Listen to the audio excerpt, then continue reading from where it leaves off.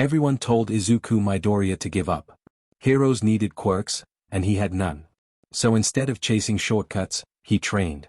4 years, a mysterious martial arts master forged the quirkless boy into a disciplined warrior, teaching him that true strength comes from skill, determination, and an unbreakable spirit. By the time destiny came knocking, Izuku had already become someone capable of standing against impossible odds. When he finally inherits One for All, everything changes. The power of the previous users awakens within him, unlocking multiple quirks that perfectly complement his martial arts mastery. Every battle pushes him further beyond his limits, every victory inspires a new generation, and every enemy learns the same terrifying truth. This isn't the quirkless nobody they underestimated. This is the beginning of the strongest Deku the world has ever seen. Let's go. Before we dive in, if you enjoy dark, powerful what-if stories like this, make sure to like the video, subscribe to the channel, and turn on notifications so you don't miss the next upload. Your support helps bring more stories like this to life, and it only takes a second. Now, let's begin. The world isn't fair. I learned that at the ripe old age of 4 years old. Sorry kid, it's not happening, you don't have a quirk. Such a callous way of dashing a child's dream, thought young Izuku Midoriya as he sat at the computer table playing the old video of All Might's debut, that great smile of his lighting up such a dark time in the world's history. Izuku wanted nothing more than to be like him. There had to be a way, right?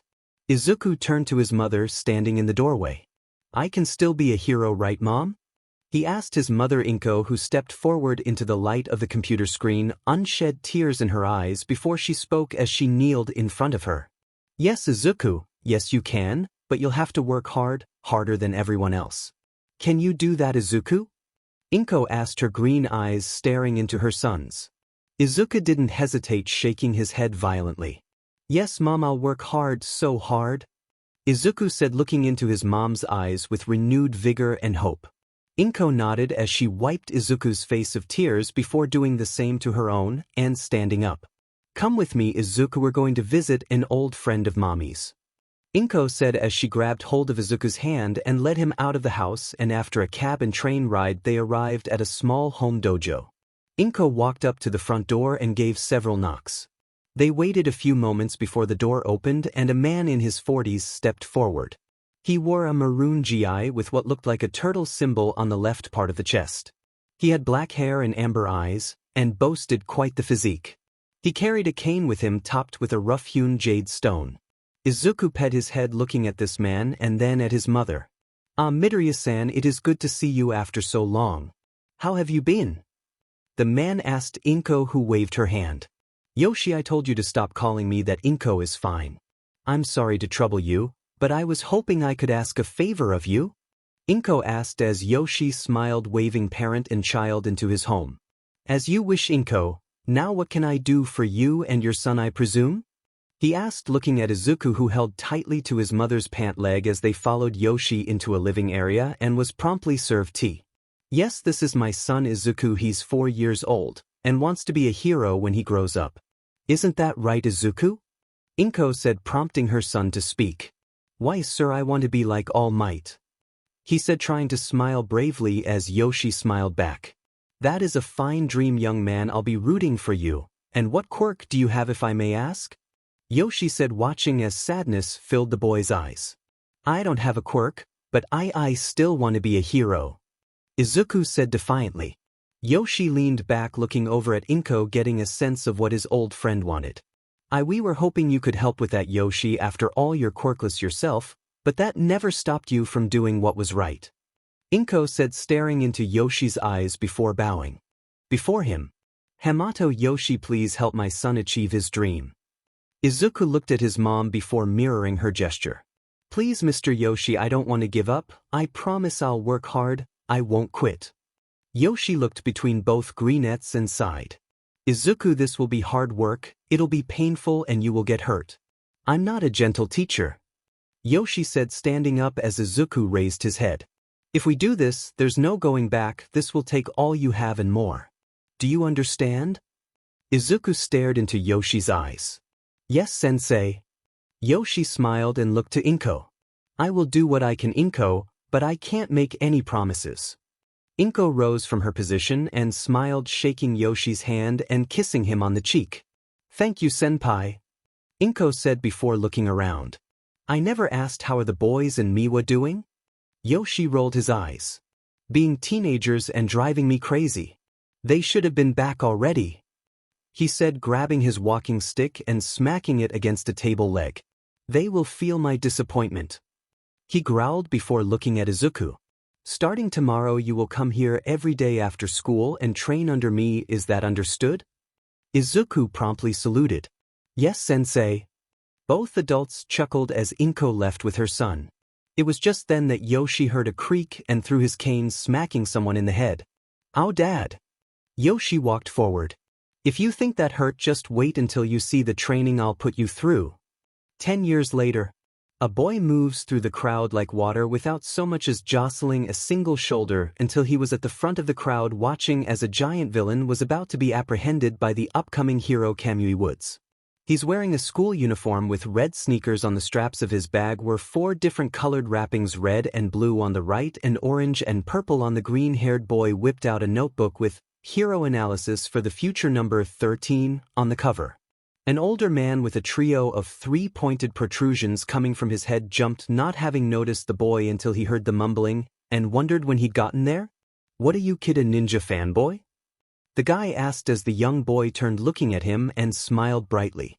Believe it or not, you're not far off the mark, he said, turning back to see Kamui Woods' preemptive binding lacquer chain prison be cut short as a new heroine stole his thunder. Cannon.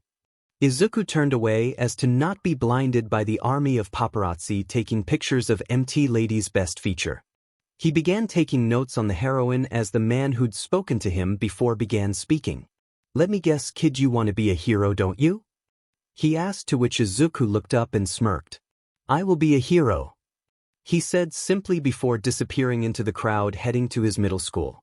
Izuku walked into class without any notice except by one boy with spiky blonde hair and red eyes.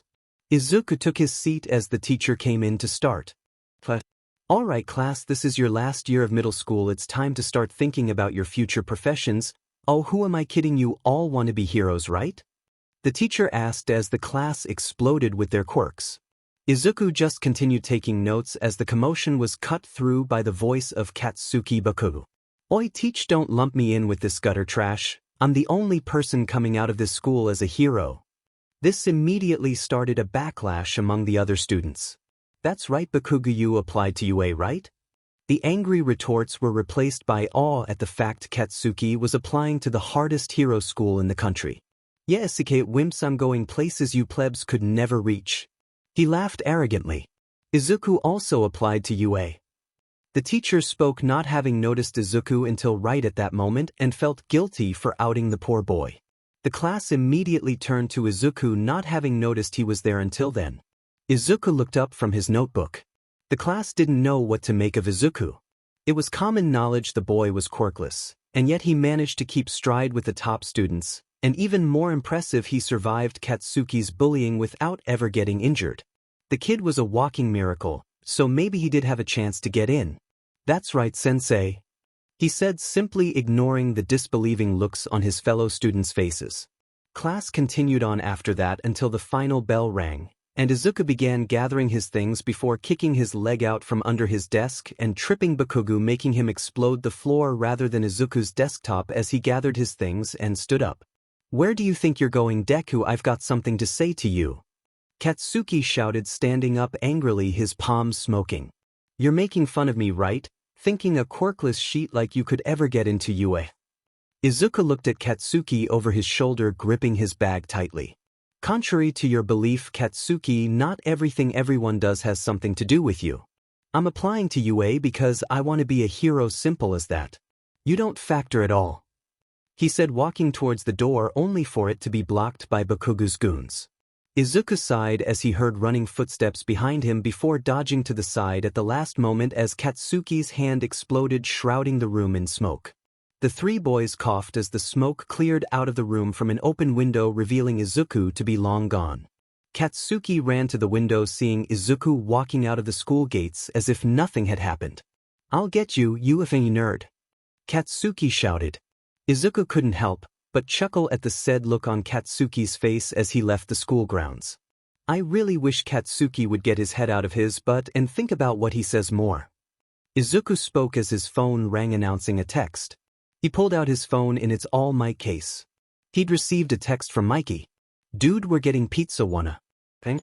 The text read and Izuku smiled, typing a quick affirmative. He looked around, deciding to take a shortcut to the dojo by cutting through this tunnel. 10 months left and I'll be at UA. I should up my training. Izuku said, pondering how exactly to do that. For the past 10 years he'd been training with Yoshi-sensei to increase his overall physical capabilities. Strength training, endurance, and martial arts. His training was already extreme to say the least. Yoshi-sensei was as good as his word all those years ago. Maybe I'll finally take Raph up on his offer of extra training. Izuku said as he heard a rumble coming from the manhole cover he'd just passed. He turned, seeing living sludge spew up from it and shoot straight towards him. Izuku's training kicked in immediately as he gripped his backpack and ducked under the tendrils rolling to the side as he reached into his bag and pulled out a pair of long, slender, blunt wooden sticks. They were nondescript to be sure, but that didn't make them any less effective. Izuku stood up as the sludge coalesced into a single form and took notice of the armed young man in front of him. You're making this way too hard, kid, but if that's how you want it. The sludge spoke. A thick tendril of sludge shot towards him. Izuku spun both sticks in his hands at full speed, eviscerating the slime as it splattered across the nearby walls before hooking his foot into his bag and hurling it at the sludge villain, who swatted it aside only to find his quarry gone before he was hit in the eye with some kind of powder. Eha! The sludge villain reeled back, covering his eyes as he began swinging sludge tendrils in a blind rage, slamming into the walls and ceiling of the tunnel as Izuku skillfully dodged the tentacles.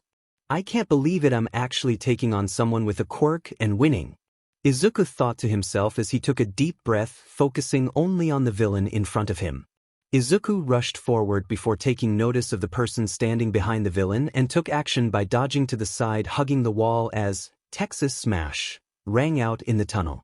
The slime villain was plastered across the asphalt instantly as Izuku detached from the wall of the tunnel. Izuku knew that voice anywhere as he came face to face with All Might. Young man, I must say you handled yourself quite well against that villain. I must apologize for letting him escape, but navigating sewers is quite difficult. All Might said as he began gathering the unconscious slime into a 2-liter empty soda bottle. Izuku was floored. This was his hero, the hero All Might, standing in front of him and apologizing no less. I have the perfect apology. All Might spoke, taking notice of Izuku's bag on the ground and the notebook therein with his name on the front. He flipped through the pages looking for some empty space and casually glancing through the notes the boy had made about certain heroes before finding 2 empty pages and scrawled his autograph across it and handing it back to him. There you are, young man. All Might said, handing over the autograph journal and stowing away the villain for the police. Now if you'll excuse me, I'll hand this evildoer over to the police. All Might said before Izuku spoke. I don't have a quirk, but I'm still trying to be a hero. Do you think I can?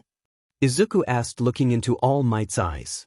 The number 1 hero looked at this boy with wide eyes.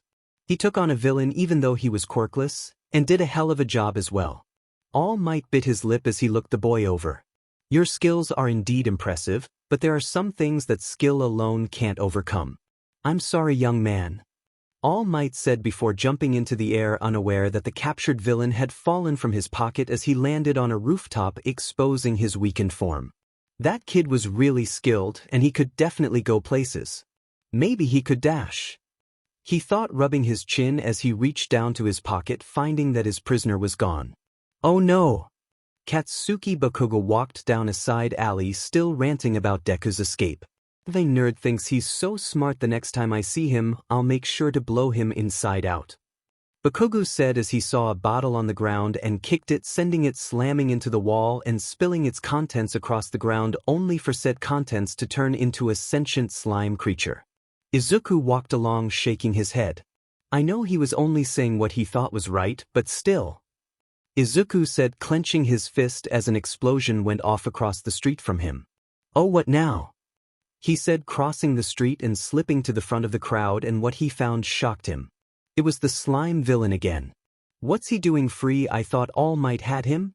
he whispered as several heroes worked to subdue the villain. He's got a hostage, and with all these explosions going off, nobody can get close. A couple of spectators said. Wait, explosions? Izuku asked as the sludge villain turned around, revealing he was trying to possess Katsuki.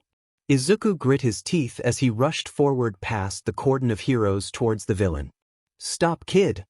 Someone shouted, but it fell on deaf ears. Izuku was focused only on the task at hand as he grabbed his two sticks and hurled them at the villain's eyes, watching as he recoiled from the blows to his eyes and releasing Katsuki some as Izuku gripped Katsuki and pulled with all his might. You again, demon kid, your luck just ran out. The villain yelled as a giant sludge hand came to smack Izuku into the concrete, only for it to be blocked at the last moment by All Might. We have to stop meeting like this, young man. All Might said before striking back at the villain. Detroit Smash. The wind from All Might's attack blew away any and all sludge from the two boys as All Might kept them from flying away. The crowd looked at the hole punched into the clouds before it began to rain. Amazing! The crowd cheered as All Might let go of Izuku. You might want to get out of here, young man. Those heroes don't look too happy with you. Izuku looked behind All Might, seeing Death Arms and Kamui Woods coming for him, and took the pro hero's advice and made a run for it before either hero could stop him.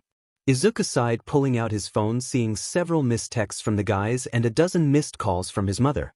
Yeah, guess I'll have to miss out on the pizza this time, he said, sending an apology to his sibling disciples before preparing to call his mother as All Might zoomed out in front of him like a living freight train. I am here, he shouted before suddenly shrinking into a much smaller and frielier man hacking up blood. Oh my god, are you all right, sir? Do you need a hospital? Izuku said, reaching towards him. Are you, All Might? Izuku said, looking the man over, seeing similarities besides the fact this guy looked like a walking corpse. You would be correct, young man. I am indeed the symbol of peace, All Might, and this is my true form. Izuku was reeling at this revelation, trying to connect the mighty symbol of peace to this frail skeletal figure. How is this possible? Izuku asked as All Might wiped his mouth. You see this? He asked, raising his white t-shirt to reveal a gruesome wound in his side. I got this about 5 years back, lost my entire stomach and half my respiratory system. I can only do hero work about 3 hours a day now. I rushed off without giving you a proper answer before because I was short on time. By the time I got to the scene of that incident with the sludge villain, I was already out of time, and then there you were in the thick of it trying your hardest to help that boy, and it moved me to action. You, Izuku Midoriya, shall take on my quirk and succeed me as the symbol of peace. Do you accept? All Might asked, holding his hand out to Izuku. Izuku was in shock. Could this really be happening? The hero of peace offering him his quirk? How was that possible, and why him? All these questions buzzed through Izuku's mind like a kicked beehive. After all this time, all the hard work I've put in, the blood, sweat, and tears have given me this. Izuku grabbed All Might's hand tightly. Yes, I accept. All Might smiled and nodded, clapping the boy on the shoulder. No hesitation, I like that. Meet me tomorrow at Dagoba Beach. I'll explain everything and then your training will begin. Izuku nodded as he let go of All Might's hand, the two parting ways. Izuku headed back home to his worried mother and explained that he simply lost track of time wandering around the city. It was better than the alternative of telling her the whole truth and possibly have her pass out from shock. He went to his room, doing the last of his workout routine and homework for the day before calling it a night. Izuku ended the call with Hamato-sensei. It was hard telling him that he wouldn't be able to train with him anymore, but unsurprisingly, Yoshi seemed completely fine with it and even encouraged him to strike out on his own. I wish I could tell you the truth, sensei, but even I don't know what that is, he said to himself as he left the kitchen after having cleaned up after his breakfast. His mother wasn't up yet, the sun wasn't even up yet, but he couldn't wait any longer.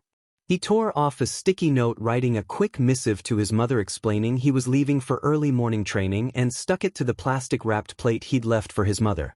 He'd wanted to do something nice for his mother. After all, she made him breakfast every day without fail, and though he lacked her exceptional culinary skills, he wasn't terrible in the kitchen. Izuku was dressed in a green muscle shirt that exaggerated his muscular frame.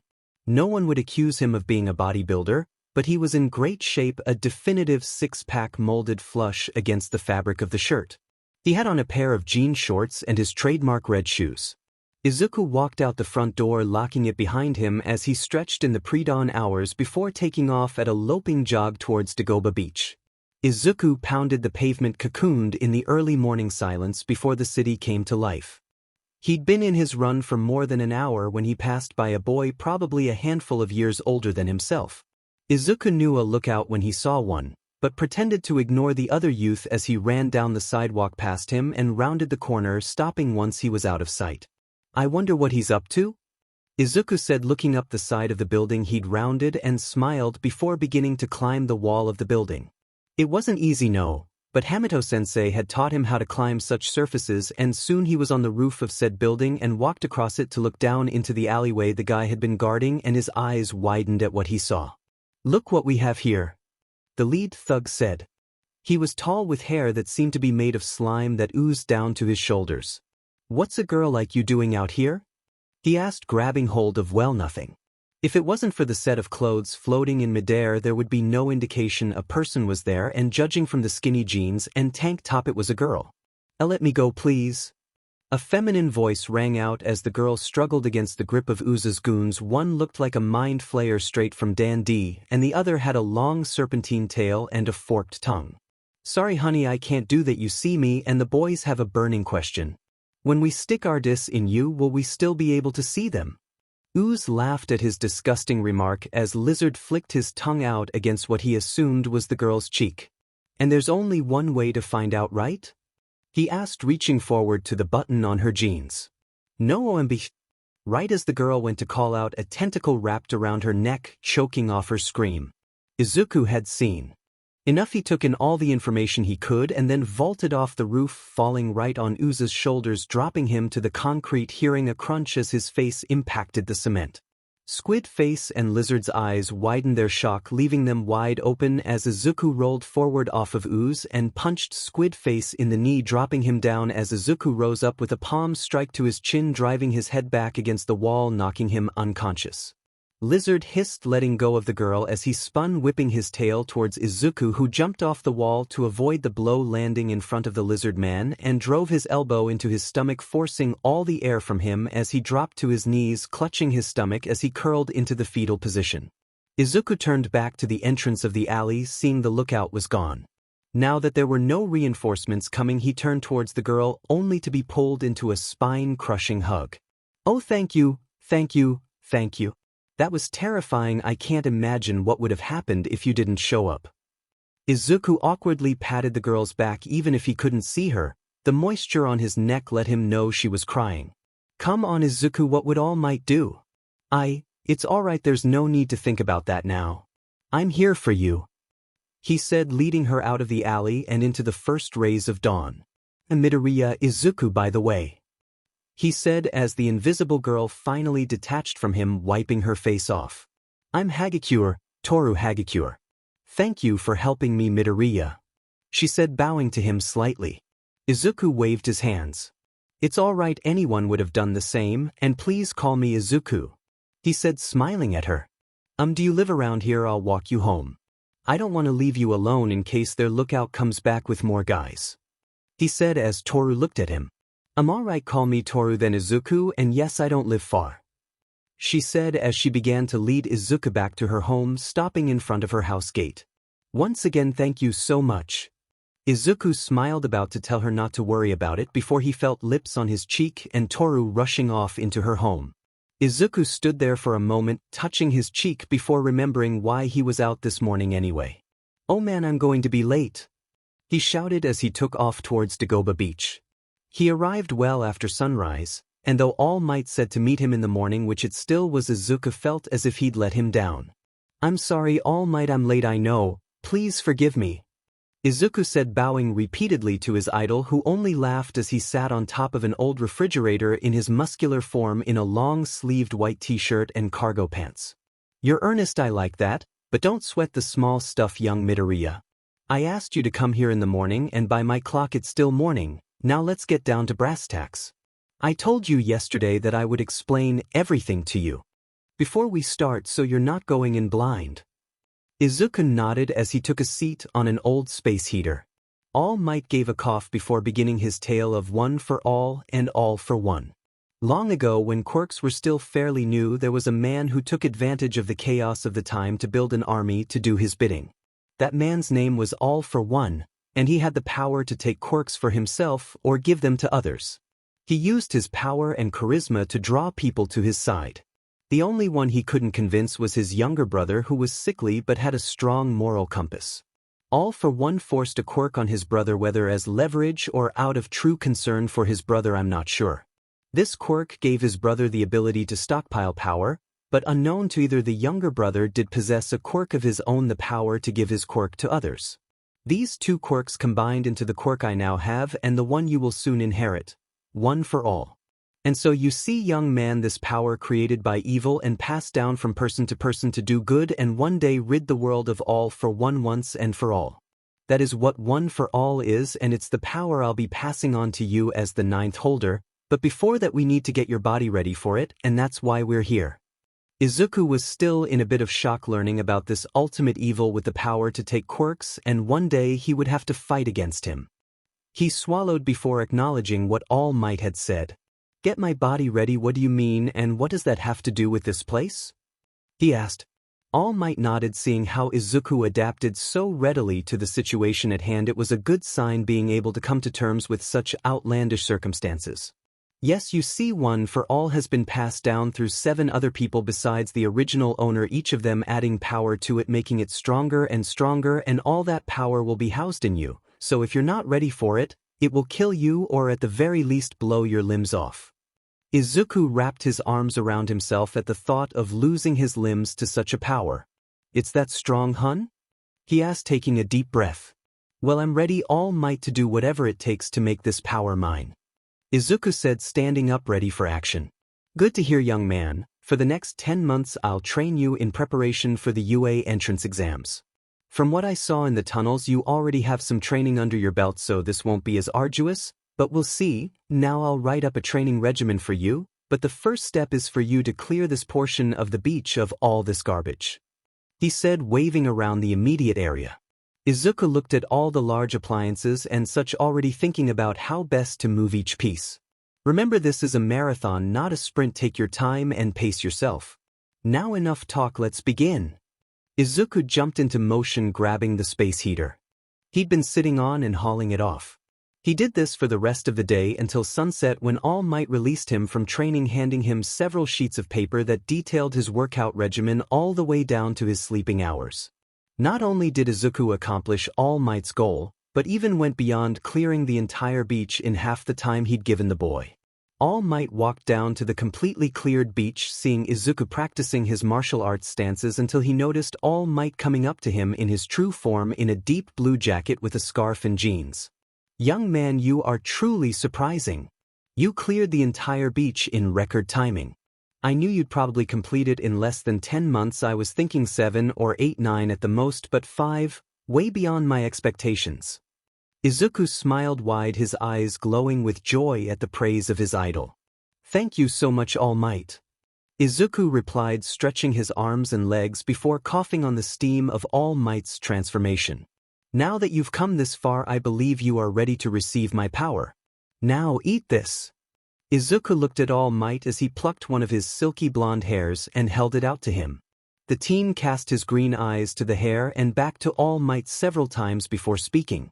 You want me to eat your hair? He asked with a skeptical look as All Might nodded. Yes, for you to have my power you need to take in my DNA. Izuku plucked the hair from All Might's fingers and, after rolling it into a tight ball, swallowed it, shuddering heavily. Now what? Izuku asked as All Might took a battle stance.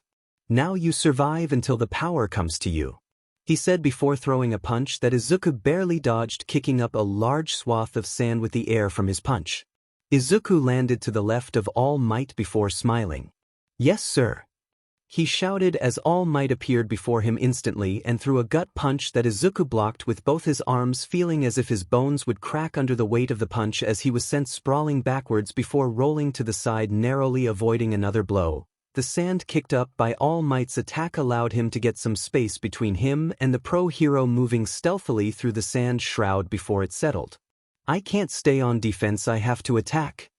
Steeling himself, Izuku ran forward at All Might's back, sliding between the hero's legs as he turned around to face the attack, and once behind All Might he jumped to his feet and spun on his heel, driving a kick into All Might's right side, and that's when he felt it, the power sparking to life within him and flowing outwards as he connected with All Might's side, sliding the hero across the beach before Izuku fell to the ground, clutching his leg as pain radiated through his body.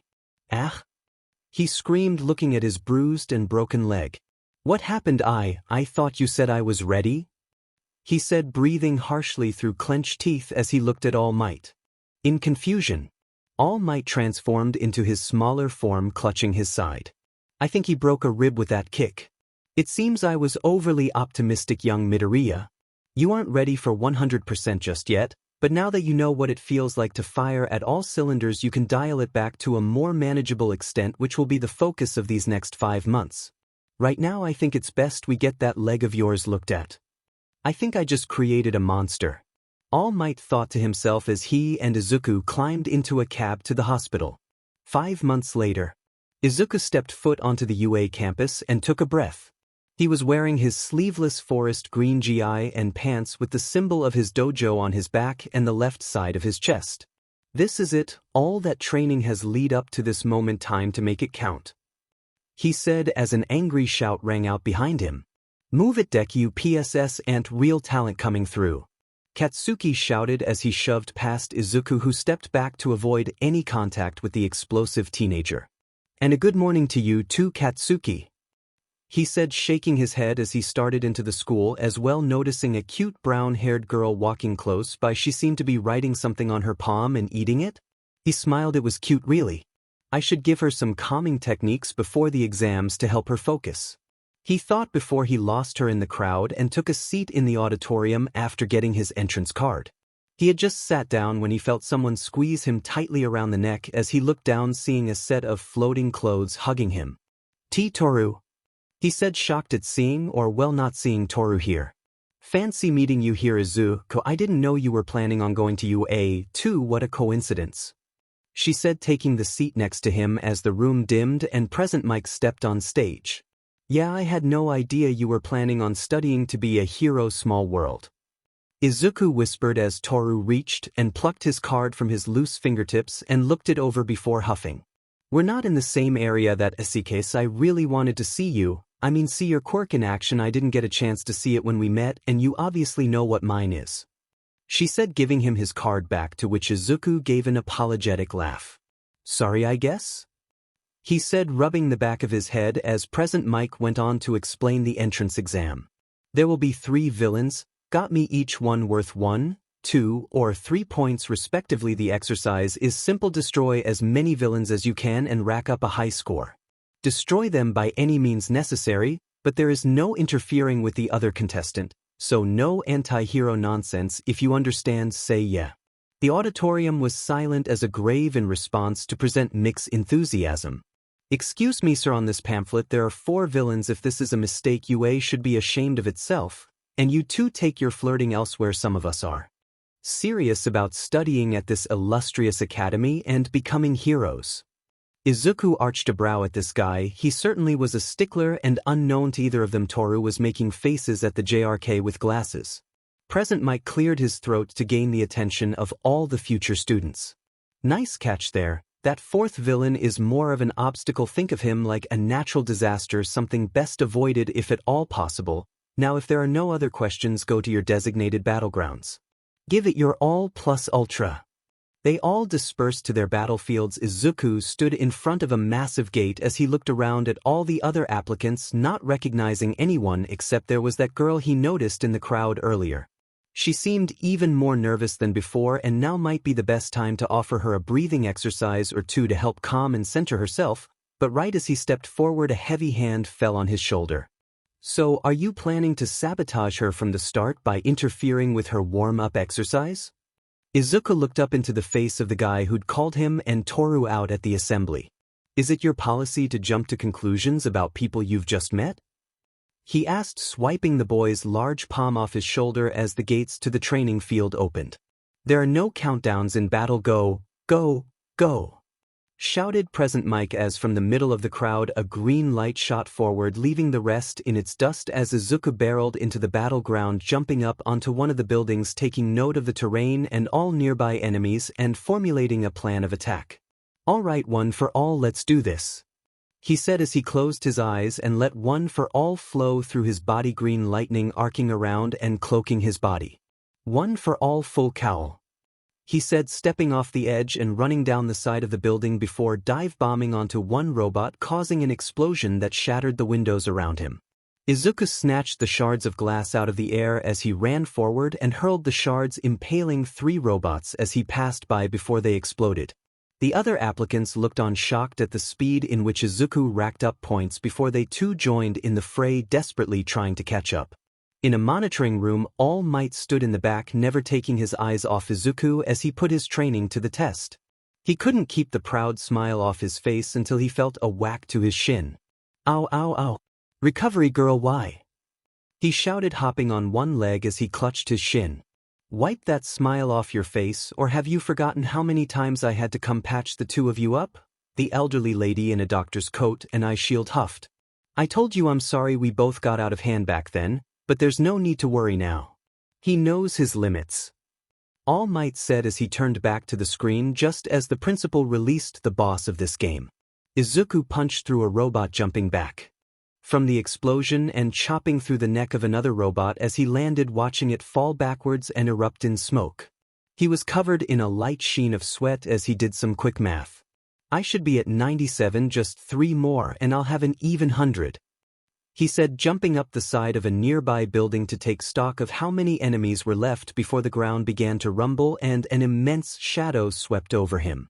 He looked up, seeing the natural disaster they were supposed to avoid. "Natural disaster? That's more like a cataclysmic event," he shouted, shocked at the size of it. He was about to get out of the way of this thing before he heard a scream and looked down to see that brown-haired girl from earlier. She seemed to be trapped under some debris caused by the appearance of the zero-pointer. "I can't run," he said, turning to face the giant robot, and felt his face break into the widest smile ever. "Shishishi, well, let's see if I can stop a natural disaster with a punch." Izuku thought he'd feel more fear or anxiety, but all he could feel was excitement. He crouched down, channeling his full cowl into his legs before jumping upwards, cracking the roof he'd been standing on as he rocketed upwards towards the robot's face. He remembered what All Might had told him about using one for all. "Clench your buttocks and scream from the bottom of your heart, smash." Izuku took a deep breath and, right as got eye level with the bot and went to scream out smash, something in the back of his mind shouted as well. Izuku reared back, feeling one for all gather in his arm. "Pistol smash." Izuku drove his fist into the robot's face, caving it in as explosions burst from multiple parts of the robot's body as he began to fall, laughing at first before he realized what was happening and looked for a way to slow his descent. Right before he hit the ground, someone slapped him across the face and immediately stopped his fall midair. Before he was dropped to the ground and saw the cute girl with brown hair smile at him and then vomit on the pavement. Thanks for that. For some reason I thought I'd be fine hitting the pavement until I realized I wouldn't be," he said as she gave a thumbs up, continuing to empty her guts. Izuku stood up, looking at his hand and arm, seeing some light bruising, and knew at least one bone in his arm was broken. "DMN went past my limit," he said as Recovery Girl came forward, handing out candy until she got to him and slapped his shin with her cane, causing him to yelp. "Know your limits, do ya? Yeah, right?" she huffed before healing his arm and taking the girl with her to ease her nausea.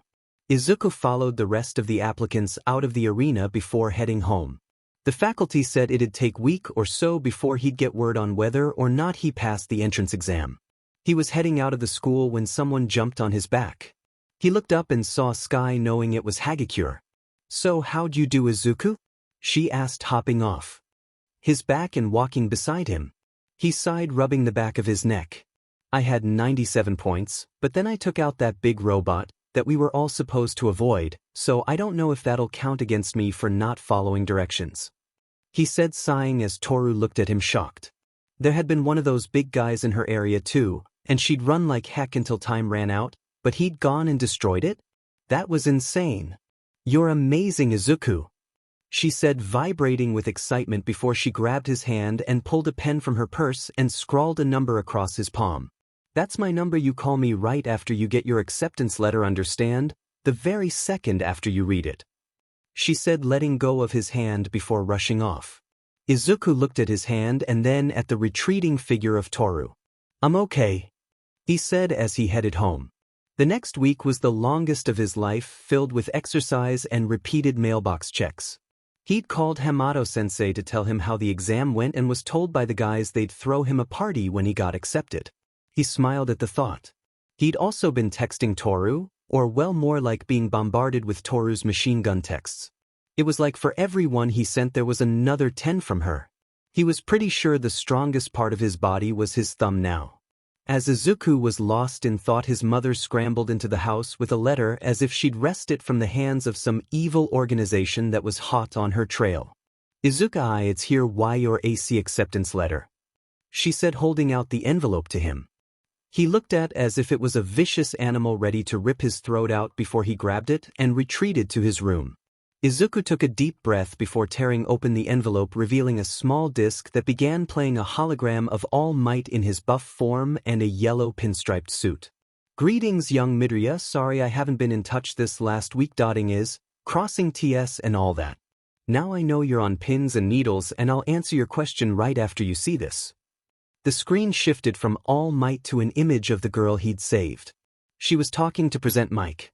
I heard him say he only needed 3 points to pass and yet he gave that up to save me. I have to pay him back somehow. Can you give him some of my points? It's not fair, he was so close and lost it because of me, she said, clenching her eyes against her tears before Present Mike put his hand on her head. Don't worry about him, he's doing just fine with the points he has, there's no need to give him yours. The screen shifted back to All Might smiling as always in front of Izuku's passing score. How could a school of heroism reject someone for such a heroic act? You Midoriya have made it. Welcome to UA Your Hero Academia. The screen cut off soon after that as Izuku stood in his darkened room, tears spilling down his face as he turned and opened the door, finding his mother pacing in front of it, and snatched her into a tight hug. I did it, Mom, I made it, he said, squeezing her tightly as the two cried happily into the other.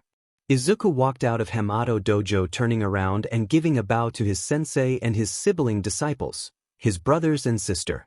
Yoshi, Leo, Raph, Donnie, Mikey, and Miwa all felt like family to him. He didn't know where he'd be without them.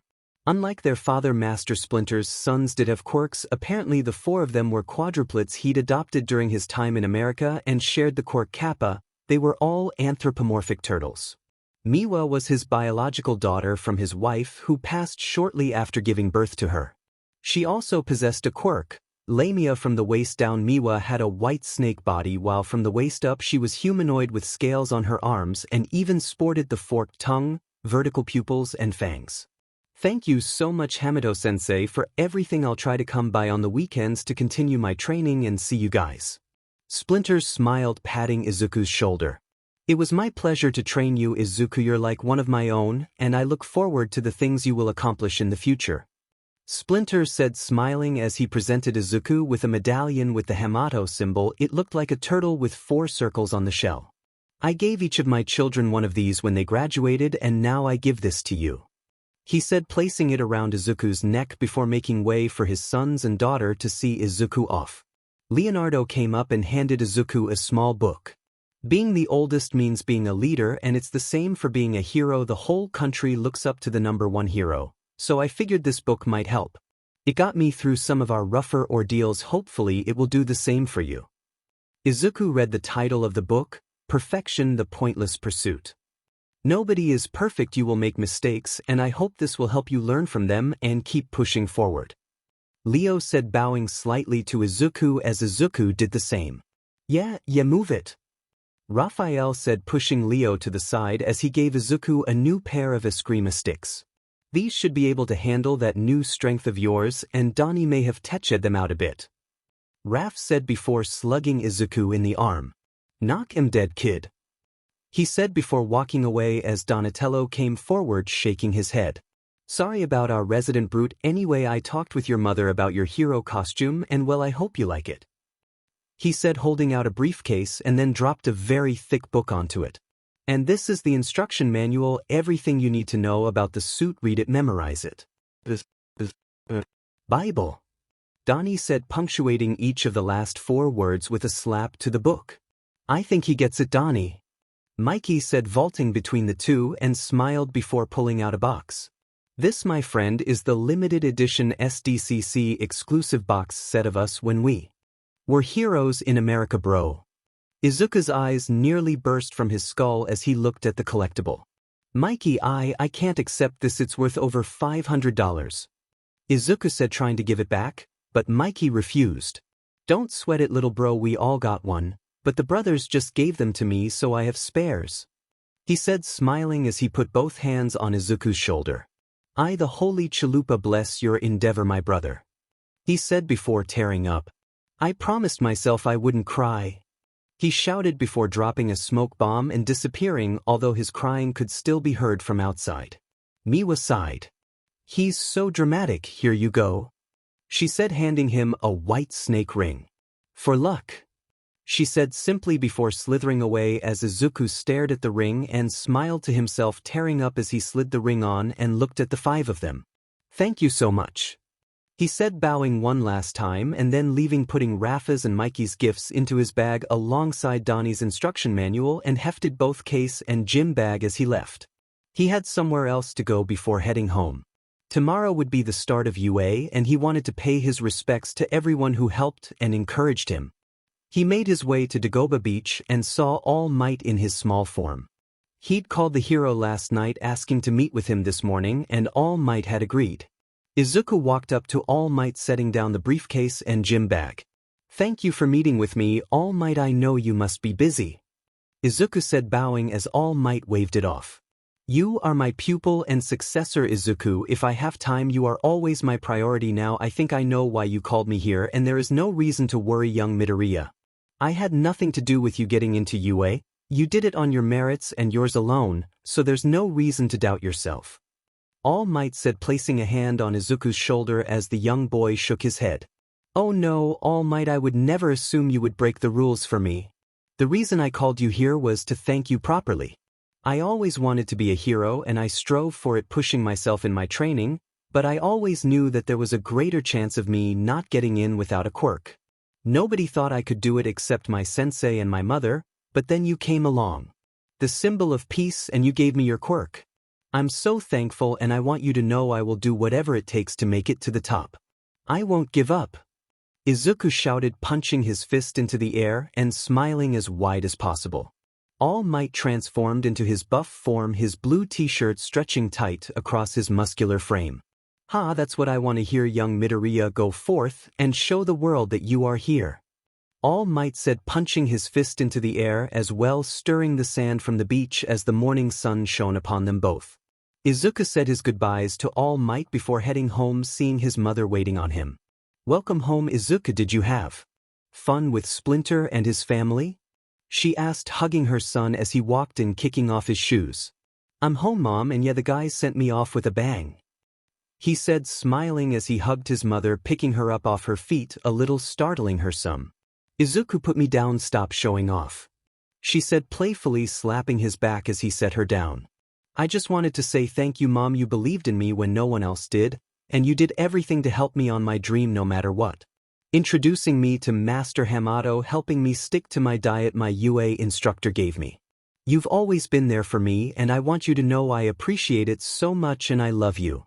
Izuku said, looking at his mother as she teared up quickly, the tears streaming down her face like a river as he hugged him. You don't have to thank me, Izuku, it's my job. No matter what you do, I will always believe in you. Izuku opened his eyes as he stood outside the door of Class 1A and took a deep breath before releasing it. This is it, the start of my journey to being a hero. No matter what happens, I just have to remember the people who put their faith in me. Images of Hamato and his family, All Might, and his mother rolled through his head as he opened the door and walked in on an argument. You there, get your feet off that desk right now. You are disrespecting the history this desk has seen and all the future students who will inhabit it. shouted the glasses guy who called out him and Toru during the exam ceremony and jumped to conclusions about what he had planned for the brown-haired girl who he saw was in the back of the classroom, and when their eyes met her face flushed and she looked away from him. "Get off my butt and get the stick out of yours 4 eyes. There won't be any future students after me because once I become the top hero they won't need anybody else," shouted Katsuki Bakogu, his winning personality at full force this morning. Izuku thought about intervening before he sensed someone approaching him and turning through his arms out to catch none other than Toru before spinning with her in his arms as she giggled before he sat her down on her feet next to him. "Izuku, you caught me." Toru giggled, glad she was invisible so nobody could see her blushing like a stop sign. "Sorry Toru, you caught me off guard," he said before a pair of black eyes engulfed his vision. "Toru, Izuku first name basis already? You move fast, stud, no wonder you were the top scorer in the entrance exam." Izuku took a step back to see who was talking to him. It was a pink-skinned girl with frizzy pink hair and horns with black scara and yellow eyes. "Oh, checking me out already? Slow down buddy, you don't even know my name. It's Mina Ishido by the way, Izuku," she said, eyeing him like a lioness before Katsuki interjected himself. "Deku the top scorer, that's a load of horse shit," Katsuki said, rushing over to stand face to face with Deku. "What's the sheet about you taking out a 0-pointer? Deku? What did you do, bribe the judges, blackmail some of these guys with those creepy notebooks of yours?" Katsuki shouted before a voice was heard at the doorway. "It's too early for this nonsense, sit down and be quiet, class is in session." They all turned to see a sentient sleeping bag talking to them. The sleeping bag or man inside it stood and unzipped it as everyone took their seats. He reached into his pocket and clicked a stopwatch. "My name is Aizawa Shoda, I'm your homeroom teacher. In the time it took you to quiet down, hundreds of lives could have been lost if this were a hero situation. You all have no DSPN, but I'm going to change that. We're going to have a quirk assessment test and the bottom scorer will be expelled." There was uproar from all the students as the boy with glasses stood up. "That is completely unreasonable. You can't just expel us as you please." Their teacher gave a manic smile as a sadistic light shone in his eyes. "Guess we'll see about that, won't we?" he asked as a shiver went through the students. "Put your gym clothes on and meet me out on the sports field and be quick about it," he said, leaving out the door as the boys and girls split off to their respective dressing rooms. Izuku took off his clothes, the medallion given to him by Master Splinter and Miwa's ring dangling against his bare chest as he began putting on his gym pants when someone spoke to him. It was a blonde boy with a large tail with a blonde tuft at the tip. "You're a student of Hamato Yoshi, correct?" he said, pointing at Izuku's medallion. "I saw your medallion and thought I'd ask." "Yes, I'm Izuku Midoriya. Do you know Master Hamato?" Izuku asked, slipping on his gym shirt, hiding his necklace from view. "I know of Master Hamato from my own master. He praises Master Hamato as a warrior and skilled teacher. I'm Masahiro Ojiro, nice to meet you Midoriya," he said with a warm smile as the two shook hands. "And I am Tenya Ida, we took the entrance exam together and I want to say I am sorry for my behavior. Obviously you had no ill intentions for that girl and saw through to the deeper meaning of the exam. I am truly sorry for my behavior," the boy with glasses said, performing a perfect 90-degree bow. Izuku shook his head. "Forget it, we were all on edge and I can't be mad at you for trying to look out for someone else. Just, give people a little more faith," he said, patting Ida's shoulder as they left the locker room gathering on the sports field. "All right, now that you're all here, we're going to do a series of physical tests in which you will use your quirks to get the best score possible," he said before looking at Midoriya and tossing the ball to him. "You go first, throw this ball as hard as you can. I'll measure its distance with this. Do whatever you need to as long as you don't leave the circle," he said, pointing to the circle on the ground as Izuku walked into it and took a deep breath before green energy roiled around him. It took a pitcher's stance before hurling the ball as hard as he could. Aizawa looked at the readout screen of his device before turning it to show Izuku had hurled the ball 750 metric tons. The other students' eyes went wide at this as Izuku moved back to his standing position. "Nice one, Izuku," Toru said, squeezing his arm against her chest, Izuku's arm being squished in between her BRs, causing the other students to blush and one short boy with purple spheres for hair to bite his lip in a jealous rage. Next is you, Aizawa said, cutting through the levity of the moment as he tossed another ball to Katsuki. He stepped forward, glaring at Izuku before hurling the ball with a massive explosion. Die! The ball rocketed upward into the sky and out of sight. Aizawa showed off Bakugu's score, showing he'd only thrown the ball 705 metric tons. He growled, his palms smoking as he glared at Deku. This doesn't mean shit, Deku, I'll beat your butt in everything else, he shouted, stepping out of the circle as the test continued with the remaining 18 students, but all were astonished when the girl Izuku had saved during the entrance exam revealed to be Achiko Uraraka scored infinity, putting all scores to shame before moving on to the next test, a 50-meter dash. Everyone seemed to have adjusted to the pressure of the test, adapting to the intensity of the moment, until Izuku and Katsuki stood at the starting line of the 50-meter dash. The pressure seemed to ratchet up through the roof, the very air becoming heavy under the tension between Izuku and Katsuki until the starting signal blared, releasing all that tension into forward movement between the two. Katsuki blasted forward like a horizontal rocket while Izuku pushed off the ground, leaving indentions of his shoes in the ground, soaring forward as a green bolt. The twos take off, blasting air into the crowd of students, nearly blowing away the purple-haired boy, but as quickly as it had started it was over, with Katsuki crossing the line with a time of 4.13 and Izuku right on his tail with a time of 4. What did I tell you, Deku? I'm going to crush you in every test, Katsuki shouted, walking away as Izuku watched him go. He shook his head as he thought, I need to up my reaction time against Bakugu or an equally fast opponent. Me activating full cowl takes too long. The others watched the two boys in awe. The quirk assessment didn't seem to matter to them in the least compared to whatever they had against one another. Their mentality seemed to infect everyone, making them all push themselves harder. The fated battle of rivals starts here, stated Achiko Uraraka as the next two stepped up to the starting line. In the end, Tenya Ida took the top spot with a time of 3.04 seconds. The rest of the tests seemed to follow suit, with Bakugu and Midoriya competing with one another rather than just trying to pass the test. In the grip test, the top scorers were Izuku with an even 600 kilograms of force and Mizo Shoji behind him with 540 kilograms. Katsuki raged at the overwhelming defeat, vowing to beat him in the next test, but wound up tying with Izuku as both cleared the sandbox, even though Izuku landed farther than Katsuki. Neither gained a foothold in the next test, seeing as how the purple dwarf destroyed the record for repeated side jumps. The three remaining tests were of no consequence to the two, as they were sure they both were going to be far from the bottom. Alright, testing is done, and since it would be irrational to call out your scores one at a time, I'll put them all up here, he said, pressing a button on a remote that called up a hologram with all 20 test scores.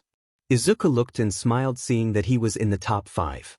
The scores went from Momo Yaoyorozu, Izuku Midoriya, Shoto Todoroki, Katsuki Bakugu, Tenya Ida, Fumikage Tokoyami, Mizo Shoji, Mashireo Ager, Ejiro Kirishima, Mina Ashido, Achiko Uraraka, Koji Koda, Rikido Sato, Tsu Azui, Yuga Oyama, Hantasiro, Denki Kaminari, Kyoka Jiro, Toru Hagakure, and Minoru Mineta being dead last.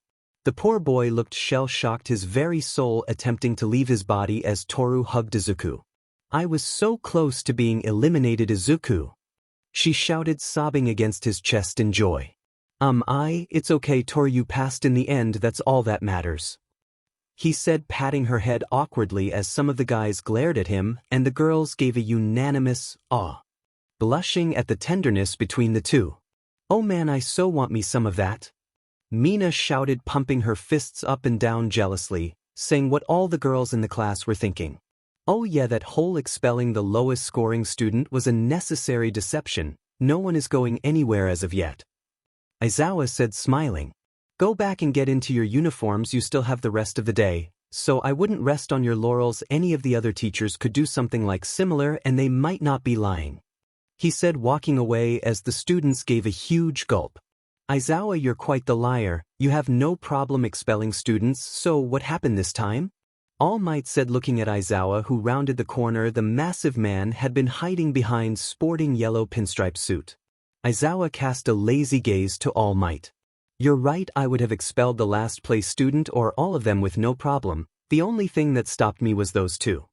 He said, pointing at Izuku and Katsuki, who seemed to be arguing while Tenya tried to break it up. Those two didn't give a DMN about my test, it was all about pushing past the other, which made the others want to push past them. They inspired the other students to overcome their fear and do their best. That's what we need in heroes. He said simply before walking away from All Might, who smiled his trademark grin. You're a kind man in your own way, Aizawa.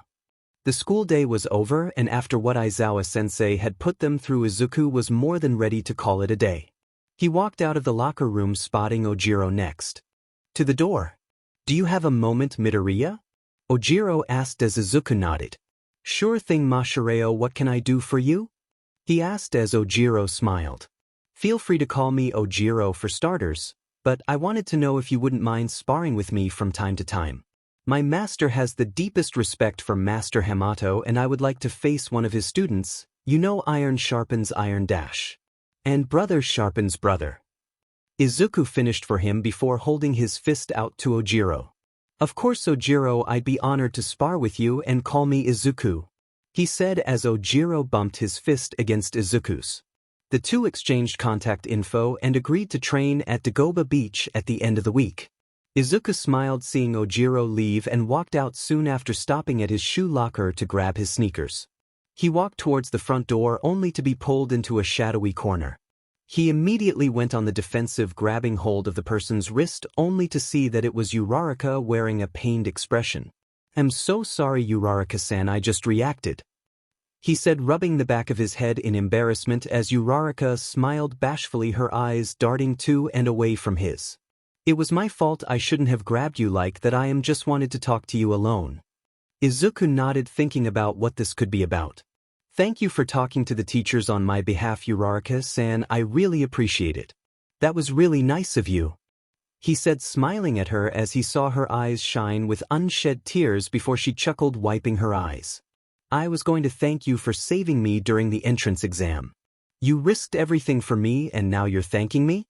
You really are a nice guy, Midoriya, she said, wiping her face before looking at Izuku and pressing her lips to his. Izuku was caught off guard, it was like some had shut off his brain.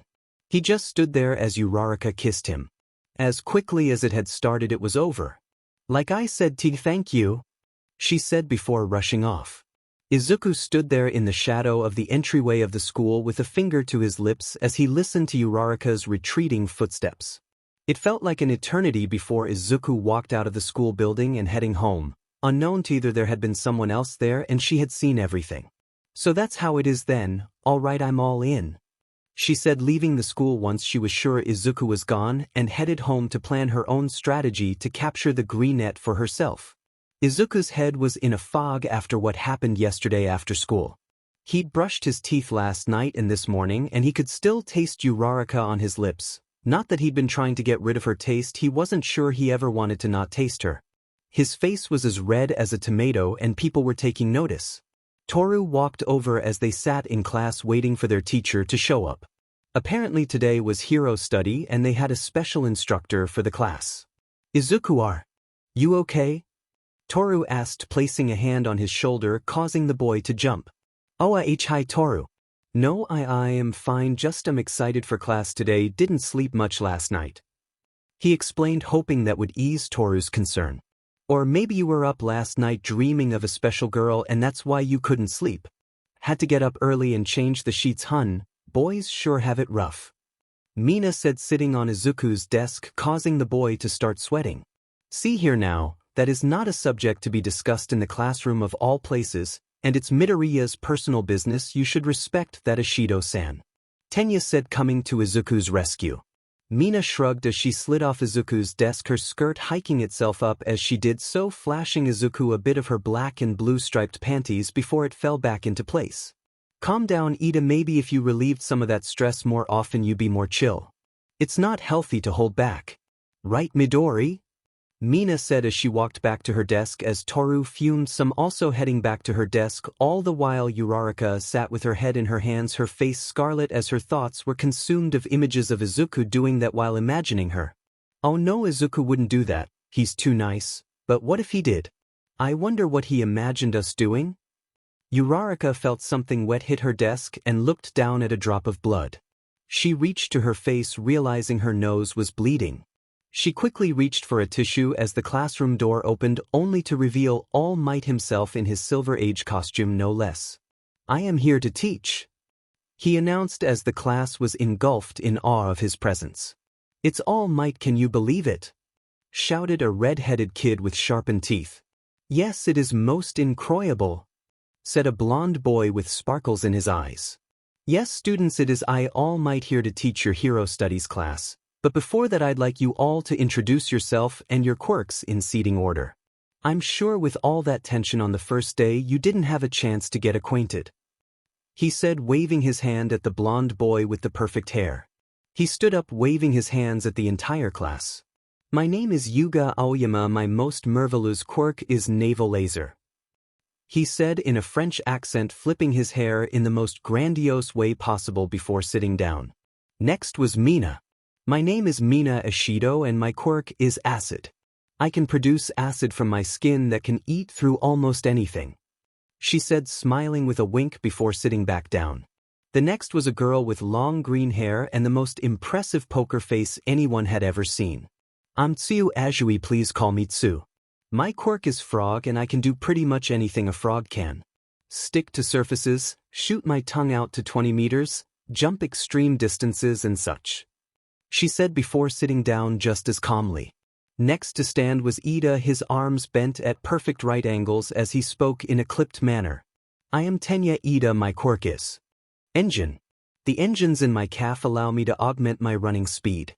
It is a pleasure to meet you all and thank you All Might for allowing us this proper introduction. You are truly a studious man," he said before bowing to their teacher, who scratched his cheek bashfully. "You're welcome, young Ida. Man, I'm doing great at this teacher thing," All Might thought pridefully as the next student introduced herself. Achiko stood up, taking a deep breath, casting an eye at Izuku to see he was looking to and away from her with a blush on his face. "My name is Achiko Uraraka. My quirk is zero gravity. By touching something with all the pads on my fingers, I can make something weightless until I release it by touching my pads together again." Achiko sat down quickly, looking to Izuku to see he was writing in a notebook and noticed he switched to a new page as each student introduced their power. "Wonder what he's doing?" she thought as the next person stood. "My name is Mashireo Ojiro. My quirk is tail," he said as he flexed his tail, seeing it bulge with muscles before sitting again. The next was a blonde boy with a black lightning streak through his hair. "Hello ladies, the name's Denki Kaminari, quirk electrification. In other words, I'll give you a shocking experience," he said, winking at all the girls in the room, earning a series of amused faces as he sat down. Giving a cough, the red-headed boy who spoke out first stood up. "I'm Ijiro Kirishima. My quirk is hardening. I can make my skin like stone." He, as his hand became rigid before he released it and sat down. The next boy stood up. He had a rock-like head and in his hands a piece of paper that read, "Koji Koda Quirk Ani Voice. I can speak to and control animals with my voice." He quickly sat down as if the act of standing was too outgoing for him. The next to stand was a muscular boy with brown hair and thick lips. "Rikido Sato, Quirk Sugar Rush. The more sugar I eat, the stronger I get, but my intelligence goes down accordingly." After Sato was the tallest boy in class with silver hair covering one eye and a mask across his face. One of his nubs became a mouth to speak for him. "My name is Mizo Shoji. My quirk is dupli arms. I can replicate any part of my body with one of them." "Nice to meet you," he said with a small bow before sitting back down. A girl took his place and stood with purple hair and earphone jacks trailing from her earlobes, one of which she was twirling with her finger. "Kyoka Jiro Quirk Earphone Jack.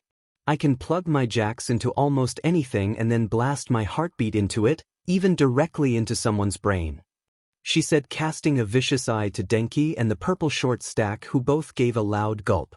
After her was a black-haired boy with a wide smile and long arms. "I'm Hantasiro and my quirk allows me to shoot a tape-like material out of my elbows," he said, giving a salute to the class as he sat down. After him was the most unique of all the students. A boy with a crow's head stood up. You may address me as Fumikage Tokoyami. My quirk is Dark Shadow. I have a sentient shadow beast within me that I use to do my bidding. As if to demonstrate, said shadow beast came from his stomach, giving a thumbs up. Yep, that's me. It said before disappearing as quickly as it came once Tokoyami sat down. After Tokoyami stood a boy with two-tone white and red hair and blue and gray eyes. He had a large burn mark over his left eye. Shoto Todoroki quirk, half hot, half cold. I use fire with my left side and ice with my right. His face never changed and his voice was as flat as 2-day-old open soda. Toru took his place, her uniform vibrating with excited energy. I'm Toru Hagakure. My quirk is invisibility, and no, it's not voluntary. I've been invisible since the day I was born. It's so nice to share a class with you guys. Let's do our best, she said, giggling happily before sitting down. Izuku placed his hands over his ears for what came next, knowing what Bakugo would do, and since he sat right behind him, he didn't want to go deaf at such a young age. Listen up all you scrubs, because I'm only going to say this sheet once. I'm Katsuki Bakugo Quirk Explosion. In other words, I'll turn you fuckers into ash in a heartbeat if you get in my way. Especially you, Deku. Katsuki said, turning around to face Izuku, who was taking his hands off his ears. Even with that precaution, he could still hear Katsuki clear as day. He sighed as he stood up. Duly noted, Katsuki. Hello, I'm Izuku Midoriya. My quirk is Stockpile, he said, casting an eye at All Might, who gave an imperceptible nod. I store energy in my body and then use that stored energy to augment myself, such as my enhanced strength. I look forward to spending the next few years with all of you, he said with a small bow before sitting down. Everyone was surprised to hear Izuku speak so eloquently after seeing him compete so fiercely with Katsuki. They had assumed the two were more alike, but it was like night and day. Midoriya and All Might had talked about what to call his quirk. Since One for All was a secret, he had to come up with something believable that explained everything, so to avoid lying outright they decided to just reveal the stockpile part of the quirk. The shortest kid in the class stood up, his purple spheres shining in the classroom light. I'm Mineta Minoru. My quirk is Pop Off. I can take these balls off my head and stick them to anything. Depending on how healthy I am, they might stay for a whole day, he said, tossing the ball repeatedly in his hand. They also don't stick to me. I want to get to know all of you, especially all the girls, he said, a dark gleam in his eyes that sent a shiver through all the girls in class as he sat down. Giving a polite cough, the last student stood up, her figure drawing the eyes of most of the students, not to mention her perfect appearance, from her coiffed hair styled into a bountiful ponytail and her perfectly pressed uniform. She was the vision of order and decorum and spoke just as well. My name is Momo Yaoyorozu. My quirk is creation. I can create any non-organic object given that I know enough about its structure. Pleasure to meet you all, she said, taking her seat once more as All Might clapped. Wonderful. Wonderful. Now that you all know a little about each other, I hope you begin to grow your relationships as well as your quirks. Now get dressed, he said as he pressed a button and small doors sprang out from the left wall with each student's number on them. The support companies worked hard on your specific costumes and now we'll put them and you to the test. Get into your costumes and meet me at Testing Ground Beta for your lesson, he said before opening the door and running full speed away, kicking up a small dust storm as he did so, leaving his class to get ready for whatever the pro hero had in store for them. All Might stood at the entrance to Training Ground Beta as he heard footsteps and saw the students approaching in their hero costumes. Yuga appeared in something akin to knight armor with a violet sparkling cape. His belt also seemed to be modified more than his usual, and on his face was a red wing-shaped visor. He seemed to shift position every few seconds to show off how magnificent his suit was on him. Mina came out in a purple and turquoise skin-tight bodysuit combined with a vest with fur along the collar and a white mask. Tsuyu's suit was also skin-tight, colored black and green with yellow frog markings, with goggles on her head and heels that mimicked frog feet. Whereas Yuga only took the knight motif so far, Ida went all the way, wearing full-body silver-colored armor with engine pipes along his legs and a helmet that fully covered his head except his eyes. Achiko's suit was a skin-tight bodysuit colored black and pink with large cuffs around her wrists and pink boots with cushioned heels. Izuku could hardly take his eyes off her until he heard Mineta say how awesome this school was. He looked at the boy and shook his head. Not sure whether to be impressed by his brazenness about his perversion or pity him for the brutal retribution he would no doubt receive in the future. Mineta was in a full purple bodysuit that came up over his head as a mask with yellow gloves, boots, and cape. Izuku saw that Ojiro was sticking to his roots and simplicity, dressed in a karate gi with a fur collar and a hole for his tail. Izuku nodded at his friend's choice of hero attire.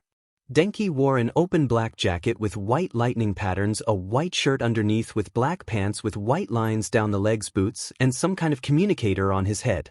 Ejiro wore a wired guard over his face and two dark red gear-shaped shoulder pads, a belt with a red R in the center of it, baggy black pants, and a half cape with a ripped hem with black boots. Koda wore a dark yellow and red bodysuit with matching suit, with his hero symbol being a set of teeth in the center of his chest. Rikido wore a yellow full bodysuit that transitioned into a half-face mask where his brown hair stuck out from a seam atop his head, and white gloves and boots. Shoji's costume was a two-tone blue sleeveless shirt that extended upwards onto his face, ending right below his eyes. The bottom of his suit was a bronze belt around light blue pants that were tucked into dark blue boots. Jiro wore a black leather jacket, ripped pink shirt underneath black pants, and boots with speakers along the front, and a pair of white fingerless gloves with speakers along the back of her hands, with headphones on her ears, red triangles under her eyes, and a black choker around her slender neck. Siro wore a black and white full-body suit with a yellow helmet that looked similar to a tape dispenser with a black full-face visor.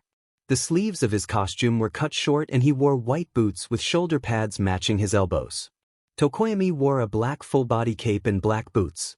Todoroki wore a shite long-sleeved shirt with matching pants, while the left half of his suit from head to toe seemed to be encased in ice with one glowing red eye. Izuku was a little embarrassed to see that Toru's costume was a pair of light blue boots and gloves, meaning that Toru was standing there naked. Invisible or not, that was a brave choice in hero attire. Izuku saw that Katsuki's suit was as intimidating as he would expect. A black sleeveless tank top with an orange X across his chest. His entire forearm was encased in gauntlets that looked like old-fashioned grenades, with the actual things adorning his belt. He wore brutal-looking knee pads that were sure to leave a mark on whoever they landed, with baggy pants and combat boots with a black and orange mask with flared ends. Momo's costume was the most eye-catching, a simple red leotard with a large orange belt on the back of which rested an encyclopedia and matching red boots. Izuku's costume was a dark green full-body suit, while on the back there were darker green patches forming a turtle shell pattern.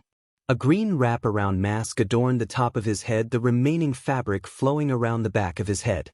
His forearms were encased in black gauntlets with bracers and reinforced knuckles. He had on black combat boots, and on his outer thighs was a holster for both of his Eskrima sticks. He also wore a utility belt around his waist with numerous compartments. "Wow, Izuku, who made your suit? It's awesome, man," Kirishima said as Izuku smiled.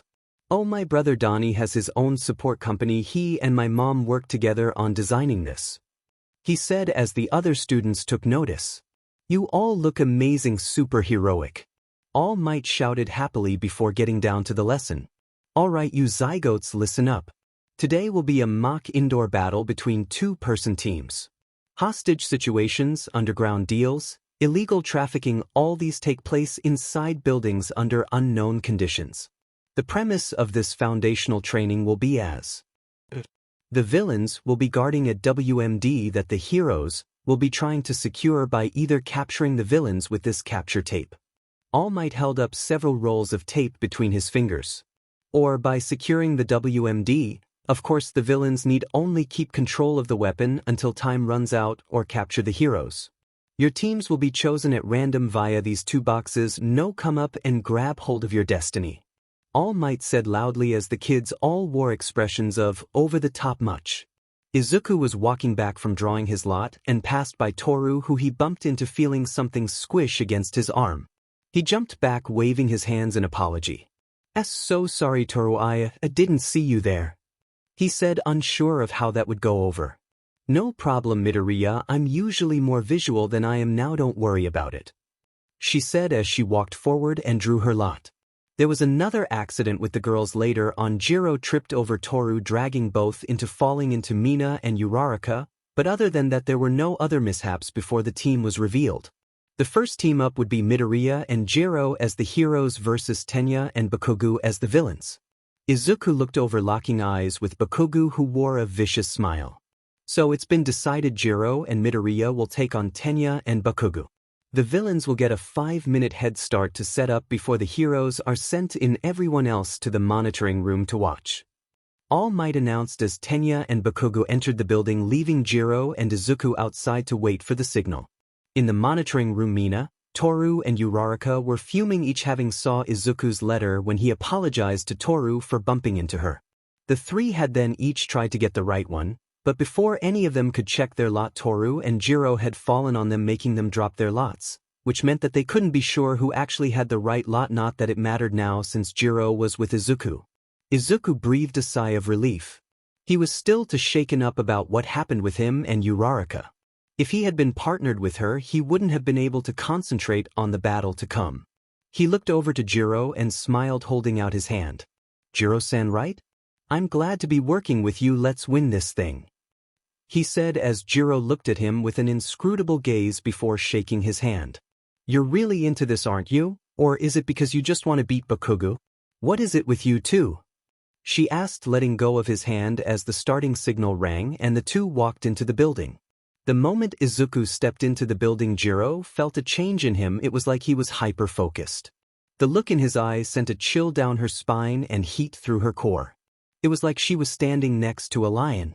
She bit her lip at the danger Izuku seemed to exude as her face blushed. "I and Bakugo were friends for most of our childhood, but when he got his quirk, he changed and started acting like a bully. I distanced myself from him and focused on my training, which only upset him more, and he began picking fights with me. I always tried to avoid that outcome, but now I have a chance to show him a better way and hopefully change him before it's too late." Jiro smirked. "You really are a hero trying to save Dash." Izuku lunged towards Jiro, wrapping his arms around her as he pulled her out of the way of an explosion caused by Bakugo, who wiped away the smoke, looking at Izuku, who was on top of Jiro, who lay on her back on the floor. Jiro was blushing madly as she stared at Izuku, who had his eyes on Bakugo. She could feel the heat off his body and smell whatever body wash he was using. It smelt so good she felt like wrapping her arms around. She rubbed her thighs together. In the monitoring room, Kirishima could be heard complaining.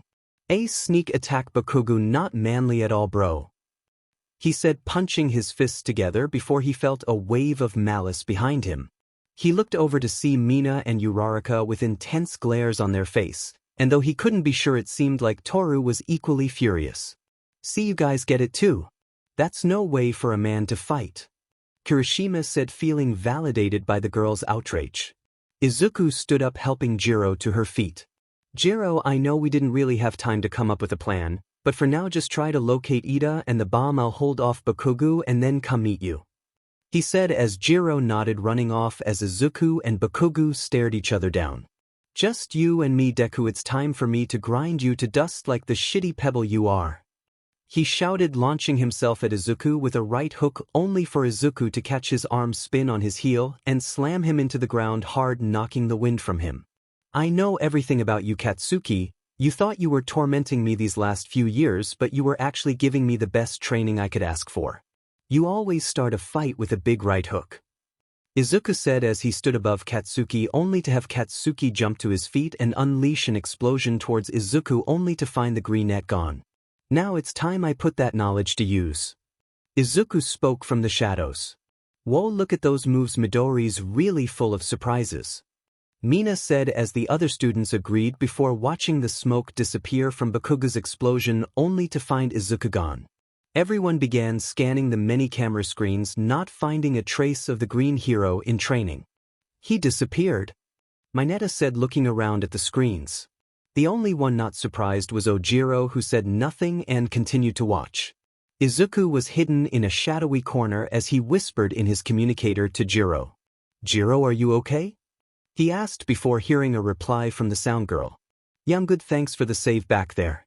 You doing good over there?" she asked as she moved through corridors, stopping to jam her ear jack into the walls, making sure she wouldn't be ambushed by Ida. "I'm fine, I've got Katsuki trained on me. Now I have plan if you want to hear it," Izuku said, peeping around his corner, seeing Bakugo angrily combing the hallways for him. I don't have a lot of time before he does something drastic. Izuku thought to himself as Jiro gave her reply. Yeah, you seem to have this dialed, and so what do you need from me? She asked as she made her way up a staircase. Find Ida, he's no doubt guarding the bomb. I'll try to capture Bakugo and meet up with you. It's the only way. If I leave Bakugo alone, he'll know and no doubt come to Ida knowing I'll be there, and with his explosions it's more likely the WMD will be blown apart rather than captured. I want you to monitor Ida as studious as he is. He's not going to leave that bomb's side. Once you find him, I'll give you a signal to enact the finishing part of our plan. Jiro nodded as she listened to Izuku's plan with a smile. I can totally do that, dude, just let me know when. She said, smiling as she quickly climbed the stairs. This was going to be so rocking. In the monitoring room, All Might fiddled with the camera controls, switching it over to infrared to find where Izuku was hiding, but just as he did, Izuku appeared above Bakugo, dropping down on him with an axe kick that the blonde blocked with his sizable gauntlet, before blasting another explosion engulfing the two in smoke. Hit and run tactics. Deku Cow Dash. Katsuki received a kick to his right knee, dropping him into a kneeling position before he countered with another explosion, only to receive a stick to his left cheek, sliding him across the floor before he jumped to his feet. Where are you? Bakugo shouted, unleashing a spinning explosion ring around himself, but once he stopped he felt a kick to his chin, launching him into the air before he backflipped in midair, launching an explosion straight down. Izuku dodged the explosion, feeling the heat off it as he slid back into the smoke. His eyes were closed as he listened for Katsuki to land. Splinter had taught him how to fight without his eyes. It was necessity for his training. He placed a palm to the ground as he felt the vibration of Katsuki landing and running to where he'd last seen Izuku. Izuku stood up, moving slowly as he listened to Katsuki's heavy breathing before swinging at the back of his head with both of his Eskrima sticks, only for Katsuki to dodge and blast towards his stomach, which Izuku kicked to the side, bathing them both in smoke as he jumped over Katsuki, bringing both his sticks down on his back, dropping Katsuki to the ground before jumping back into the smoke. The hallway was completely bathed in smoke. The cameras could only tell what was happening because of the infrared. How is he doing that? It's like he's teleporting. I know Izuku said he had been trained in martial arts from a young age, but he never said that it taught him how to do this. Sato said before looking at Ojiro. Hey Mashireo, you said that you knew Izuku's dojo. Can you explain what he's doing? Sato pointed at the screen as Izuku seemed to appear out of thin air and narrowly miss a roundhouse kick to Bakugo's head. I'm not all that familiar with this technique. This is my first time seeing it in person. Izuku trained under Master Hamato Yoshi, a genius in the school of ninjutsu. My master has though, and he said it's called phantom movement or shadow stepping. Moving silently around your opponent to disorient them before delivering a series of strategic blows to bring them down. I've heard that this technique was derived from a much deadlier ancient technique where the user can kill their opponent in total silence, that the victim doesn't even know they're dead. It was called the silent killing. The entire class gasped at that piece of information. Midoriya's a ninja, no freaking way. Zero shouted, looking at the screen like a child at a new toy. I don't know, man, ninjas don't fight like real men. You should engage your opponent face to face, no tricks. Kirishima said, crossing his arms in disagreement. What? No way, ninjas are awesome, they can sneak into anywhere like a girl's dressing room. Mineta was cut off by Tsu's tongue slapping him across the face. Midoriya's not a pervert like that. Toru shouted before All Might clapped for their attention. Now students, I can't say whether I agree or disagree with Midoriya's methods, but it is important to take advantage of everything a situation gives you. Who can tell me what Midoriya's strategy is utilizing? He asked as Momo raised her hand alongside Ojiro. Yayorozu-san. All Might called out. Yes. Midoriya-san is taking advantage of his past with Bakugo, allowing him to guess what Bakugo will do next. He's also taking advantage of the smoke from Bakugo's explosion, allowing him to outmaneuver Bakugo, though I can't explain how he moves so well since the smoke blinds him as well. I will attribute that to his ninja training. Finally, Bakugo's temper and stubbornness are also in Midoriya's favor. Instead of Bakugo retreating to a more advantageous area, he's choosing to tough it out, hoping to gain the upper hand while wasting precious energy. she said, making air quotes around the phrase tough it out. All Might smiled weakly at Momo's perfect assessment. Yes, well, very good, Yaoyorozu, but you can't discount Bakugu's unwillingness to give up. There's always a way to turn any situation to your favor if you're patient and remain calm. Bakugu stood panting in the middle of the nearly destroyed hallway, his body bruised and covered in sweat. His gauntlet glowed red for a second as he smiled before running to the end of the hall, placing his back against the wall. Now there's no escape, Deku. I'm going to blow you away, he shouted, pulling back the trigger on his gauntlet, releasing a pull pin. I hope you're ready to die, Bakugu shouted, releasing an explosive wave down the hall, but the powerful explosion was too much for the already wrecked hallway. The ceiling collapsed under the force of the explosion. Bakugu watched the ceiling break apart above him. As it began falling, he was snatched out of the way by none other than Izuku, who slammed him to the ground, wrapping the capture tape around his wrists behind his back. You idiot, what were you doing? Izuku shouted, hoisting Katsuki up. Was it really that important for you to beat me? You'd put all of us in danger? He asked, dropping Katsuki to the ground as the boy looked up at him with anger. Why didn't you use your quirk, hun? Katsuki shouted. What? You think you're so much better than me you can beat me without it? I'm the best, Deku, you're nothing. Izuku looked at Katsuki, shaking his head. I just beat you, Katsuki, you're captured, but that's not what this was about. I didn't use my quirk because you did all the work for me. I wanted to show you what your pride will do to you and your career if you don't wake up, Izuku said, dragging Katsuki to the destroyed portion of the building. What if that had fallen on your, or worse, you brought the entire building down on all of us? Is that what a hero does, destroys everything around him? You're an amazing person, Katsuki, you always have been, but your pride is going to hold you back or worse, destroy you. Izuku dropped Katsuki in front of the rubble. I guess it's my fault too, I shouldn't have let this drag out as long as it did. I suppose I wanted to get back at you for all the bullying and I was wrong for that. Look, we're not friends, I don't think we ever were. But maybe we can be. I respect you, Katsuki. I do, but the way you are now, this isn't going to help you, Izuku said before running off to execute the last of his plan, leaving Katsuki in the rubble of his arrogance. Ida was standing in the top floor room in front of the bomb as the entire building rumbled. Bakugu, what was that? Bakugu, come in. Ida shouted into his communicator, getting no answer until All Might's voice rang out over the PA system. Bakugu has been captured. Ida sighed, thinking something like this might happen as he remembered Bakugu's ranting. That loser thinks he can F with me. I'll show him, put him in his place just like before. Ida shook his head as he got ready for a 2-on-1 battle. In the name of villainy, I will not let this weapon go. On the outside of the door, Jiro rolled her eyes. This guy takes himself way too seriously. At that moment, Jiro heard Izuku's voice in her ear. Jiro, I'm in position, ready when you are. Jiro smiled as she plugged her jacks into the door, blasting it open as she looked to Ida. Give it up, hero, you will never get this weapon from me, Ida shouted as Jiro plugged her jacks into each of her boots and sent out 2 pulses of sound into the room, shattering the glass in the room as Ida raced towards her. I knew you might try that, so I stuffed my ears with paper, he shouted as he jumped into the air, going for an engine powered kick before All Might spoke on the intercom. The heroes have secured the weapon. Midoriya and Jiro, mission accomplished. Ida veered off course so as not to hit Jiro as he kicked out a portion of the wall next to her. Jiro's eyes widened in shock at the prospect of having almost been kicked by that. What, how? Ida said, looking back to see Izuku sitting atop the WMD. Simple, really. I had Jiro send out a massive sound wave to shatter the windows while I hung outside on the wall. I knew you wouldn't be able to hear me over Jiro's sound and would go to take her out, so I just climbed in one of the broken windows and well, here we are.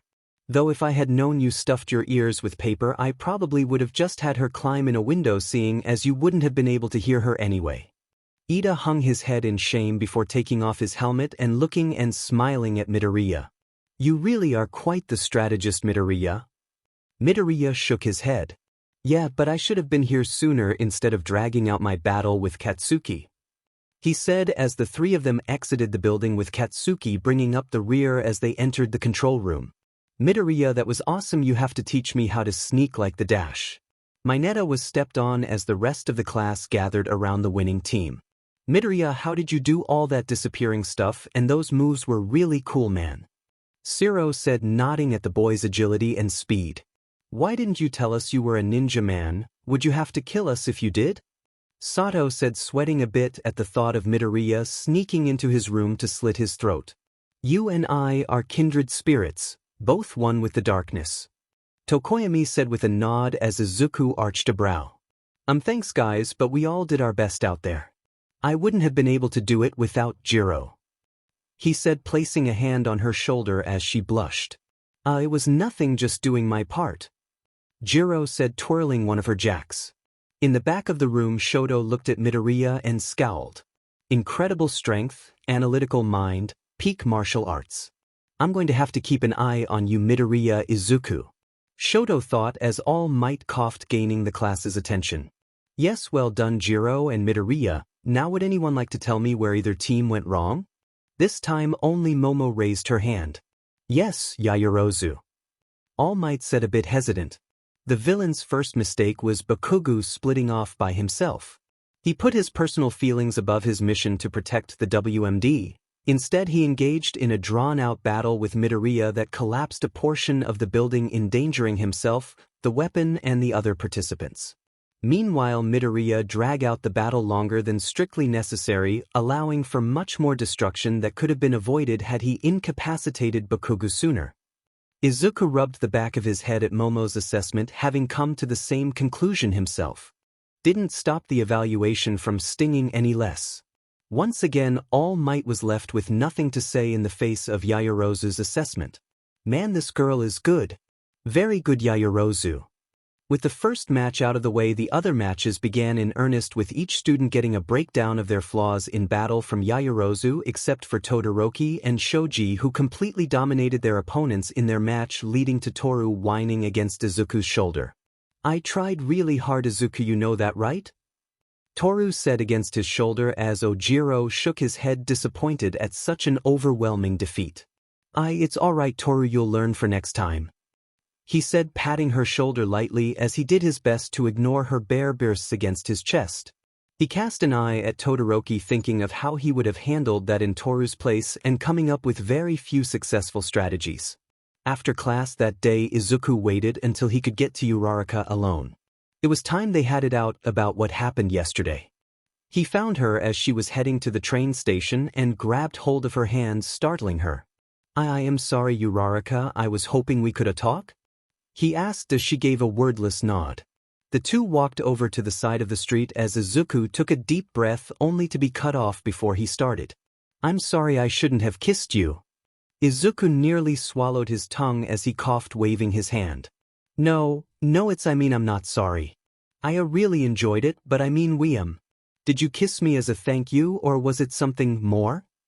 He asked, rubbing the back of his head, biting his tongue in embarrassment at Uraraka's silence. He cracked open one eye and saw Uraraka with her hands covering her mouth and unshed tears in her eyes as she shook her head. It was so much more.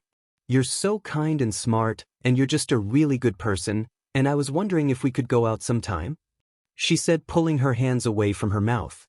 Izuku felt his mouth moving before he even registered what she'd said. I'd love to, he said, pulling out his phone as he and Uraraka exchanged information. Right as Izuku was getting his wits about him, Uraraka threw a stone into his gathering calm, scattering it once again. See, can we kiss again? Uraraka asked, placing a finger to her lips. Izuku turned so red he was pretty sure all the blood in his body just went to his head. Well, you kiss, he said, looking at Uraraka's lip as they drew closer to his until their lips touched. She tasted even better than he remembered as he slowly wrapped an arm around her waist, hearing a small eep as he did so before she melted into him more. Her lips were so soft as they caressed his until both needed air as they broke apart. They stood there panting, looking to and away from one another before Izuku let go of Uraraka. The two shared a bashful smile before Uraraka left, leaving Izuku alone, stepping out onto the sidewalk and noticed Toru standing there. His eyes widened in shock. Did she see us together? No, there's no way, right? But what if she did? What is she going to say? Izuku's mind was running at 100 miles an hour as Toru stepped towards him. Izuku, you're still here? She asked, walking up to him. Izuku breathed a sigh of relief that she hadn't seen him and Uraraka together. He didn't want Toru to see him like that. Yeah, Toru, just heading home. What about you? He asked as Toru took his hand in both of hers. Izuku, let's scout. She shouted all in one breath. Izuku felt like the wind was knocked out of him. I really like you, Izuku, and well, I want to know if you would go out on a date with me. Izuku was lost. In the span of 5 minutes he'd gotten 2 dates from 2 different girls. He knew what he should do, but he couldn't. Toru was his friend. Before UA, she was probably his only friend, and he knew this took a lot of courage to say. He couldn't hurt her by rejecting her, but he also couldn't two-time on Uraraka. He didn't want to be that kind of guy. Izuku looked up, steeling himself to reject Toru's offer, and saw tears hanging in the air. Those tears in her eyes broke his resolve. Of course I'll go out with you, Toru, he said, smiling sadly as his gut roiled in shame. Toru jumped up and down for a moment before hugging Izuku. You won't regret this, Izuku. I'll text you everything later, she shouted excitedly, leaving Izuku feeling as if he'd swallowed Mina's acid. As Toru walked off, she scowled. I won't let you come between us, Uraraka. You may have got the jump on me asking him out first, but I won't lose to you. Izuku had just left the house, his mind on the 2 dates he suddenly had when he was grabbed from the side and pinned against a wall by none other than Bakugo. As if I didn't have enough on my plate, he thought as Bakugo let go of his shirt and looked at him.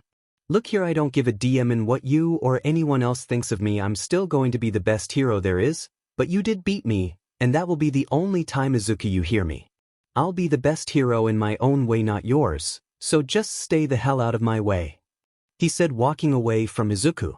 Izuku stood there frozen in thought. Did he just call me Izuku? He asked, his brow arching as he felt a small smile on his face. Maybe I did change your mind a little, Katsuki, he said, a feeling of accomplishment blossoming in his chest as he made his way to UA. Izuku took his seat in class as the bell rung and Aizawa walked in. Everyone in class shared the same feeling of anxiety at seeing the erasure hero standing there. Man, what's he going to have us do this time? Izuku thought, his heart pounding as Aizawa began speaking. Alright, today we are going to pick the class representative and vice representative, Aizawa said as the entire class released a breath of relief before everyone started shouting for themselves to be nominated. As everyone clamored for the position, Izuku thought about whom he would pick, and the first person to come to mind would be Ida. He was logical and a steadfast upholder of doing things by the book, and Yaoyorozu would be a good partner to his unbending adherence to the rules. She was more relaxed and more likely to keep Ida from going overboard. Everyone please, this is not how we should conduct ourselves, Ida shouted, his hand straining straight up in the air. Ida, you want this more than anyone, it seems, Tsu said, calling out Ida's mismatched words and actions. Ida coughed, taking his hand from the air. Yes, well, I think we should hold this to a vote. Whoever receives the most votes will be our class representative, and the secondary person will be the vice class representative, Ida explained. But wouldn't everyone just vote for themselves? How would that work? Kirishima questioned as Ida adjusted his glasses. Well, yes, if everyone is selfish and only thinks of themselves, that will happen, but I believe that all of us as future heroes willing to put our lives on the line to save others are more than willing to do what's best for the class as a whole rather than for ourselves, Ida said as each student nodded. Just get it done, I don't care how. Aizawa spoke, already in his sleeping bag after having placed an empty box on his desk. All the students took out pens and paper, writing down who they thought should be class rep and put them in the box on the teacher's desk. Aizawa stood up after everyone had handed in their votes, began sorting through them before announcing the verdict. The class rep with 3 votes is Izuku Midoriya, Aizawa said in a lifeless voice before Katsuki stood up shouting. Which of you BSTRDs voted for Izuku? He reviewed the room, not being able to pick out any of the perpetrators before sitting down and growling as Uraraka whistled in the background. With 2 votes, the vice class rep is Momo Yaoyorozu, Aizawa said as Izuku and Momo stood in front of the class. Izuku looked at the class at large. He wasn't sure about this, he'd never really wanted a leadership position, but he supposed that the book Leo gave him would be put to good use now. Are you guys sure about this? I don't really think I'm qualified for this," he said as he was met with disagreement. "What? No way bro, you've got this. I definitely trust you as our class Republic," Kirishima said with a thumbs up. "Yeah, you even went so far as to try and show Bakugo what a JRK he is. If you went that far for him, I know how far you'll go for the rest of us." Jiro said, a slight blush on her face as Bakugo growled. "You earlobes," he shouted as he seethed in his seat. Izuku nodded in acceptance. "Thank you all for the trust you have in me. I'll do my best to not let you guys down," he said with a bow to the class. After everything was made official, the rest of the day proceeded normally, with Izuku sharing a table with Ida, Uraraka, and Toru at lunch. "I'm glad to see you've accepted the leadership role, Midoriya, as one of the people who voted for you. I can't wait to see how you bring the class together," Ida said as Midoriya arched a brow. "Well, that's ironic because I used my vote on you, Ida," Midoriya said, taking a bite of his katsudon as Ida sputtered. "What, really, you thought I would be a good representative?" Ida said, adjusting his glasses. Midoriya shrugged, looking at Ida. "You enforce the rules, trying to keep the class on the straight and narrow. You set a good example for what a hero should be. I think that's awesome and someone I can follow without question." Ida took off his glasses and rubbed his eyes before replacing them as Uraraka smiled. Ida, don't cry," Uraraka said, patting Ida's shoulder as he smiled. No, it's just you reminded me of my older brother there. He said something similar to me once," Ida explained as Midoriya narrowed his eyes, trying to remember what he knew about Ida. "You said you came from a hero family, right, Ida? Your brother wouldn't happen to be Ingenium, would he?" asked Midoriya as Ida coughed on the juice he was drinking. How did you know?" Ida asked, looking at Midoriya in shock, who shrugged in return. "It wasn't hard saying you came from a hero family and your engine quirk, which has been a staple in every Ingenium. It was pretty obvious," he said as alarms started to go off and students began to leave the cafeteria in a rush. Ida managed to grab hold of an upperclassman that was passing by.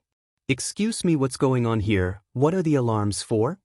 Ida asked as the older student explained, saying that UA's perimeter had been breached and according to procedure all students should evacuate to the designated area. Midoriya, who had been listening in, waved to the class, getting them out of the cafeteria, but the moment they stepped outside, all of 1A was swept up in the raging river of the student body, trying to get out as quickly as possible.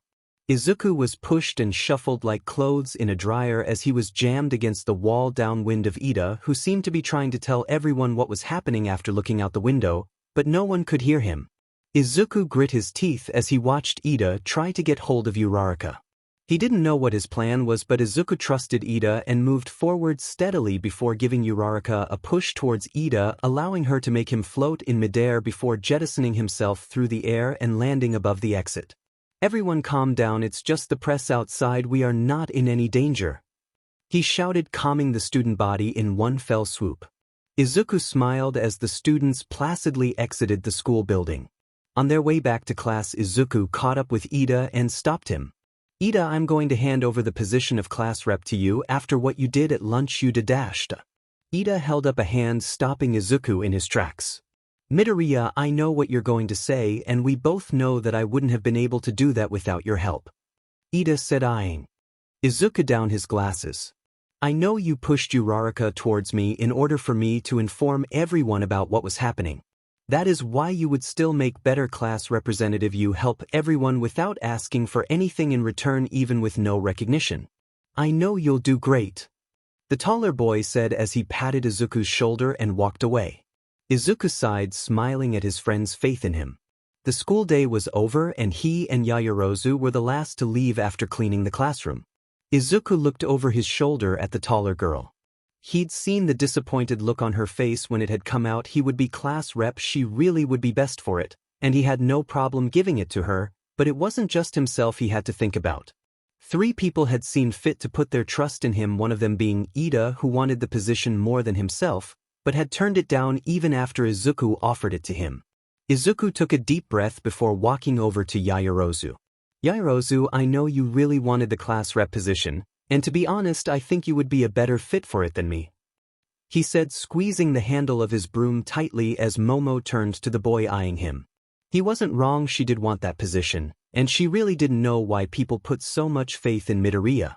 He was powerful, good-natured, and to be honest kinda cute with those freckles of his, but she wouldn't say he inspired confidence as a leader. I know I'm being selfish, but I want to give this my best shot even though I know I'm not all that qualified for it, but I can't let down the people who voted for me, at least not without trying, but I know I won't get anywhere without you by my side. He said, stepping closer to Yaoyorozu, who blushed at the close contact, stepping back slightly, realizing for the first time she was alone with a boy. I need you, Yaoyorozu, so please just give me a chance, but if you say no I'll understand and hand the position over to you right now. I'd rather try with your help than stubbornly hold on to something that I know I'll fail at without you. He said, bowing his head to her. Momo's head was spinning to say the least. Never before had she been struck with such blatant honesty. Looking at Izuku right now, she could kind of see what it was about him that made people put their trust in him. Momo sighed before she spoke. Raise your head, Midoriya, I won't abandon you just because you got the position I wanted. I'll lend you my full support as your vice representative. She said, holding out her hand to Izuku, who shook it eagerly. Thank you so much, Yaoyorozu, I'll try not to let you down either. He said with such a bright, honest smile Momo felt as if she was staring at a new star as her heart skipped a beat. It was Friday night and in a darkened room a feminine silhouette writhed on a bed. Her legs squirming as her fingers massaged her core, her pelvis rising to meet the invasive digits. Izuku! The voice gasped in joy as the other hand massaged her BRE, toying with the pert and PL as she bit her lip. Images of the green-haired boy ran rampant through her mind as she conjured images of said boy pleasuring her. Suddenly her body tensed before flopping down to the bed like a dead fish, her chest heaving as she basked in her afterglow. Oh Izuku, I don't think I can wait any longer. The girl spoke, her face morphing into a grin of pure satisfaction. Izuku woke up that Saturday morning early as usual before the sun had even risen and taken his morning run to Dagoba Beach, his feet hitting the sand just as the sun began cresting above the horizon. He was dressed in a long-sleeve shirt and jean shorts, his trademark red sneakers on his feet as he began stretching. He was meeting Ojiro here this morning for that sparring session they'd agreed upon, but at the moment that was farthest thing from his mind right now. The only thing he could think of was the 2 dates he had with Uraraka and Toru. He was still conflicted about whether to date both of them, but the thought of rejecting either made him feel ill. Izuku, you okay? Ojiro asked, having called Izuku's name several times and not getting a response before clapping his hand on Izuku's shoulder, watching the green-haired boy nearly jump out of his skin. Ojiro! Izuku said, clutching his chest as he stared at Ojiro, who wore an expression of confusion and concern. Are you all right, Izuku? You seem distracted. Ojiro said, standing there in a plain white t-shirt and karate pants with black and white sneakers. Oh no, nothing really, just enjoying the sunrise, you know. Izuku said, rubbing the back of his head as he gave a nervous laugh. Ojiro turned to the rising sun as well and took a deep breath of the salty sea air. Well, it is nice to appreciate the simple things in life, he said before doing a couple stretches and then took a fighting stance. Are you ready? He asked, his tail raised as Izuku nodded, taking a fighting stance as well. Both waited for a moment before Izuku struck first a straight fist to Ojiro's face, who ducked to avoid it, sweeping at Izuku's feet with his tail as the green-haired boy back flipped out of the way, landing on his feet just in time to catch a flying kick from Ojiro and threw him over his shoulder, watching the boy spiral in midair before dropping to his feet, standing there for a moment as the two stared each other down before engaging again, each throwing and blocking the other's strikes until Izuku seemed to lose focus, getting slammed in the stomach by Ojiro's tail being thrown onto his back. Izuku, are you okay? The blonde asked, holding his hand out to the downed boy, who took it and pulled himself into a sitting position on the sand as Ojiro took a seat next to him. Yeah, I'm good, just lost my focus is all, he said, rubbing his stomach a little. Ojiro nodded, having felt that Izuku's head was somewhere else since he'd arrived. That strike you used at the start was a sun fist, right? Ojiro asked, to which Izuku nodded. Which you countered with dragon sweeps, his tail, and then went into the shadowless kick. Izuku said as Ojiro nodded in agreement. That you countered with horse drinking water. I knew you would be a good sparring partner. Now do you want to tell me what's got you in such a twist? Ojiro asked as Izuku sighed, deciding to trust Ojiro with his problem. I have 2 dates today, with 2 different girls. I don't want to reject either, but I also don't want to string them along just to avoid a hard decision. Izuku admitted, looking at Ojiro, expecting a stand-up guy like him to call him out on such a thing. Instead, Ojiro wore a complete poker face. But as they say, still waters run deep, and though his face was placid, inside Ojiro was filled with several conflicting emotions. The first of which was happiness at his friend's apparent success with the opposite SEC, but on the other hand he was a little jealous. Within a week Izuku had gotten not 1 but 2 dates with different girls. The sting of being so outclassed was a bit much to bear.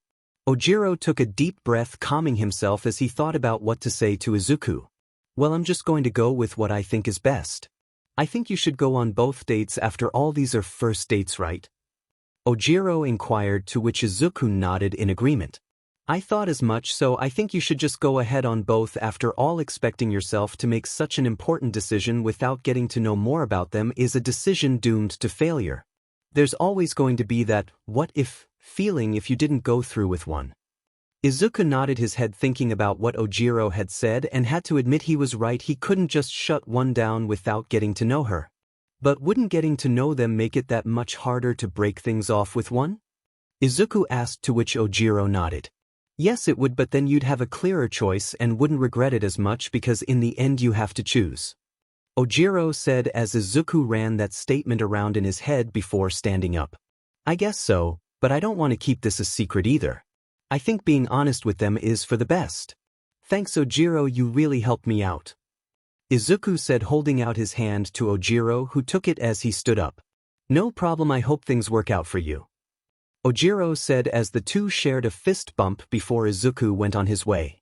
Ojiro shook his head. Maybe I'm the one who has it easier not having to weigh other people's hearts on a scale. He said before making his way home as well. Uraraka was rushing down the sidewalk. She was so late and knew it too. She'd spent so much time trying to decide what to wear and now she was late. I hope Midoriya hasn't been waiting long. Nice going, Uraraka, late to your first date. She chastised herself as she rounded the corner and saw Izuku standing under a tree at the entrance to the park. He was dressed in a long-sleeve shirt pattern to look like All Might's Silver Age costume with jeans and his usual red shoes. He looked up, seeing Uraraka, and waved at her, causing the girl's heart to skip a beat as she saw his smile. I'm so sorry, Midoriya, I know I'm late, she said, clasping her hands in front of her pink and white checkered skirt, her arms framing her BRS in her cream yellow shirt. Izuku gulped, looking away from her chest and scratching the back of his head. No, I haven't been waiting long at all, he said, knowing he'd showed up an hour early just to be absolutely sure he wasn't going to be late. Uraraka smiled at his nervous lie, trying to make her feel better about being late. Oh, Izuku, you're so kind, she thought to herself as he offered his arm to her, to which she eagerly grabbed hold of. So, you said a walk in the park, right? He asked as they began making their way into the park, seeing people enjoying their Saturday thoughts of work and school millions of miles away. Izuku had no idea what to say to break the ice as they walked down the path arm in arm until something popped into his head. Hey Uraraka, why did you decide to become a hero? I mean, your quirk could be useful probably anywhere you go. Construction would probably be the most useful place for you. Moving heavy building materials with your quirk would definitely cut down on the manpower needed and expensive equipment, he said, looking over at Uraraka, who had a wide-eyed stare on her face before she exploded. That's what I've been saying for years, she shouted, startling the green-haired boy. Uraraka covered her mouth as she blushed. Sorry, it's just my parents own a construction company, and once I got my quirk I thought the same thing you did, and they even have licenses for people to use their quirks in specialty jobs like construction and stuff, but my parents thought it wasn't a good idea. They don't want me to have to work a hard job like construction, so instead of doing that I thought if I became a hero and made lots of money I could provide for them like that, she said, blushing as she scratched her cheek. That's a bad reason to become a hero though, isn't it? She asked, hoping she hadn't come off as some money-hungry girl. I don't think so. I think that you're a great person for wanting the money to help your family. After all, it's not like you're just in it for yourself. You have a goal beyond just you, and I think that's special. he said looking down at her as she blushed staring into his brilliant green eyes. What about you Midoriya, why do you want to become a hero? Izuku smirked thinking back to his childhood of how he wanted to be just like All Might, the symbol of peace. My reasons have changed over the years. At first it was just to be like All Might and then it was to prove Katsuki wrong that I wasn't a Deku, but then once I helped you in the entrance exam it became clear to me. I just want to help people, no more, no less. I know what it's like to be powerless and I want to show people who feel like that there's always something more, something better. He said before chuckling realizing he'd been rambling. Sorry about that Uraraka, I just got carried away. He said as he turned to her feeling her lips on his once again. He blushed as he pressed himself against her indulging in the moment before they pulled apart. I'm sorry it's just I think I fell for you all over again. Uraraka said blushing as they heard a whistle and looked to see a food truck owner with parfait in each hand. You two are so sweet together. Here have these on the house. He said as Izuku and Uraraka each took one. Way to go kid. The man said giving Izuku a thumbs up and a wink. Izuku blushed heavily as the two walked away to a bench to indulge in their sweets. Hearing Uraraka say she had fallen for him, he knew what he had to do now before things went any further. Uraraka, I have something to tell you. I like you, I really do. I find you sweet, cute and a caring person, but I also have another date today with someone else, and it's not that I don't care for you, but I might also care for her. I'm not sure but I owe it to her and to us to find out if there might be something there. I don't want to have any regrets in choosing you and I feel like if I don't do this there might be this big what if hanging over our relationship. Do you understand? Izuku asked as Uraraka stared down at her pastry silently. Izuku feared the worst that he might have ruined something before it was even started, but to his shock Uraraka turned to him with a bright smile. I understand Midoriya, you have to do this for us and our relationship, I totally get that and I'm happy that you were honest with me from the beginning, but can I ask you something personal just between us? Uraraka asked turning on the most deadly pair of puppy dog eyes he'd ever seen. Sure go ahead. He said swallowing. Uraraka smiled in gratitude. Why does Katsuki call you Deku? Is it not short for Deku as in you can do it? Uraraka asked as Izuku usigidi his teeth at the question. It wasn't something he liked talking about, but given the context that Uraraka gave it, it showed him how nice a person she was. Well, thanks for giving Katsuki the benefit of the doubt, but no. When I was a kid I wasn't very capable, and Katsuki thought it would be funny to change the letters of my name to mean Deku as in worthless. Izuku balled up the empty wrapper of his parfait in frustration at his once friend's cruelty. Uraraka frowned darkly at the realization of how many times she'd heard Katsuki say that to him. I'm sorry for asking, I thought it sounded cool like the name of a really great hero and I was going to ask if I could call you that too. Uraraka frowned at her oblivious insensitivity. Izuku smiled as he gave a laugh. Don't worry about it, that's in the past, and sure after what you just told me I'd be more than happy to be called Deku by you. He said as Uraraka smiled hugging Izuku from the side. Oh thank you Deku. She said as Izuku hugged her back before they got up and exited the park heading their separate ways. As Uraraka walked away she bit her thumbnail thinking about what she'd just learned. I can only assume he was talking about Toru, but I'm not going to back down from this. Izuku told me about this date because he's obviously going to choose me. But what if he doesn't? I'll be left out in the cold. I can't take that chance, but what can I do? She said to herself. Later that evening around 5 Izuku stared at the building in front of him feeling as if an icy fist was gripping his insides. Toru, are you sure about this? He asked staring at the blinking neon sign. Toru giggled at his side clutching his arm to her chest as she whispered into his ear. There's nothing to be afraid of Izuku, I'll make sure this is the best experience of your life. She said huskily causing the boy to shiver as she began pulling him inside. Toru walked up to the counter dressed in skinny jeans with white heels and a striped blue and white t-shirt, the outfit accentuating her full figure. Izuku swallowed staring at Toru's but in those tight jeans as she shifted from side to side in excitement. Toru turned around quickly spotting Izuku diverting his eyes from her and smiled as she grabbed his arm again as they were led down a hallway and stopped in front of a door that opened into a karaoke room. Izuku was pulled inside and pushed onto the couch as Toru sat next to him, grabbing the tablet on the table and going through the songs. "Ooh, I love this song," Toru said, showing him a pop song he'd probably heard 1,000 times, but never bothered to listen to. "Well, you should definitely go first. I'm not much into music," he said as Toru started playing the song and singing along. Izuku watched, mesmerized by Toru's gyrating body as she became one with the rhythm. Even though she was invisible, he could practically see the joy on her face as she let the song move her. This is what he loved about Toru. She was infectious, propagating happiness and joy to whoever was around her. She was like a sun raining down rays of elation on everyone who was around her. Toru collapsed down next to Izuku, panting slightly as their drinks arrived, and she took sip from her pink lemonade while Izuku swirled the straw in his soda. He watched her chest rise and fall with each breath and the way her throat moved with each swallow. He found his mouth dry as the Sahara after watching her. "You know, Izuku, I never did properly thank you for saving me," she whispered, leaning against him, her hair tickling his nose, smelling of peaches. She nuzzled against him, giggling some. "You smell good," she whispered as she placed a hand on his stomach, feeling the hard muscle there before dancing her fingers across his abs, causing Izuku to laugh.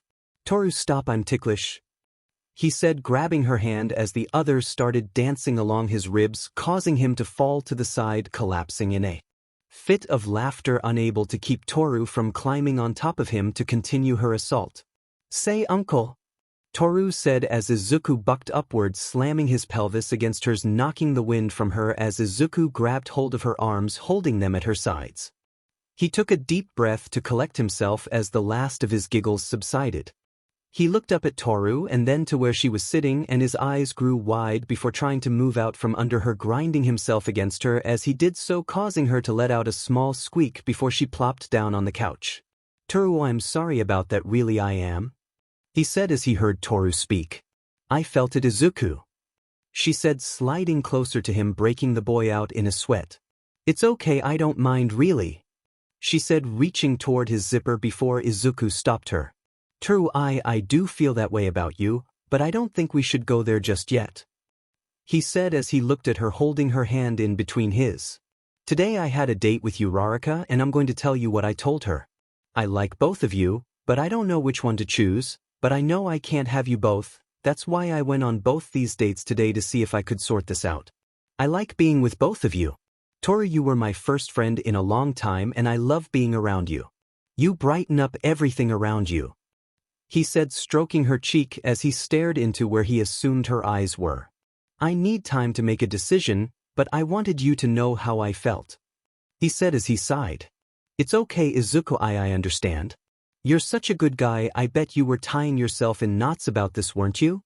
she asked, cupping Izuku's face. "It's a little sad knowing I wasn't the first to ask you out, but you still said yes. You risked everything to spare my feelings by telling us both the truth. That's the reason I like you so much. You're everything I want in a boy, and even if you don't pick me, I know you'll still be the best friend I'll ever have," she said, moving forward and kissing him, wrapping her arms around his neck as she crawled into his lap and wrapped her legs around his waist. It was like she was some amorous octopus and he was her willing prey. He could feel Toru's passion invading his body and her desperation to have this moment last as long as possible. Not wanting to disappoint, Izuku squeezed Toru against him, running his hands through her hair, filling his nose with her scent as they massaged each other's lips before coming up for air. Both were panting as Toru climbed out of his lap, rearranging her clothes as Izuku did the same, both standing up. "We should probably go, our time's almost up," he said as he opened the door for her and the duo went out into the cool night air. "Let's get you home, Toru," he said as he offered her his arm again, and the two walked off through the darkened streets before they were cut off by several familiar figures. Well, if it isn't the little sheet who ambushed us and stole our test subject." Izuku looked at the one who spoke, a tall man with slime hair running down from his head. Alongside him were two other familiar faces, the lizard man and Squidface. In addition to the three were several other males, all looking at Izuku and Toru. "What a surprise meeting you again. Now I can pay you back for what you did to my face," Slime shouted, pointing at the scars across his face as the group advanced on Izuku and Toru. "Izuku, what are we going to do?" Toru asked as Izuku stayed in front of her as they were steadily corralled into a deserted alley.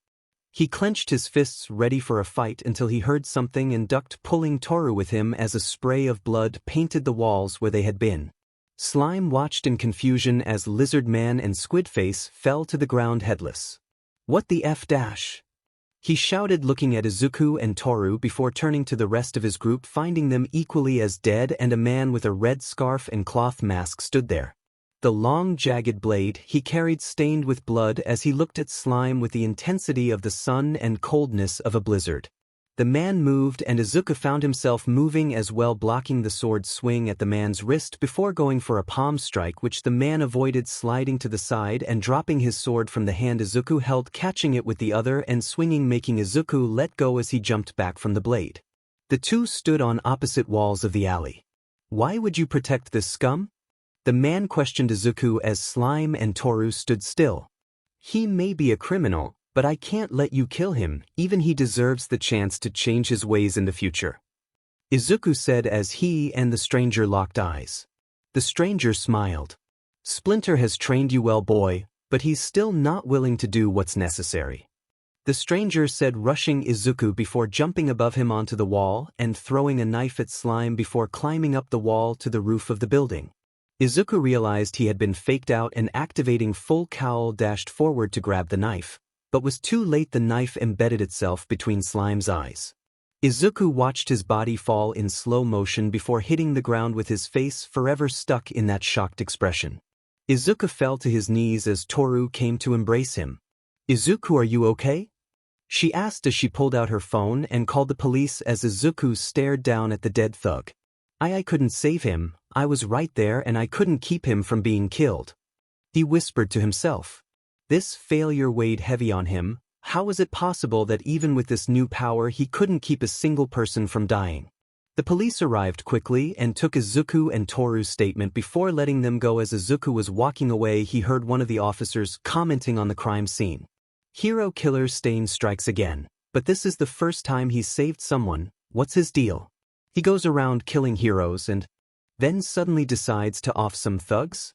Doesn't make sense." Izuku kept that thought in mind as he said goodnight to Toru. He couldn't help but go over the fight with Stain, those moves, the way he wielded his sword.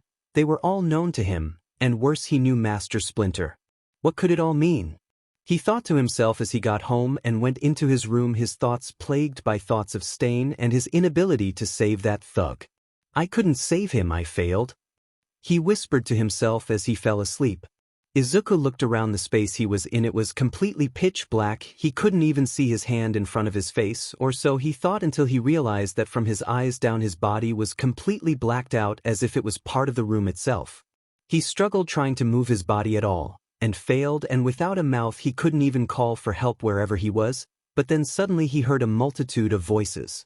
"Can you believe how fast this is happening? One of us will meet him soon." Izuku looked towards the source of the voice, but couldn't make anything out except some shadowy figures in the distance. "I told you he was special, believe it'll." Another voice spoke before a female voice rang out. "I know this is exciting and all, guys, but remember, he is a lot younger than any of us were when we inherited One for All. It's our job to teach him how to use this power. As such, I think that dashed." Suddenly the voices were cut off as if someone had shut a door, and before Izuku stood a frail-looking man reminiscent of All Might's true form with long hair that covered one of his eyes. The man gave a gentle smile before speaking. "Sorry about them, they're just excited about meeting you is all. I know you must have questions and I'll try to answer them in the time we have. I'm the original user of One for All, and the voices you heard before were the people One for All was handed down to," he said, giving Izuku a moment to process what he was saying before continuing at the boy's nod. "You are the most compatible person I've seen with One for All. You see, One for All isn't just a quirk, it's a collection of people's consciousness and powers. As such, it has a consciousness of its own, and it seems to like you, so much so it has started to open up to you, giving you access to its stored power and us." Izuku's head was reeling from this. All Might did tell him that One for All had been passed down to multiple people and stored their power, but nothing like this. No doubt you're asking why Toshinori didn't tell you this. It's because he doesn't know. One for All has never opened to anyone like it has to you. The closest I can think of was when it let me speak to Toshi's predecessor, allowing me to tell her of a change within One for All itself, but nothing like this. I just want you to know that no matter what happens, we're here for you. You are not alone, you carry all of us with you. The man said, giving a smile much like All Might's before the darkness began to recede around Izuku, pulling the strange man from him as he was moved into consciousness. Izuku opened his eyes, sitting up in bed, and yawned. He remembered fragments of his dream from before, the most notable part being, "You are not alone, you carry all of us with you." Izuku felt a smile on his face at that as he climbed out of bed and went to do his morning routine. As he went through his morning, thoughts of the fight last night ran through his head. "Stain," he said, walking out of the bathroom back into his room as he knew what he had to do today. Izuku got dressed in one of his many All Might shirts with jeans as he headed into the kitchen, seeing his mother go about making breakfast. He smiled, walking up behind her and kissing her on the cheek. "Morning, Mom," he said, sitting down at the table right as his mother set a plate of eggs and toast in front of him. "Morning, Izuku, you slept late today. Usually you're gone before I get up. That date you had yesterday must have really taken a lot out of you," Inko said, causing her son to choke on his freshly buttered toast. Izuku pounded his chest as he looked at his mother in shock. How did you know?" he gasped out, taking a sip of his orange juice to clear his throat as his mother wore a smile reminiscent of the Cheshire Cat. "I'm your mother, Izuku. I notice things like my son getting ready for a date," she said, smiling as she smeared jelly on her toast while Izuku sat there blushing and eating his eggs. "I hope I get to meet this young lady soon," she said with a wink as Izuku began shoveling food into his face to hurry past this awkward mother-son conversation. "I'm going to the dojo for a while. I'll be back later." "Thanks for breakfast, Mom," he said, placing his plate in the sink as he drained the juice from his cup, which quickly followed into the sink as Izuku sped to the front entrance and out the door after putting his shoes on as Inko gave a small giggle. "I can't wait to tell Hisashi," she said, smiling at her baby boy growing up. Izuku arrived at the dojo, trying to remove his mother from his thoughts as he focused on the matter at hand. Izuku slid the door to the dojo open and found Master Splinter sitting at the front of it drinking tea.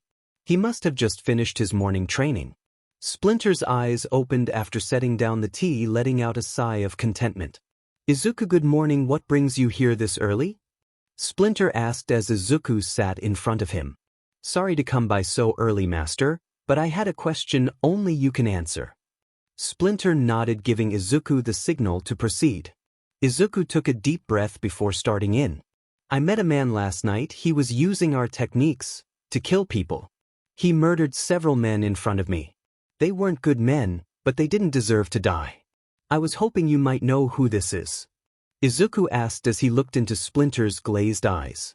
It seemed as if his master was a million miles away. Splinter closed his eyes for a moment as he released a shaky breath. "Izuku, this isn't something we should discuss. I have nothing to say on this matter. Sorry you came here for nothing," Splinter said, rising to his feet. Izuku bit his lip, debating on whether to leave or not, but shook his head. "Sensei, please. This man killed people in front of me using our techniques and I couldn't stop him. I tried to protect one and I failed. I wasn't able to save him. Please, you have to tell me who this is," Izuku said, standing to his feet, staring at Splinter's back only for the older man to turn around. Yoshi looked into Izuku's eyes, always so expressive. The boy wore his heart on his sleeve, so Splinter could tell that this man's death affected him greatly. "Izuku, your compassion is remarkable," Splinter said before sitting back down and waving for Izuku to do the same, which he did. "The man's name is Orakusaki, and he was once my brother in training. I was older than him by a decade, but I looked at Saki as my younger brother, both training under my father. Both of us had a strong sense of justice and pursued heroics, but even then I knew without a quirk no one would accept me as a hero, so I protected this area as a vigilante while Saki went on to pursue a career as a licensed hero. Our paths split at that point. I found love in my wife Tangshin and stopped being a vigilante, but Saki grew displeased with hero society and began exerting his own justice, killing villains instead of taking them in." Splinter rubbed his forehead at remembering these dark moments of his past. "At the time I didn't know this. I was too involved in myself to notice what was happening to my friend until Tangshin was killed. Splinter swallowed hard trying to keep his tears from falling, and Izuku felt his pain. He knew how important Tangshin had been to his master. He felt awful making Splinter go through this, but it had to be done. Saki was killing people and had apparently been doing so for a long time without being caught. It was an accident, drunk driving kids. Saki came to me wanting for us to get revenge for Tangshin, but I refused. I couldn't do that to Miwa. I couldn't make my daughter an orphan, her mother killed, and her father a murderer. Saki saw this as an affront to Tangshin's memory. A woman he thought of as an older sister. He killed those kids and I didn't stop him. It was only after he had done the deed did I confront him. We fought, but I couldn't do what needed to be done. I let him go and excommunicated him from our dojo, but I couldn't live with the guilt of having let him kill those kids, so I left Japan with Miwa heading for the US. I had only recently returned when your mother asked me to train you. I had my reservations, but the look on your face back then, the determination to follow your dream gave me hope, and now seeing the man you've become lets me know I made the right decision. Splinter said, placing a hand on Izuku's head. Don't do what I did. I let Saki go because of our past. Don't let the murder of those men cloud your judgment. If you choose to pursue him, do it the right way, understand? Promise me you won't break the rules for him or to catch him. Izuku stared into Splinter's amber eyes and gave a single nod. I promise, Sensei, I will bring Stain to justice the right way or not at all. You shouldn't feel guilty about choosing not to seek revenge for your wife. It was an accident, and though I never met Tangshin, I think she would be proud of your choice. He said, smiling and filling Splinter with pride as the boy stood up and left. Izuku returned to school the next day, this being his first official day as class rep. He was eager to pay back everyone's trust in him. As Aizawa walked in, Izuku led the morning greeting to their homeroom teacher. Stand, bow. Good morning, Mr. Aizawa. Be seated. All students followed suit before sitting down again. Izuku breathed a sigh of relief, glad he hadn't forgotten or said anything wrong. Out of the corner of his eye, he noticed Uraraka giving him a stealthy thumbs up before Aizawa began speaking. Good morning. Now today we'll be taking a trip to one of the training fields, so get in your costumes and head out to the bus. He said simply before leaving the classroom as the students headed for their respective locker rooms. In the boys' room, the standard male camaraderie could be felt as the boys discussed what they'd done over the weekend. Ojiro looked at Izuku as the two got dressed. So how'd the dates go? Ojiro asked, keeping his voice low but apparently not low enough as Mineta was pulled from trying to listen to the girls through the wall, zeroing in on Izuku, who he pounced on, being caught on instinct by Izuku. Mineta, what are you doing? Izuku shouted, shocked halfway through pulling on his suit as the purple midget writhed in his hand like an angry ferret. Who was your date with, Midoriya? Mineta shouted, alerting all the boys to the brewing situation. What? No way Midoriya had a date with who? Tell us. Denki said, sitting on the bench nearest Izuku as most of the male students crowded around the green-haired boy aside from Bakugo, Todoroki, and Tokoyami. Izuku looked at Ojiro, who held his hand up vertically in front of him in apology as Izuku was then swarmed with questions about who he was dating. In exact opposition to the noise the boys were making, the girls' locker room was silent as a crypt due to the thick veil of tension that emanated from two girls, Uraraka and Toru. The other girls looked on at the two slowly dressing, trying hard not to breathe too loudly. What's up with those two? Tsu asked Tomomo as she zipped up her uniform and began tightening her gloves. The creation girl shook her head before. I don't know, but we can't let this continue, she said, walking over to Toru and Uraraka. Excuse me girls, I know we aren't all that close, but as vice class rep it's my job to make sure everyone in class is doing well, so what seems to be the problem? Asked as Toru and Uraraka turned towards her, radiating death and malice. Momo felt a chill run down her spine as she took a step back. No, I can't. Midoriya is counting on me to help keep this class in order. I can't let him down, she thought before stepping forward, only for Mina to slide in between the trio. Isn't it obvious? It's about a guy, she shouted, breaking Uraraka out into a blush, and judging from Toru's fiddling fingers she was also quite embarrassed. WWWN, no it's not T. Uraraka objected, hurriedly getting dressed as Toru slid past the other girls and out the door. The tension having left the room completely at Mina's outburst as the girls evacuated the locker room, the last being Jiro, who pulled her earphone jack out of the wall, her face red. Midoriya had a date with who? She thought to herself as she followed her fellow females outside, meeting up with the boys as they gathered onto the bus. The last person to board being Izuku, after having made sure that no one was left behind. He climbed on and began heading towards one of the only seats open next to Tsu. He didn't notice the multiple looks of disappointment by the other girls, each having had their extra seat taken. "I hope you don't mind, Azui," Izuku said as he thought about what he'd learned from Splinter and then about Stain himself, the memory of his failures still fresh in his mind. "Not at all, Midoriya, and please call me Tsu," the frog girl said, looking at Izuku, noticing the dark and involved look on his face. She felt bad for him, wondering what could have the boy in such a state. "Midoriya, what's wrong? You look sick," she said, drawing Izuku from his ruminating. "It's nothing, Azui. I couldn't help somebody when they needed it is all." He gave her a half-truth, not wanting to tell her how he'd let someone die right in front of his eyes. "Were they a friend of yours?" she asked, looking at him curiously as Izuku shook his head. "No, I didn't know him at all. He wasn't a good person. But I think he could have been a better person if given the chance. It just kiss I couldn't help him," he said as the eyes of that thug swam across his vision. He looked confused, as if he didn't know that he had died or why. Izuku's fellow students looked at him somberly to know that the Greenettes felt sorrow for not helping a complete stranger, one who he said wasn't a good person no less. "Wow, Midoriya, that's heavy, bro," Kirishima said from his seat next to Tsu, who took Izuku's hand.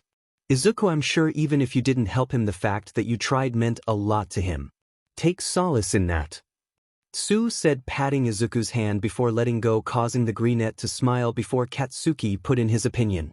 "Stop being such a whiny beach, Izuku. Next time try not to be such a PP," Katsuki shouted, causing the other students to sigh in exasperation. "Come on, Bakugo, that's not cool, man," Kirishima said as Denki shrugged. "He's just being himself, I guess. We all know Bakugo's personality is flaming sheet mixed with garbage," Denki said as Katsuki's eyes glared a hole into the electricity user. "What did you say, sheet stain?" Bakugo shouted as Izuku smiled, a new light in his eye that Tsu took notice of. "What's with that smile, Izuku? Bakugo just laid into you pretty harshly," Tsu spoke as Izuku shook his head. "That's just Katsuki's way of telling me to do better. He knows I'll wind up doing something like that again if it comes down to it," he said as Tsu touched her chin in contemplation. Mina sat across from Izuku, staring at the boy as she liked her lips. "He's such a good guy. I wonder what he's hiding under all that sweetness. I hope it's something naughty," she thought to herself, rubbing her thighs together as Momo and Uraraka stared at the green-haired boy, both enamored by his strong sense of justice. Toru was a bit conflicted. She knew who Izuku was talking about, and she couldn't say she agreed with him completely. That guy had tried to assault her, and the only reason he and his friends had been there was to get revenge on Izuku for stopping him. Karma was not to be trifled with. For her part, Jiro remained stoic, but even she was touched by Izuku's fervent desire to help everyone he could. "All right, that's enough. We're here. Everybody off the bus," Aizawa said as the students filed out of the bus and were greeted by none other than Rescue Hero 13. "Everybody say hello to your guest instructor 13. She will be in charge of your exercises today," Aizawa explained as the class said hello to 13. "It's a pleasure to meet you all and welcome you to the Unforeseen Simulation Joint, or USJ for short," 13 explained as she led the class into the massive structure in which was housed 5 different areas. Izuku could hardly believe they were still inside a building. "Today's lesson will be comprised of you all carrying out mock rescue missions in each of the 5 zones, those being the mountain, landslide, conflagration, ruins, flood, and downpour. Every day there are all kinds of natural disasters ranging from earthquakes to forest fires. It is our job as heroes to use our abilities to assist the victims of these disasters. I know some of you are thinking your quirk couldn't possibly help in rescue mission, but that's not true." 13 held up one of her fingers to the class. "My quirk is Black Hole, one of the most destructive forces in the universe, but I use this quirk to clear debris and remove harmful materials. but if I'm not careful I could accidentally kill someone, and that goes for any quirk. We need to think about how best to use our quirks in every given situation. Izuku nodded, taking in this information. It had to be divine fortune that today he'd be going through rescue operations after all. If he knew what he was going to learn today during Stain's attack, maybe he would have been able to handle it differently, but as 13 continued with her speech, Aizawa turned suddenly as a black shape took form in the middle of the USJ Plaza. As he looked on, figures started to emerge from the steadily growing portal. The students took notice of their homeroom teacher's demeanor, with Kirishima walking forward. I thought we were doing rescue op dash? Aizawa held out a hand in front of his students, stopping their approach. Stay back. This isn't part of the exercise. 13 Protect the children. Kaminari, try to get a signal out to the main building. I'll hold them off, Aizawa said as he pulled his goggles down over his eyes and then bounded down the stairs, engaging the foremost villains after erasing their quirks. Izuku moved towards Ida, getting the taller boy's attention. Ida, you need to get out of here and warn the teachers outside, he whispered as Ida looked at him. But Midoriya, Kaminari is already working on that, Ida said before Kaminari gave out bad news. Sorry guys, no go, there's something blocking my transmissions. We're completely cut off from the outside. The lightning blonde spoke disappointedly. See, we need you to get out of here and to warn the other teachers. You're the fastest of us after all, Izuku said as the warp gate user appeared before them. Sorry to interrupt your school day, students, but we desperately need to have a word with All Might, and we're told he would be here today. But since he doesn't seem to have appeared just yet, I'll have to ask you students to keep my comrades company for a while. Stand back, students, I'll hand dash. 13 stepped forward, popping off the cap to one of her fingers, and began sking the warp gate user towards her, but had to break off her attack as Kirishima and Bakugu jumped towards the villain, breaking her line of attack before inevitably being drawn into the villain's portal. How rambunctious, you all deserve a timeout, the villain spoke as he began to engulf the majority of the class. Izuku looked at Ida as he managed to save Uraraka from the portal. Remember, Ida, you need to get out of here, he shouted as he was swallowed by the darkness, only to come out seconds later above a large body of water and crashing through the water's surface. He opened his eyes, seeing nothing around him before starting to swim to the top, only to notice a swift shape moving towards him. Sorry kid, I'll try to make this quick, the shark-like villain snarled, opening his mouth wide as Izuku curled his finger. He wasn't sure if this would work underwater, but he had to try. He waited for the villain to close in, but right before he could flick his finger, Tsuyu appeared, slamming her feet into the villain's face before springing off him out of the water and dragging Izuku with her onto a nearby boat. Izuku took a large breath of air as he sat up, only to hear someone speaking before a purple body was slammed onto the deck next to him. Mineta, are you all right? Izuku said, checking to see if the boy was still conscious after a hard slam like that. He looked to be fine as Izuku turned to Azui, guessing what might have happened to make her slam him onto the deck like that. Thanks for the save, Azui, I wasn't sure how long I would have lasted without you, Izuku said as Mineta sat up, looking over the railing at the gathered water villains. I told you to call me Tsu, and don't thank me, we're not out of danger yet. They have us surrounded and outnumbered, Tsu said in her traditional monotone as Izuku cupped his chin, thinking about what to do. Look, all we have to do is stay put, the heroes will get here and they'll take care of this, Mineta said, tugging on Izuku's suit. Besides, it's not like we can do anything, look at these guys, Mineta shouted, tossing off a couple of his ball and then pointing at the futility of his attack as one of the villains made small waves with his hands to keep the ball from getting near him. Tsu looked at Mineta and in traditional Azui fashion asked, Mineta, are you sure you want to be a hero? Causing the grape-haired boy to glare at her. Shut up, frog girl, of course I want to be a hero, but we don't stand a chance. Tell her, Midoriya, Mineta said as he noticed the green-haired boy staring at the villains and their reaction to Mineta's ball. We can't wait, Mineta. Eventually either they're going to come onto the boat or more likely sink the boat and pick us off once we're in the water. We have to fight, and I might have a plan, but I can't do it without either of you. Mineta's eyes filled with tears as he stared between the green-haired duo. You two are nuts. Not all of us are badass ninja warriors like you, Midoriya. Izuku dropped down to a knee, placing his hands on Mineta's shoulders. I know that, but you two are badasses in your own way. I can't save all three of us, but if we work together we can get all of us out of this.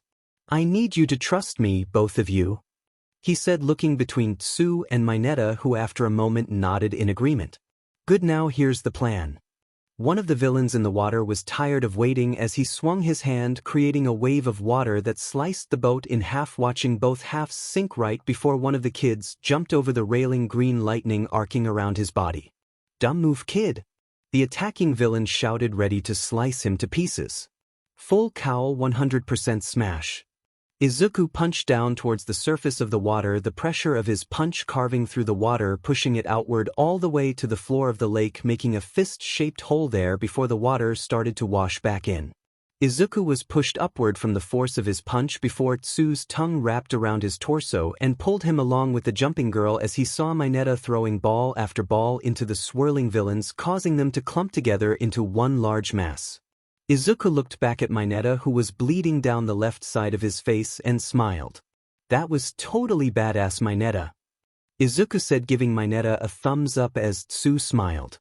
The both of you are badass, she said as they landed near the shore of the lake, looking onto the battle between Aizawa and the villains. At the USJ entrance, the remaining students looked on as 13 unleashed the full power of her quirk against the warp gate, steadily sking him towards her. Give up, villain, I will not allow you to harm these students, she shouted, increasing her suction. The students looked on as Ida stared at the front door, Izuku's words in his head. You have to get out and warn the teachers, Ida.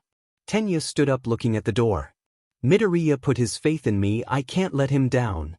Ida felt a hand on his shoulder and saw Uraraka at his side, smiling. Deku trusts you, Ida, so we're going to do everything we can to help you, Uraraka said. Even though she was worried about Izuku, she had to help Ida like Izuku had wanted. It was at that moment that the fight between 13 and the warp gate took a turn as a portal opened behind 13, turning the suction of her black hole on herself, tearing through the back of her suit, gravely injuring the hero. Uraraka pushed Ida towards the door as she ran to 13 along with Mina. Go, Ida, she shouted as the boy turned and ran full tilt towards the door, but the warp gat was right on him. I won't allow you to see dash. Kurogyari was cut off as he was enveloped in a web of flesh by Shoji. Get out now, Shoji shouted, squeezing tightly around the warp gate as Ida ran to the door, pulling it open as he ran through. Thank you, everyone, I won't let you down, he shouted back, engaging his quirk fully and speeding away from the USJ. Aizawa stood in the middle of a circle of down villains, his hair falling back over his eyes as he panted there. He was covered in sweat and felt as if his eyes were covered in sandpaper. He couldn't keep this up for much longer. You're slowing down, Eraserhead. The time between your cancellations is getting bigger and bigger, the ringleader of this attack stated from behind his mask. Aizawa grit his teeth before rushing the villain and slamming an elbow into his stomach, only for his elbow to be engulfed in pain. Aizawa hissed, jumping back and looking at his elbow. It was completely destroyed, the skin having flaked off like old paint, revealing muscle fiber and bone. What happened? My arm's useless. This lapse in focus gave an opening to the massive creature that had been accompanying the hand mask villain. Aizawa looked behind him into the creature's face before he was slammed to the ground face first, as the creature slammed its massive hand on his uninjured arm, breaking it completely. Yaya! He screamed in pain before his face was slammed into the ground. Oh man, I was sure All Might would be here by now, Tamura said as Kurogyari appeared next to him. I'm sorry to report, Tamura, but one of the students escaped and is no doubt bringing reinforcements. I suggest we make a retreat. Tamura glared at Kurogyari, scratching his neck violently before sighing. All right then, but I suggest we leave All Might with a parting gift, such as the death of his precious chicks, Tamura said, suddenly appearing before Izuku, Mineta and Tsu, his hands reaching out for Tsu and Mineta, and after having seen what it did to Aizawa's elbow, Izuku was filled with sick dread, but right as Tamura touched Tsu, nothing happened. You really are so cool, Eraserhead, Tamura said, looking over his shoulder at Aizawa and grinning broadly. Izuku took this moment to attack, launching from the water in full cowl and channeling 20% of One for All in his fist. That should be more than enough to lay this guy, he thought to himself as his fist struck something, kicking up dust and sending the water receding from the coastline, dragging Mineta and Sue away from him and the villains. The dust soon receded, revealing the form of Nomu standing there, not having moved at all from the strong punch he'd taken to the gut. Izuku grit his teeth as he moved to jump back, only to be stopped by the iron grip Nomu had on his forearm. Izuku could feel his bones straining under Nomu's strength before he was lifted off his feet and slammed to the ground. He felt his arm JRK at an excruciating angle, signaling his broken bones. Izuku tried to pull free from Nomu's grip, going all in with 100% of One for All, but he couldn't budge the monster's immense strength as he was lifted into the air again and slammed to the ground once more, coughing up blood. Sue and Mineta were paralyzed in the face of Nomu's brutality as it proceeded to punch Izuku's body deeper and deeper into the ground. Izuku's vision grew dim, the pain a far-off feeling as the color drained from his vision, leaving him in a world of black. Izuku looked around at the black atmosphere of where he was and remembered this place from his dream. He looked up as the sounds of footsteps could be heard. Izuku turned towards the sound and saw a small red light coming towards him, growing bigger by the moment until it was revealed that the light was coming from a man. His body glowed a brilliant red hue as he soon bathed the entire area in red, including the once black parts of Izuku's body were now dyed in the man's color. The man had a slim muscular build, dressed in blue trousers with large cuffs and a yellow sash around his waist, sandals and an open long-sleeved red button-down cardigan.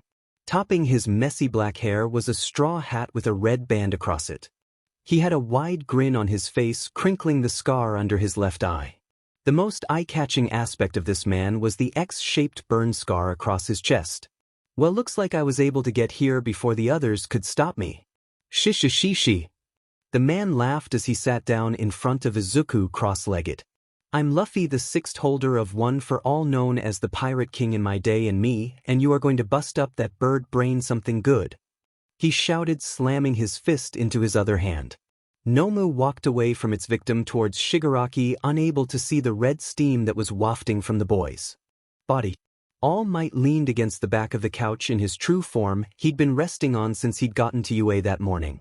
He'd foolishly gone past his limit this morning and couldn't make it to class. But worst of all, he's being held captive by Principal Nizu and his long-winded speeches. Now All Might had immense respect for the principal, but this was bordering on torture. All Might, are you listening? Nizu asked, having climbed onto the back of couch to stare Toshi in the eye. All Might jumped, having been roused from his inner turmoil, coughing up a bit of blood, moving so suddenly. Of course, Principal Nizu, I was just thinking maybe it's time I head out to these, make an appearance at least. All Might said, transforming into his buff form as he opened the lounge door. Oh, very well, All Might, I'm surprised I was able to hold you here this long, but go ahead. Principal Nizu said, sipping his tea as All Might gave a wave and dashed out of the room before the principal changed his mind. If I hurry, I can maybe even give a few tips on rescue operations. All Might thought to himself as he put on even more speed. Izuku looked at the man called Luffy before him and pet an eyebrow. King of the pirates, what's that, Maya? Pirates are evil, aren't they? Why would someone entrust One for All to a pirate? He thought to himself as Luffy stood up, throwing a few punches, completely unaware of Izuku's quandary, and because Izuku's body wasn't completely formed in this world, he couldn't say anything. Luffy looked at the boy and smiled again. Don't worry, kid, I'm going to help you out. My quirk is totally the best to beat that guy to a pulp. My body's rubber, see? He said, pulling his cheek nearly a foot from his face before letting it snap back into place. Izuku's eyes nearly shot from his skull at the ridiculousness of Luffy's quirk. So blunt force doesn't work on me, but I'm not sure what exactly it'll be like for you. One for All has been boosting all our quirks while storing them, so my quirk might be a little unwieldy at first, but that's why I'm here. I'll guide you with it, giving you all my knowledge, and together we'll send that guy flying. Luffy held out his hand to Izuku, who looked at it for a moment. He didn't really understand what was going on, but all he needed to know was that this guy was going to help him protect his friends from villains, and that was good enough for him. For the first time since discovering this place, Izuku was able to move and gripped Luffy's hand firmly. Tamura Shigaraki was clapping his hands as Nomu moved towards him, his fists coated in the blood of that boy. "Ha, well done, Nomu," Tamura said, clapping like an excited child having watched some amazing stunt be performed. "That'll teach these kids to respect their elders." Tamura was interrupted from his gloating as an explosion of steam could be seen from the hole Izuku had been pounded into. A tall pillar of red energy wafted from it like steam as a figure stood in the middle. The steam was so thick it could even be seen from the entrance. "What is that?" Mina asked, squinting her eyes as she looked on with the others.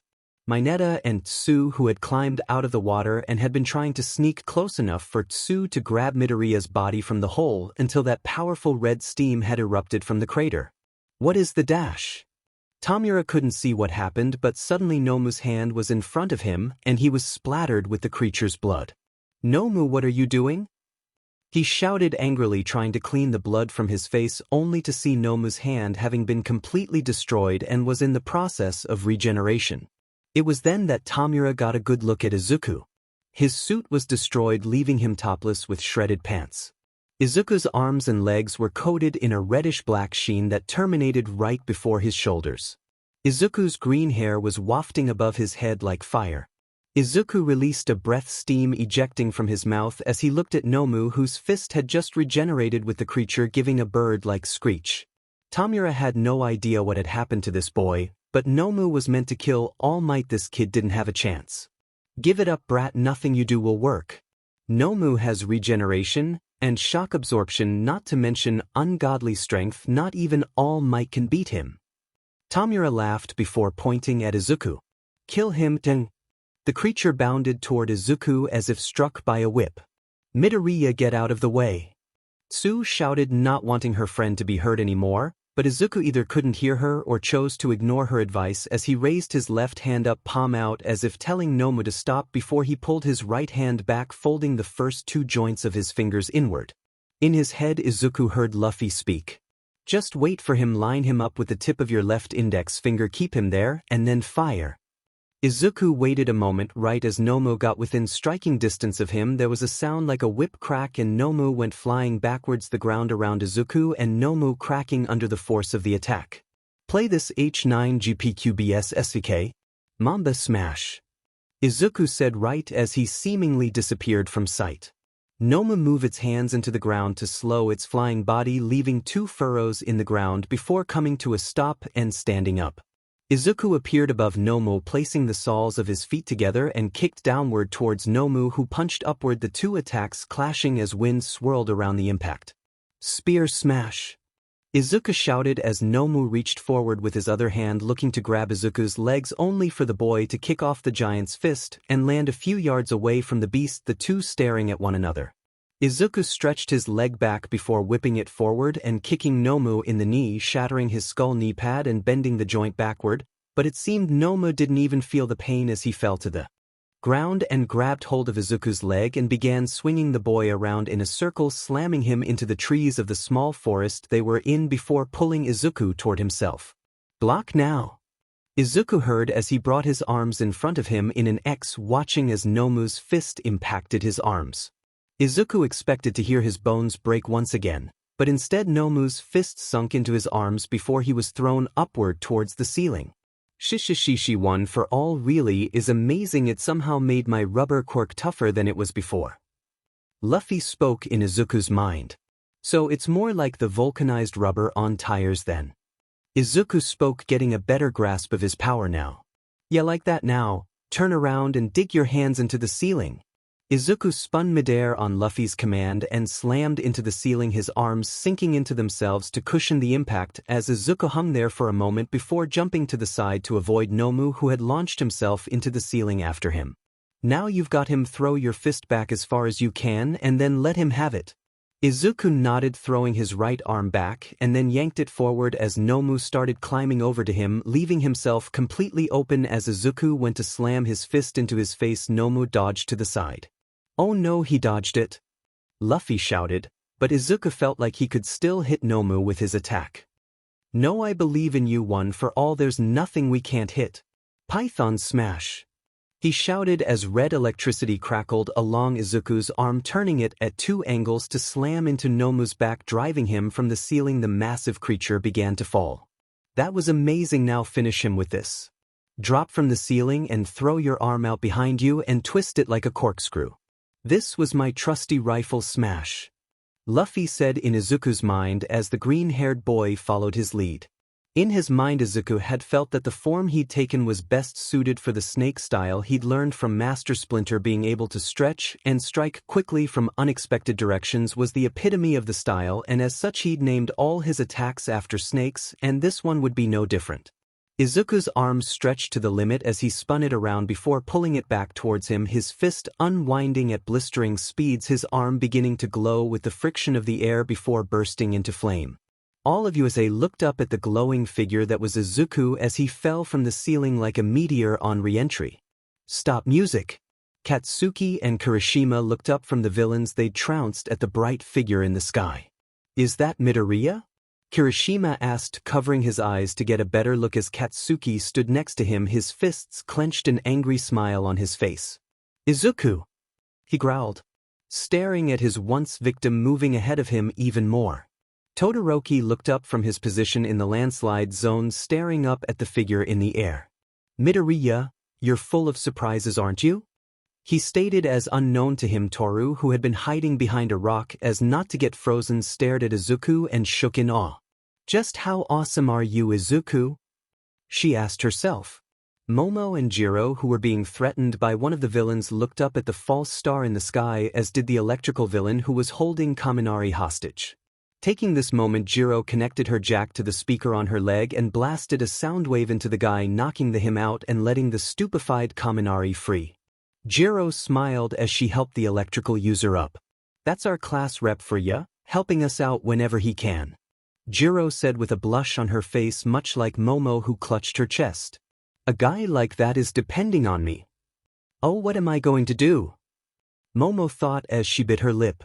At the entrance, all the students looked at Izuku taking on the creature that had savaged their teacher so badly and cheered. Go Midoriya, you've got this, hun. Mina shouted as Achiko smiled, tears in her face. You never stop moving forward, Izuku. How's a girl supposed to keep up? She asked amidst the cheering. Resume music. Izuku stared down at Nomu as he closed in his fist, rocketing forward. Sidewinder smash. He shouted as his fist connected with Nomu's gut, exploding in flame as the monster was dropped to the ground in a massive plume of smoke, with Izuku landing next to him, his springy legs absorbing the shock completely. Tamura and Kurogiri stared at the boy as he stood there seemingly victorious, only for the rubble of Nomu's crash to be thrown away as the burnt creature stood up, beginning to heal the damage. What, he's still standing? Izuku said as his body began steaming more. His muscles felt as if they were on fire. We've almost reached our limit, but we can't stop now. We're so close.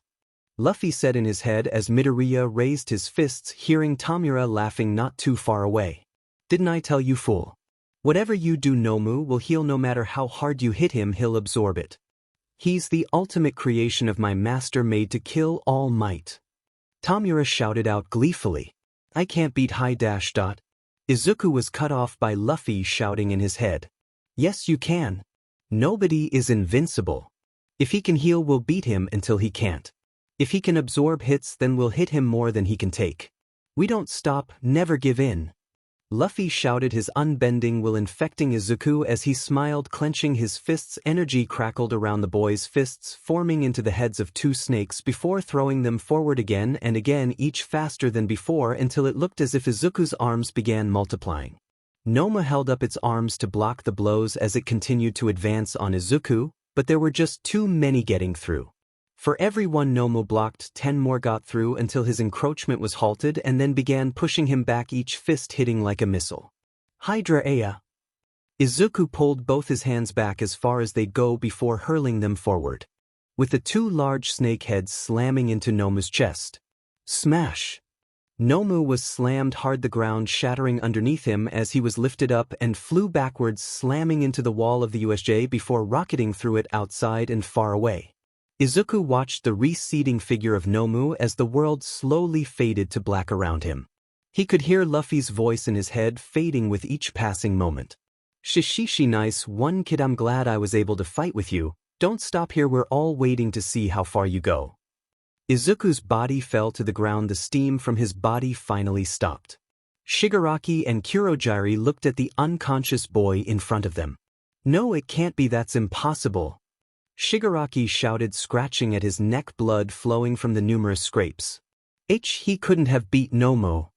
Shigaraki's hands fell from his neck as he started to move forward slowly at first before going into a dead run as he advanced on Izuku's body, his hands outstretched before feeling a massive impact on his side, throwing him far to the left. He rolled on the ground before being caught by Kurogiri and looking at the frowning face of the number 1 hero. I appreciate you boys' help, but I'll take it from here. All Might spoke, alerting the 2 villains to the 2 boys that were standing on either side of the unconscious Midoriya, Bakugo and Todoroki. I would be ashamed of myself if I allowed our class rep to be killed before my eyes, said Todoroki, a small ice wall protecting the unconscious form of Izuku as Bakugo growled. I wasn't here for shitty Izuku, I just wanted another chance to blow their buttes up, shouted Bakugo, casting a glance at Izuku's unconscious form. All Might wanted nothing more than to smile right now. Izuku had went above and beyond the call of his station, but All Might had expected nothing less. Nevertheless, I'd appreciate it if you 2 got Aizawa and Midoriya far from here while I deal with these 2. All Might growled, turning to Shigaraki and Kurogiri only to see the 2 of them retreating into a portal. We've lost Tamura, we should leave. Kurogiri cautioned as Tamura glared at All Might and then at the shielded form of Izuku as the portal closed behind him. All Might rose from his fighting stance. He'd wanted nothing more than to chase after those 2, but Aizawa and the rest of the class were his priority.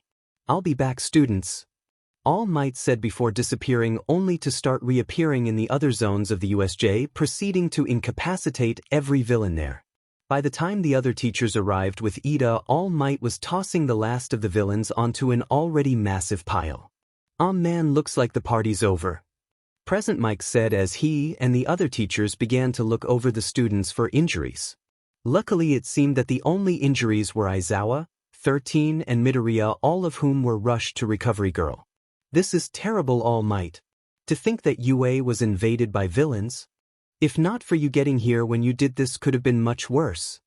Principal Nizu said, looking over the students. But it seems that this experience has given them much knowledge in what it means to be a hero. All Might shook his head, kneeling down to the principal and whispering. That's not the case, Nizu sir. I only arrived here moments before you did. The students did the heavy lifting, none more so than Izuku Midoriya from what I'm told. He fought the creature called Nomu and defeated him. Nizu's face didn't change all that much, but for All Might, who had known the mysterious creature for so long, he could tell he was shocked. I see, so that's what happened. We called the police on the way over and they just informed me they found a large creature far from here. I'm guessing that creature is the Nomu. I think we should pay Midoriya a visit, Nizu said, climbing onto All Might's shoulder, but before the number 1 hero could leave, he was stopped by the fellow students of Class 1A. How is Midoriya and Mr. Aizawa doing? Asked Yaoyorozu, stepping into her role as vice rep. Yeah, Midoriya went all in like a man, we gotta see him. Kirishima spoke, pounding his chest. S'il vous plaît, I must wish him well. Seeing my twinkling visage will no doubt ensure a speedy recovery. Aoyama said, swishing his cape back and forth. Principal Nizu raised a paw to quell the anxious student body. Children, please, there will be time to see Midoriya after Recovery Girl gives the okay, and we've spoken with him. For now, please follow Ectoplasm back to class. Disappointedly, the students followed Nizu's orders and were led back to the school building by said teacher as All Might and Nizu went to the nurse's office, finding Recovery Girl there administering the final touches to a groggy Izuku. All Might, you're okay? Izuku said, trying to stand only to fall back on the bed. Easy there, young Midoriya, you've pushed yourself really hard today. All Might said, helping Izuku lay properly in the bed. That's an understatement, he's completely exhausted, so whatever questions you have for him will have to wait. And I need to speak with you most of all, Mr. Symbol of Peace. I've called a cab for the boy and one of the teachers will make sure he gets home safe. Recovery Girl said, whacking All Might in the back of the knee. Why, yes, ma'am. All Might said, rubbing his leg as he began to follow Chio before Izuku called out to him. All Might, before you go, I have to tell you something. All Might turned around at the boy while his eyes drooped. I saw one of them, All Might, the previous users of One for All. I saw the Pirate King, he said before nodding off. All Might looked at Izuku, unsure what he meant. The Pirate King, who's that? Nizu asked All Might, who shook his head. I have no idea, sir, but I do believe Izuku when he said he met a former user of One for All. All Might crossed his arms in thought before Chio coughed, gaining his attention. First things first. Gentlemen, Izuku is in a state of complete exhaustion after my healing. His muscles are the biggest priority. Before I healed them, it was as if they'd been torn apart, but I managed to heal them. From what I was told from the teachers by the students, he should be more injured. Broken bones, ruptured organs, but nothing.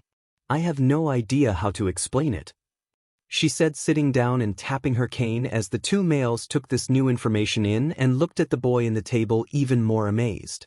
Shigaraki walked into the mahjong bar and grabbed the nearest chair, reducing it to dust before kicking over a table as Kurogiri sighed, watching the tantrum before their master spoke, ending the childish tirade. Tamura, what's wrong? All for One asked as Tamura looked at the screen in the back of the room. Nomo failed, master. Not only did he never see All Might, he was taken out by some kid with more than one quirk. All for One frowned from where he was as his doctor questioned Shigaraki. My Nomu defeated by a child? Impossible, he was perfect. Well, perfection lost you, quack. Tamura shouted before All for One spoke again. What quirks did he have, Tamura? All for One asked as Tamura sat at the bar tapping his fingers against the surface. Strength for one, and he could stretch really far. All for One frowned deeply as memories of a man in a straw hat ran through his mind. He rubbed his stomach as the memory of numerous fists impacting him was dredged from the depths of his mind. Izuku slowly opened his eyes as he looked towards the ceiling of his own room and not the nurse's office. He turned his head to the side, noticing a plate with a sandwich on it and a glass of water. He smiled as his stomach growled. He sat up to satisfy his hunger when he noticed he was still in his school uniform and there was something in his pants pocket. He remembered that his hero costume had been completely destroyed, so obviously someone had dressed him in his school uniform before sending him home. He reached in, feeling a bundle of cloth, and pulled it out as he turned on the lamp next to his bed, unfurling the bundle only to come face to face with a pair of purple and black panties. WWHW what? He shouted before covering his mouth, hoping he hadn't woke his mother as he looked at the underwear in his hands.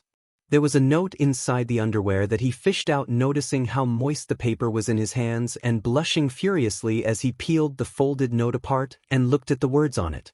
Give these back when you're ready. I won't wear any others until you do. Don't make me wait, or do if that's what you're into. Izuku swallowed hard as he stared at the note and the panties in his hands. There was an address on the note, and he knew it wasn't from Toru, whose house he'd been to several times. So whose were they? Izuku got dressed in his school uniform again as he looked at the wreckage that was his hero costume. Oh man, Donnie worked so hard on this, he said with a sigh, placing the destroyed costume in its case, and was about to heft it onto his shoulder before his mother appeared and took the case from him. I'll take care of this, Izuku dear. I don't think you should be going to school with how exhausted you were, but the least I can do is bring this over to Donatello and explain what happened, though I doubt I'll have to. The whole country knows about what happened there. Good thing none of you kids were hurt, Inko said, shaking her head as she looked her son over, brushing his hair and then sighing. Just like your father, I never met a comb that could tame that hair of yours, she said with a chuckle as Izuku blushed before heading out. As he made his way to school, his mind inevitably turned to the largest mystery at hand.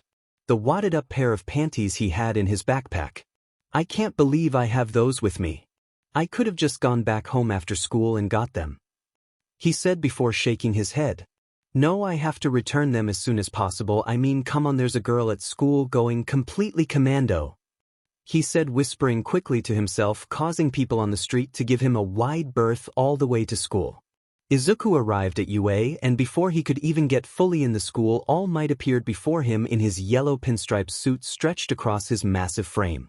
Excuse me, young Midoriya, I hate to pull you away from class, but there is an urgent matter we must discuss. The pro-hero said, placing a large palm on Izuku's shoulder, who nodded, speedily rushing past the hero to the lounge room, eager to keep All Might from his backpack, as if he was sure the hero could sense the offensive garment in his bag. Izuku and All Might sat in the lounge, with All Might reverting to his true form, conserving his dwindling strength. First off, young Midoriya, I wish to apologize for my late entry. Because of my foolish actions that morning of stopping so many crimes on my commute to work, I wasted my energy and forced you to accept a large burden. All Might said, bowing his head in shame as Izuku waved his hands. No, All Might, I wouldn't think of blaming you. You were doing hero work, and well, you showed up when it really mattered. Thank you for keeping all of us safe. Izuku said, issuing forth nothing but pure gratitude. All Might sighed, knowing when he was beat. Nothing he could say would ever convince Izuku that he was negligent in his duties. Well, all that aside, Midoriya, I want to talk to you about what you said to me before falling asleep after the attack. Izuku arched a brow, trying to remember what had happened after he woke up in the nurse's office. Oh yeah, about Luffy. Izuku said, remembering the man who called himself Pirate King. Yes, the Pirate King you called him. All Might said, confirming they were speaking about the same person. You said you met with him, correct? Izuku nodded. Yes, it wasn't just him though. I've been having dreams of the past users of One for All.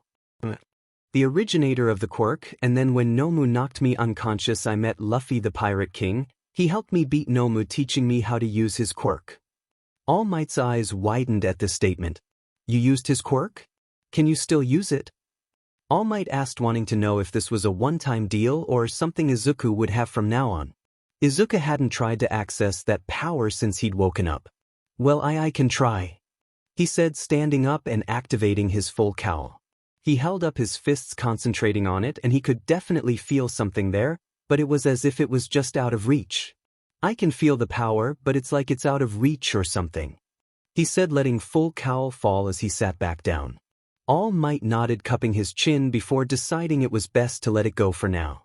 If it was something Izuku could still access, he'd have to trigger it on his own.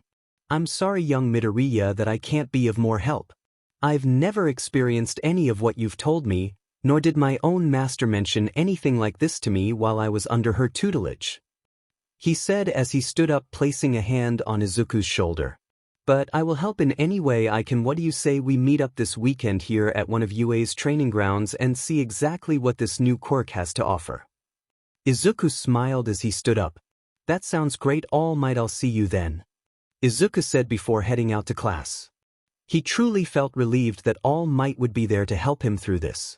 Izuku entered the classroom and was shocked to see what he assumed to be a mummified Aizawa. Mr. Aizawa? He said, looking over the bandaged man. Yes, it's me. Now take your seat, Midoriya, he said, holding up a bandaged hand, pointing out Izuku's seat. Izuku took his seat as Aizawa began speaking. I know what happened at the USJ was unsettling, but if you plan to be heroes, you're going to have to learn to shake these things off and move forward. Point being that the sports festival will be upon us very soon. You've all seen it at least once before. Bigger than the Olympics, the sports festival is your chance to make your mark and show the world what you're capable of.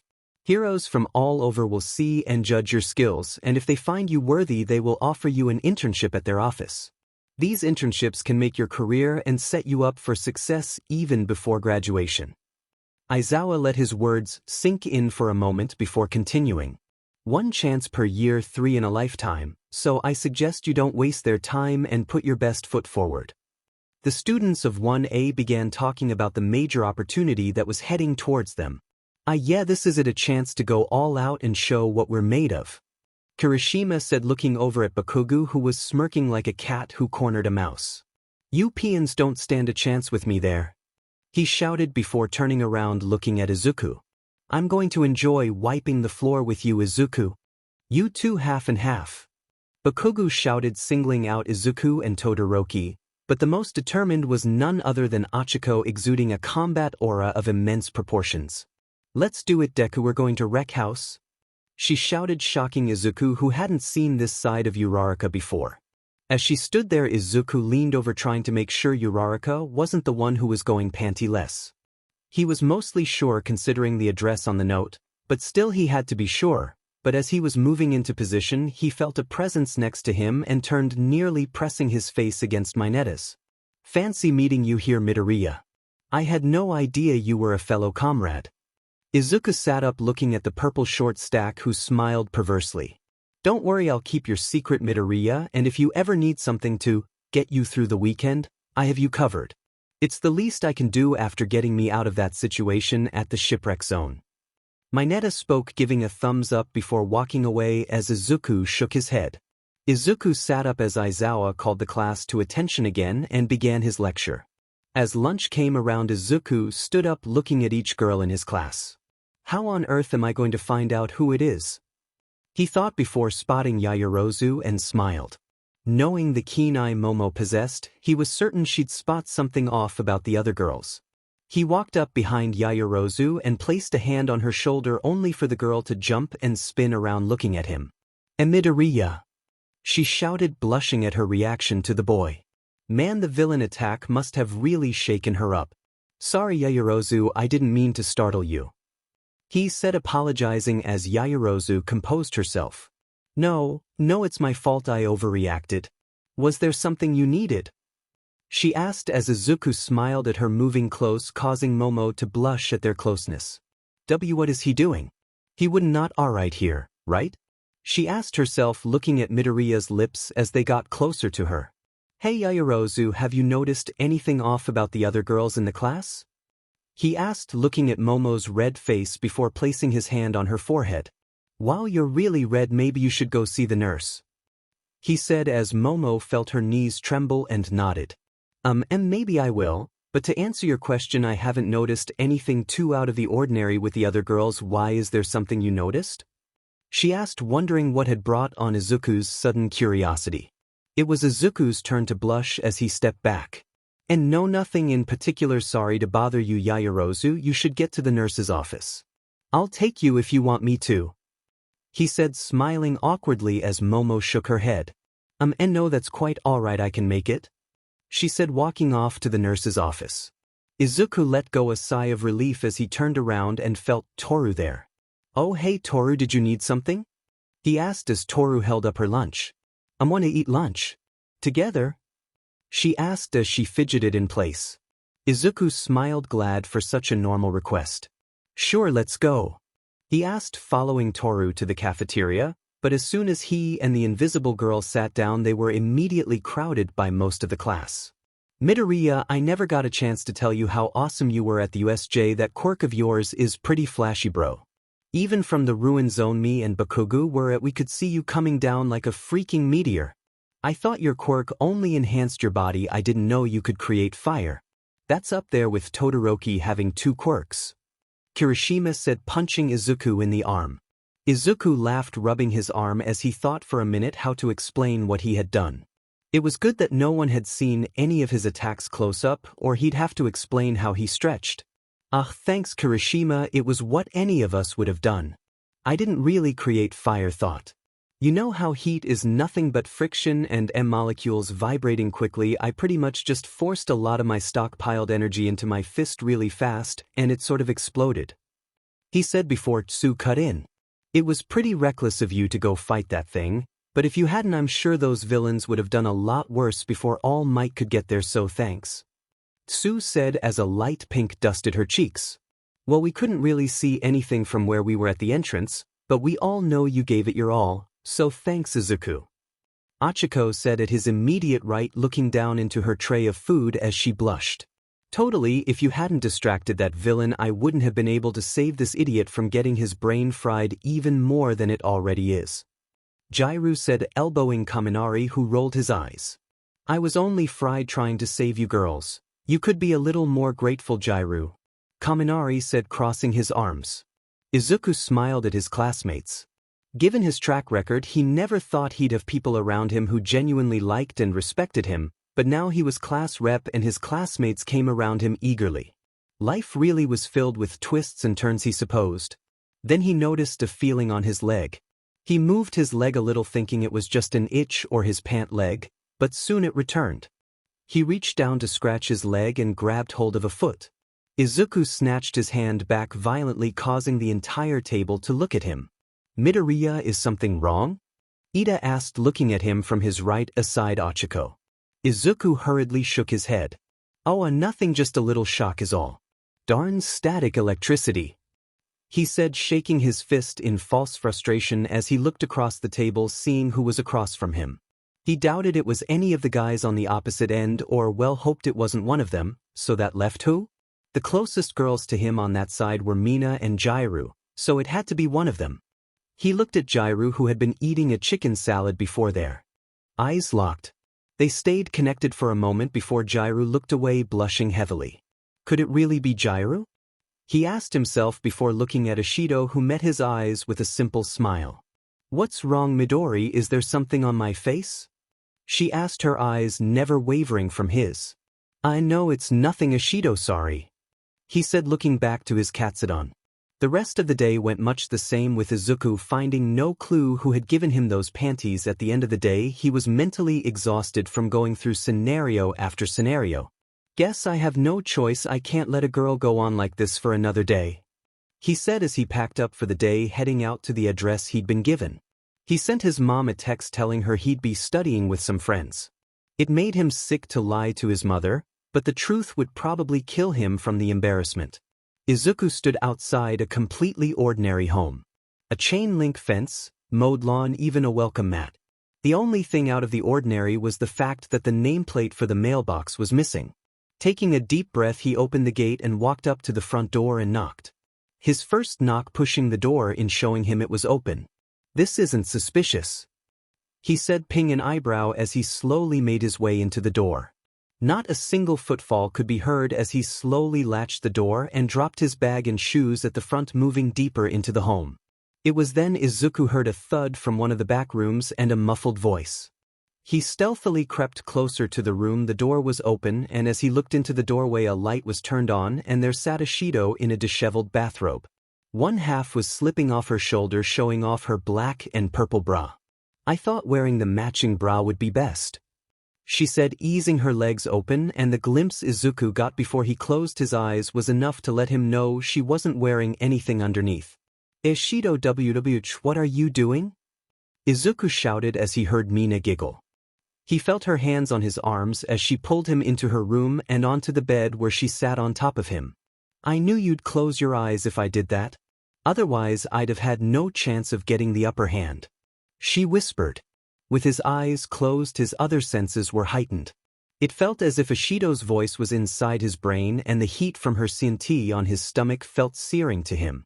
To answer your question, I'm giving everybody what they want, she said, digging her nails into his shoulders. What do you mean, what everybody wants? He asked, opening his eyes a crack, seeing that Ishido's face was only inches from his own. He could see himself reflected in her gold and black eyes perfectly, as he was sure she could see herself in his. Oh, Izuku, you're so cute and naive. I know you've been double-dipping, you naughty boy, she said, smiling at him. Both Toru and Uraraka are head over heels for you, but let me guess, you think you have to choose between them, right? I bet it went something like this. Ishido sat up and cupped her mouth as she hunched over a little, and in a good impression of Izuku said, on the one hand, I've known Toru for a lot longer, and she's so sweet I can't let her down. But Uraraka, she's just so down to earth and dependable, not to mention she knows something about me I haven't told anyone else. Something like that, right? Mina asked, to which a dumbfounded Izuku nodded. Her assessment was spot on for the most part. Mina giggled as she laid atop his chest, her BRS smushing against him. If he looked down, he was sure he could see her exposed cleavage. What if I told you that you didn't have to choose, that if you really want them you can have them both and more? I'd even be willing to help you if you give me what I want.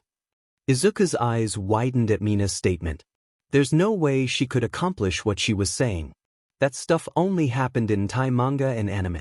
Ishido could see the look of skepticism in Izuku's eyes and sat back up a little, the top of the robe falling off down her arms, completely exposing her bra and top half. I'm telling the truth, Izuku, I'm a girl, so I know how girls' hearts work. I can do it if you do something for me, she said, staying where she was as she stared down at Izuku. He liked his lips, a light sheen of sweat on his forehead, before taking a deep breath. What do you want? he asked as Mina's eyes seemingly glowed in the evening light as her smile became predatory. At a cafe sat two girls looking across from one another. They were in a booth in the back of the cafe and the tension between them was palpable. On one side sat Achiko Uraraka and on the other sat Toru Hagakure. Both had drinks in front of them untouched as the two stared at each other. Even though one was invisible, anyone could tell these girls were locked in a contest of wills. Achiko reached towards her orange cream soda, taking a sip from the long straw before speaking. We both know why we're here, so let's not procrastinate any longer. This is about Izuku. Toru reached for her strawberry slush, swirling around the icy mixture before taking a sip as well. It's as you say, Uraraka, we both want Izuku, but only one of us can have him. I'm not backing down. I've been in love with Izuku since before school started. Toru said, sitting forward as Achiko did the same. You may have known him longer, but I asked him out first, and I was his first kiss. So isn't it only courtesy that you step aside, otherwise you'll just be chasing your own selfish satisfaction, not caring about Izuku's happiness. Toru sat back, slapping her hand on the table as she stared at Achiko. You're saying I'm the treacherous mistress? She hissed as Achiko sat there sipping from her drink. I'll do whatever it takes to make Izuku happy, and I know that it's me who will do that for him. Achiko sat her drink down before sitting forward. The vicious aura she had at the announcement of the sports festival was back and even more intimidating. If that's how you feel, let's settle things at the sports festival then. I plan to win it all, but let's just say whoever makes it the farthest. After all, Izuku is reaching for the top and needs someone at his side who can attain those same heights, so whoever gets closest or surpasses Izuku in the sports festival earns the right to be his girlfriend. Achiko held out her hand to Toru, who after a moment accepted the deal. Yeah, it'll probably go something like that, Mina said as she sat beside Izuku, having explained her prediction about what Toru and Uraraka were likely to do. The green-haired boy held his head in his hands, shaking it back and forth. I can't let that happen. I have to stop them, he said, about to stand up, only for Mina to throw both her legs across his lap. And you will, by doing what I say, but first you asked what I want, and that is simple, my dear Izuku, she said, sounding out his name as she undid her robe, letting it drop to the floor, swiftly followed by her bra. Izuku's eyes nearly exploded as he came face to face with all that was Mina Ishido. I'll be your first baby, and be the first of your girlfriends, of which I have no doubt there will be a few, but I'll be your number one, she said, sitting on Izuku's lap and holding his face in both her hands. Come on, Izuku, pop my cherry, she said before kissing him, the two falling back on the bed. Izuku's eyes shot open wide. You'd think he'd be used to this after kissing Achiko twice and Toru once. But Mina was in a whole different class. While he had felt on equal footing with both Toru and Achiko, Mina overwhelmed him to the point he could do nothing but marvel at her prowess. Her lips massaged his before she bit his lip, making him gasp and giving her the perfect opportunity to slip her tongue into his mouth, invading the orifice like a conquering army. No part of his mouth was safe from her as her tongue toyed with his own before glossing over his teeth. Izuku lay there panting as Mina pulled back, their mixed saliva tracing down Izuku's mouth as Mina sat up, wiping her own mouth. Oh my, what have we here? Mina said, smiling as she reached behind her, cupping the considerable bulge in Izuku's pants. Ha, I knew you were packing, she said, flipping herself around to come face to face with Izuku's crotch, undoing his belt and pants swiftly, grabbing hold of his pants and the waistband of his boxers. Mina slid them both down before feeling a whack to her nose as her eyes went cross, staring at Izuku's impressive length. Izuku had just gotten his head back in focus in time to stare down Mina's dripping sea. Her pink lips were puffy with arsal, giving the boy a peek at her darker pink folds. Izuku swallowed, panting heavily against the exposed lips, making Mina shiver with each exhalation as she grabbed hold of Izuku's member, wrapping each finger around it individually. It was so hot and hard too, she could feel the pounding of Izuku's heart through it, mirroring her own ecstatic rhythm. Here I go, Mina spoke, her breath puffing against Izuku's pee-pee before she engulfed it fully. Izuku jumped at the strange sensation around his pee-pee, forcing more of it into Mina's mouth. I didn't expect him to be so forceful. She thought as she did her best to accommodate the large amount of man meat in her mouth, slowly inching her head down before drawing back her tongue, making revolutions around his pee-pee as she did so.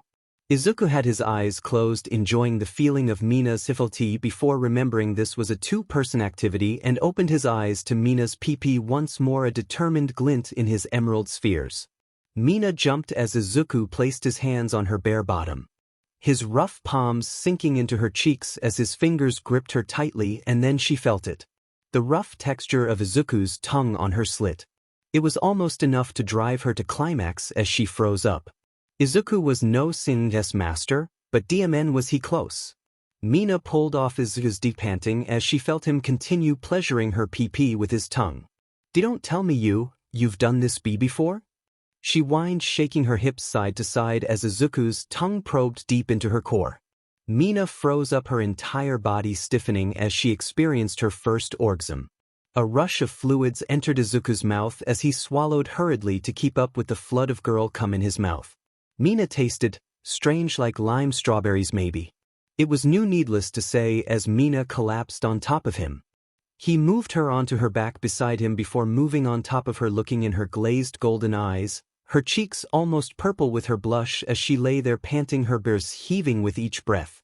Izuku liked his lips tasting the last of Mina's fluids before gripping a leg in each hand, easing them open. Mina looked down as she saw Izuku's member pressed to her entrance. Her eyes traced up his abdomen until locking eyes with her green-haired lover, who gave an awkward smile, most likely his attempt at an enemy grin. "Even in this situation you're still so pure. I love it," she thought to herself as she found the strength to move and reached into nightstand drawer and withdrew a condom from it and tore off the top as she sat up, feeling her second wind coming on.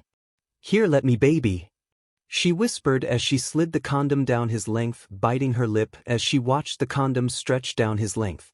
It's barely big enough," she thought, a goofy grin on her smile before she felt Izuku's arms come around her, pulling her forward into a hug as his D pierced her core, impaling her on his pleasure rod.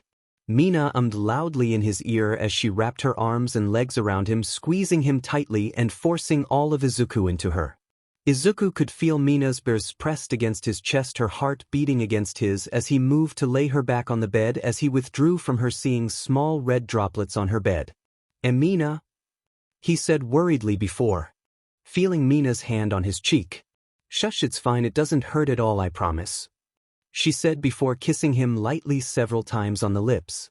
"Now show me what you've got, stud," she whispered as Izuku nodded, sliding his hands down her sides to her ample hips, grabbing hold as he began moving into her slowly, at first easing his full length in before withdrawing, only to repeat the process, his rhythm picking up until the room was filled with the sounds of flesh colliding and Mina's miming. "Oh, Izuku!" Mina yelled as the boy grasped her bare skin on one of her nipples as his pee-pee pounded her pee-pee like a drum. Mina grabbed hold of Izuku's back, feeling the strong corded muscle there as she dug her nails into his back, hearing Izuku's hiss of pain as he drove his D into her very center before crying out in her ear as she did the same, both climaxing at the same time. Both lay in Mina's bed drenched in sweat as Mina's juices ran out onto her comforter. Izuku lay there a moment listening to Mina's heartbeat as his head lay between her BRs before finally moving. His soft pee-pee withdrawing from Mina's pee-pee, the bulbous tip of the condom filled with Izuku's seed popped free of Mina, giving her one last jolt of pleasure.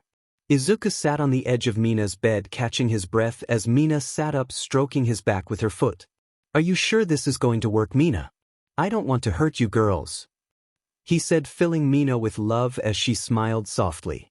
"I'll make sure that doesn't happen, Izuku. Trust me, I'll make it so that we all can be happy. Now the question is, do you want to sleep here? I don't mind, going for round 2 or 4. She said, lying against Izuku's back. "My parents won't be home until tomorrow afternoon, so the house is ours," she whispered into his ear before biting his earlobe, only for Izuku to shake his head hurriedly. "And not that I don't want to do that again, but I should go home, my mama gets worried," he said, reaching for his clothes. Mina flopped back onto her bed, her cheeks puffed as she pouted. Talk about a hit and RU dash. Mina was caught off guard as Izuku kissed her. It wasn't anything over the top, but still he had surprised her, silencing her as he got dressed. "I want to do this again once everything is settled," he said, blushing brightly as he left her bedroom. Mina touched her lips before giggling as she lay there. Oh Izuku, just when I think I've got you, you go and show me something new.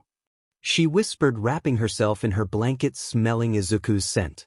That Friday Achiko walked towards her shoe locker and sighed. Izuku was being really distant today. She thought to herself, remembering how Izuku seemed to avoid her.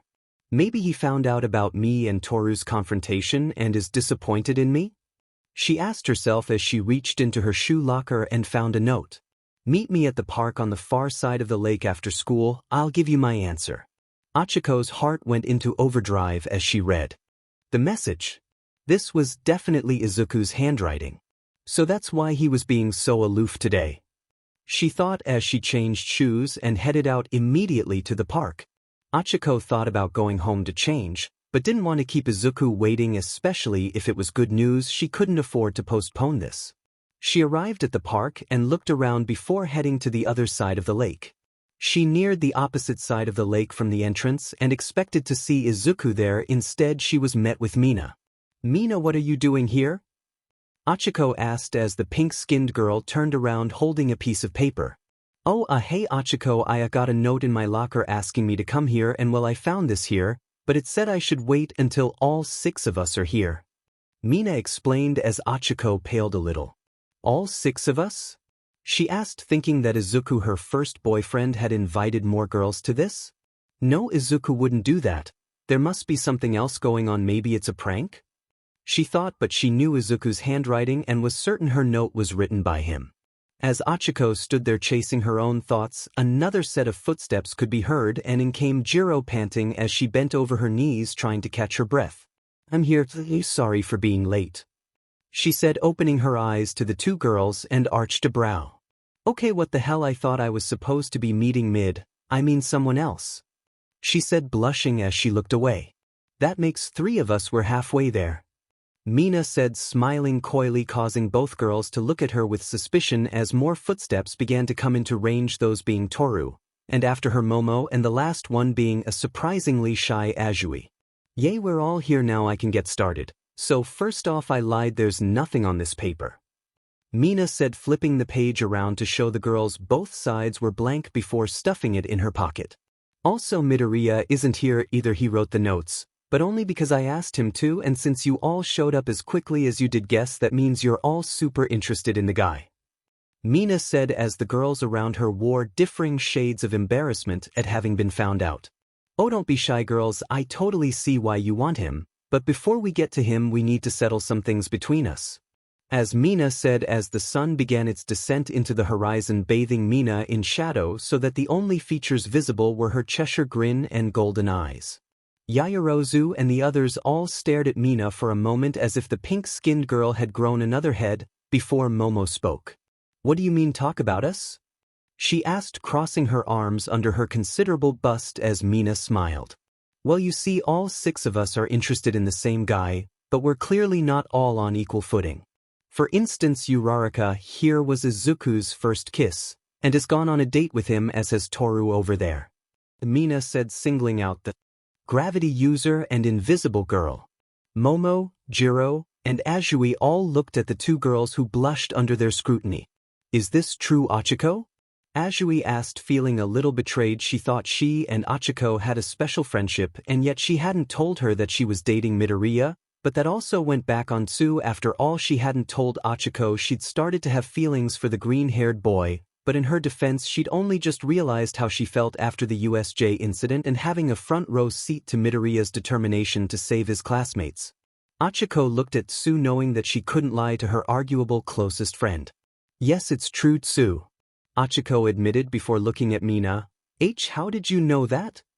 She asked, knowing that Izuku wouldn't say anything without telling her, and they'd both been super careful about not revealing their situation by accident. So how did Mina know?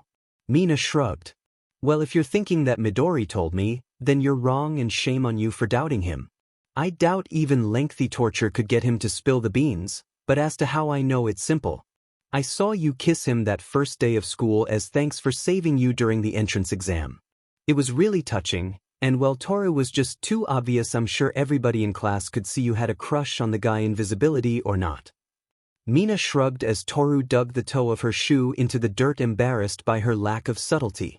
Wait, you're saying he's dating the two of them, and from the way they're acting you two obviously knew about each other, right? Jiro asked, looking between Achiko and Toru, who each looked the other in the eye. Yes, we know. Izuku was up front with us that he had been on a date with the other, and said he would make a decision on who to continue dating, but Hagakure and I knew it would eat him up inside to break one of our hearts, so we decided to let the sports festival decide who would be with him. Whichever one of us got the furthest, the other one would back off from Izuku. Toru said, staring down Achiko as Momo nodded. I see, that would be the best way, taking the strain off Midoriya, who would be more likely to stop dating both of you than to make a decision. Very well then, I will also take part in this competition, Momo said, placing her hand on her chest. I've come to care for Midoriya very much while working beside him as his vice representative. He just has this drive about him that brings out the best in me, and I want to support him not only professionally, but personally as his G-girlfriend. Momo said, her face bursting out into a blush. Guess there's no choice I'm in too, Jiro said, nodding confidently. Rip it, I'm not going to give in either, Sue said before laughter burst out from Mina as she clutched her sides, looking at the five girls. I'm sorry girls, really I am, but it's just kind of funny you think that by winning the festival you'll win him over, or that the others will just forget their feelings for him, but the real kicker is that you're all fighting over second place, Mina said, wiping an eye as she took out her phone and pulled up a video. I recorded this for those nights when I need a little extra to get me there, she said before pressing the play button. The quintet of girls gathered around Mina's phone as the video began to play, and one by one their faces erupted in red as Momo turned away from the screen. WWW, what is that? Jiro shouted as Mina giggled. Exactly what it looks like, me and Izuku getting NTMT. You see, while you girls were all busy twiddling your thumbs, I came in and made the big play, and it worked out perfectly. Guess what they say is true fortune favors the bold, Mina said, turning off the video and stowing her phone away. All of you were being so selfish, making poor Izuku choose between you instead of doing what was best and thinking about how to share him, Mina said as she stared at the other girls. Achiko walked up to Mina and glared at her face to face. I won't let you have him, she whispered as Mina smiled. It's not your choice, Achiko, it's none of our choices, but if that's how you want to play it, feel free to fight amongst each other for my sloppy seconds, because I gave everything I had to Izuku, and if any of you think you can take him from me all for yourself, I won't allow it, Mina said as she leaned back against the railing as Achiko stared at her. She couldn't believe this. All this time she thought Toru was her biggest competition, completely unaware of the other girls, and that lapse had given rise for Mina to take Izuku from her, and now she had to either share him with the others or lose him completely. Toru was floored. Had she lost already? Izuku was the only man she wanted, and she'd been too slow in seizing him. She didn't fight hard enough, and now he was gone. I'm fine with that, Azui said as she stood next to Mina, looking at the four remaining girls. Oh, Tsu, I knew you'd see reason, Mina said, hugging the frog girl tightly. On the outside Mina had been cool as a cucumber, but on the inside she'd been a nervous wreck. Oh, thank God somebody came over to my side. If it had just been me, there was no way I could have stopped them from tearing my plan apart. Achiko stared agape at Tsu's decision. Tsu W, what do you mean you're okay with this? Achiko asked as Tsu placed a finger to her chin. Well, the way I see it, we have two options. Either we argue amongst ourselves, tearing apart the friendships we've made and causing Midoriya more pain, or we hold on to our friendship and compromise with Ishido's plan. I like Midoriya, I really do, but I also like you girls. I want us to stay friends and be with Midoriya, so I agree with Mina, she said as Jiro sighed, looking at the two girls before walking over to Mina's other side. When you put it like that, I can't disagree. The needs of the many outweigh the needs of the few and all that. Besides, it's not the strangest thing I've heard of, she said with a shrug. The group was split evenly, with Momo, Toru, and Achiko facing off against Mina, Tsu, and Jiro. Seeing this, Mina knew that the three wouldn't buckle, so she played her trump card. Alright then girls, we'll do this your way. If me, Tsu, or Jiro make it furthest in the sports festival, we get Izuku as ours, but if any of you win, then whoever makes it the farthest out of the three of you gets him. Can you agree to that? Mina said, holding out her hand. The 6 girls exchanged looks between each other before their hands atop Mina's. Deal. Izuku walked up to the gate of UA on Saturday. He was here for that training session with All Might. He shouldered his gym bag higher as he remembered the text he'd received from Mina last night. Everything is going to plan, but don't make any moves until after the sports festival. We should all keep a clear head. Midoriya agreed with that completely. He didn't want to interfere with everyone's training, and with this new quirk of his he would need his full concentration. Still though, Mina hadn't told him anything about how the meetup had gone, and he was nervous. Was she hiding the fact that it had gone poorly and was trying to spare his feelings? He took a deep breath. Focus on the task at hand. He reminded himself. Midoriya swiped his student ID as he walked onto the campus, and there was All Might standing there waiting for him. He was dressed in jeans and a blue t-shirt. Good morning, young Midoriya, are you ready for some training? All Might said as Izuku nodded, feeling his heart pound in anticipation. Yes sir, All Might. Izuku said excitedly as All Might cupped a hand to his ear, leaning closer. I can't hear you. I said, are you ready for some training? Izuku took a deep breath, seeing what All Might was doing. Yes sir, All Might. All Might stood up straight and nodded. That's what I like to hear, now let's go. He said, jogging off towards Ground Gamma with Izuku keeping pace with him before stopping in front of the large doors to the site. This young man is Ground Gamma, where we'll be seeing how that quirk of yours works. All Might spoke, walking in as Izuku looked around at the industrial area. Wow, UA really goes all out, doesn't it? If he didn't know better, he'd swear he was actually in part of some large city. I've been trying to reach out to that new power, All Might, but I haven't had much luck. It still feels out of reach. Izuku said, afraid he'd disappointed All Might.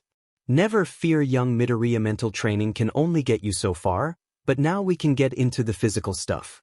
I want you to remember what it was like to have that new power flowing through you. What were you feeling? What were you thinking about?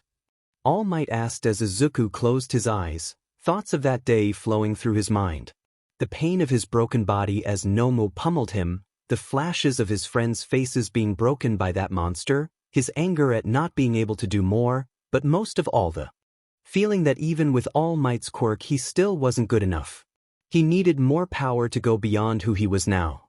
Izuku clenched his fist as full cowl activated around his body, but instead of the usual green lightning crackling around his form, the energy was red and looked like steam wafting from his body as his hair rose up, flickering like fire.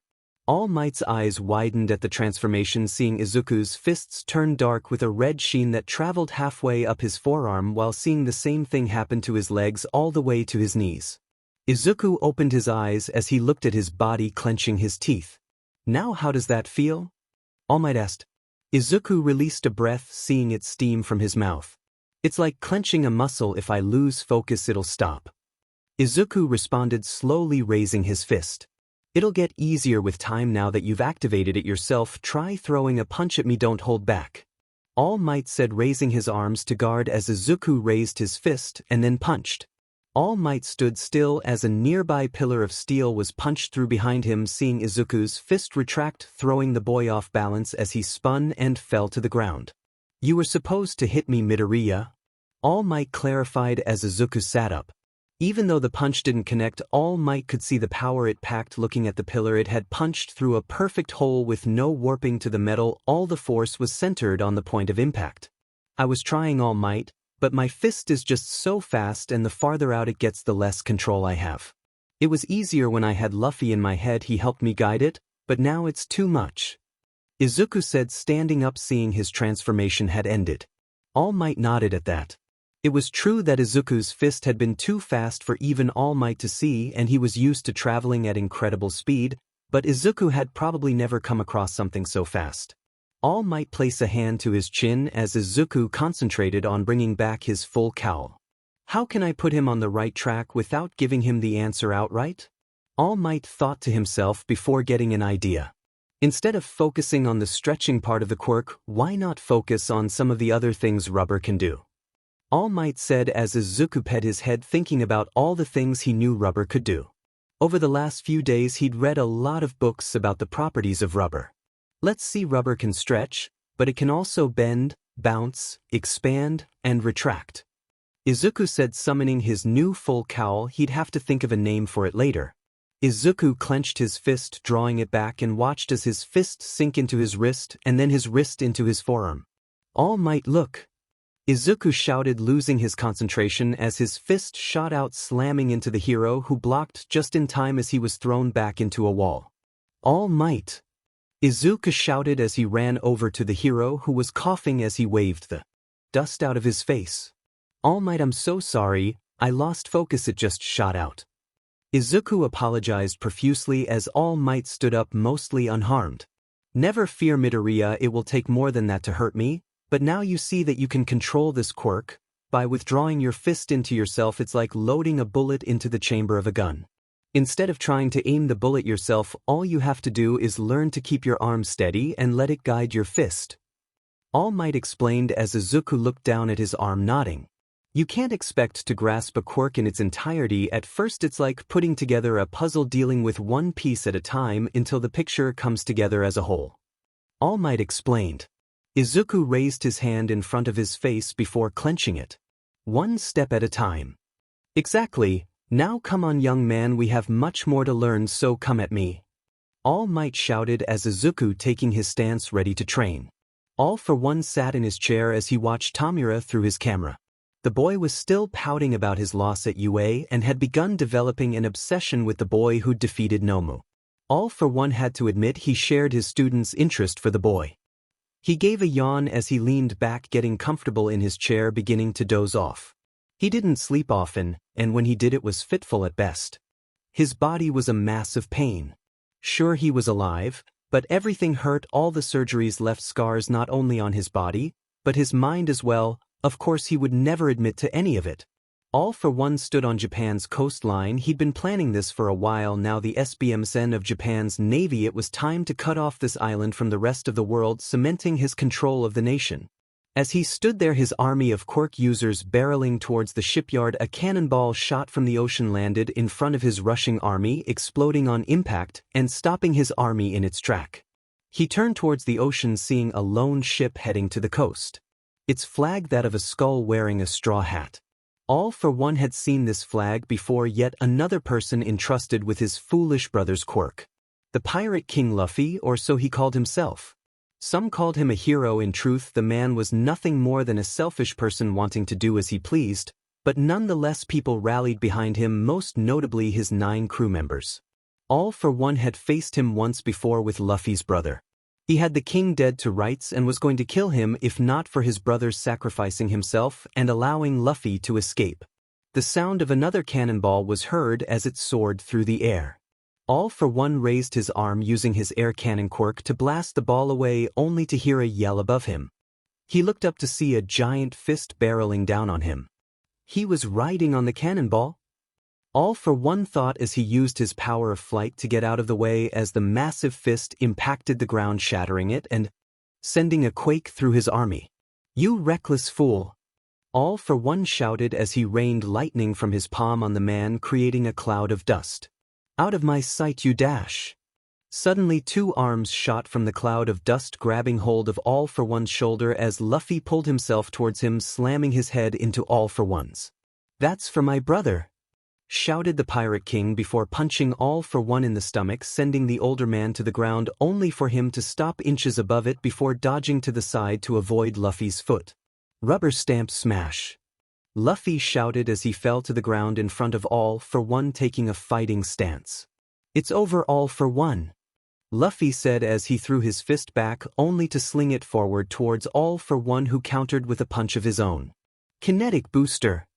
The 2 fists clashed together, throwing both men back. Not done. Second gear. Luffy's body began to issue forth steam as his body became red, only for the pirate to disappear, appearing at All for One's side. Jet pistol smash. All for One's body crumpled around Luffy's fist as he grabbed hold of the boy's chest. Immolation. Luffy's chest caught fire as he was thrown back, sliding across the ground before getting to his feet, displaying the X-shaped burn across his chest. Your brother's quirk is quite something. All for One said, his hand catching fire as Luffy glared at him. I'll crush you. Luffy shouted as more steam issued forth before Luffy took off racing towards All for One, who crossed his arms. Let me show you what I can really do with your brother's quirk. Fire form, stone skin. All for One's body erupted in flame as his skin became jagged and cracked like a mountain face, only for the stone to start to melt and fall like lava. You can't touch him, dash. All for One was cut off as Luffy's fist slammed into his face. He felt the blow and smelled burning flesh, only for another fist to slam into his chest and then his stomach, shoulder, face, ribs.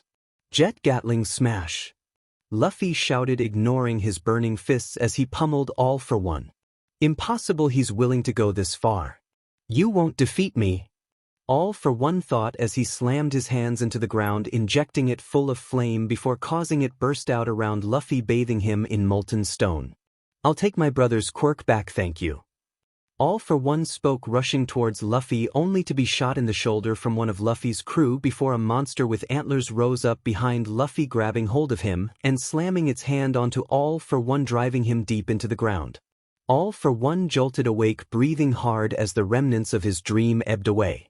Just a memory, he stated as he grabbed a glass of water, gulping it down as he shook off the dream. He clutched his abdomen, feeling the pain of those blows all over again. Izuku walked with the rest of his class, entering the large stadium present on UA grounds. The structure was packed to capacity as the crowd cheered at the class entrance. You know them, the class that recently fended off a villain attack, Hero Course 1A. Present, Mike shouted as the crowd went wild. Wow, I never thought we'd get this kind of adulation, leaves me kind of embarrassed. Izuku said as Katsuki stood next to him. Shut your butt, Izuku, soon enough they'll be cheering for me when I win this thing. The blonde growled, his red eyes locking onto Izuku's green ones. This time I'm going to crush you and prove my view of heroes is the right one. So you better give it your all, you nerd. Katsuki shouted as Izuku eyed him.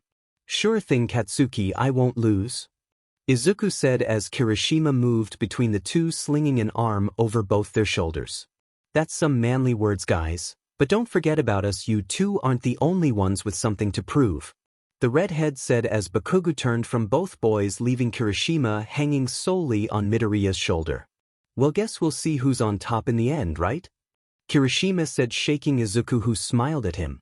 I'm looking forward to taking you on as well, Kirishima. Izuku said, slugging the redhead in the side as both smiled, with Kirishima walking away, rubbing his ribs a little. I'm looking forward to overcoming the fruits of your new training, Izuku. Ojiro said, smiling at the green-haired boy.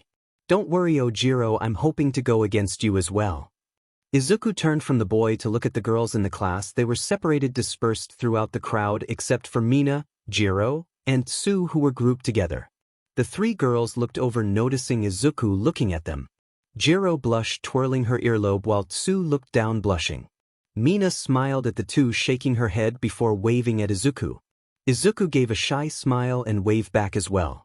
He wanted to go over and talk to them, but Mina had asked him to keep focused on the sports festival, saying she didn't want either of their feelings to cause them to lose focus, and Izuku had to agree, so he kept to himself for now.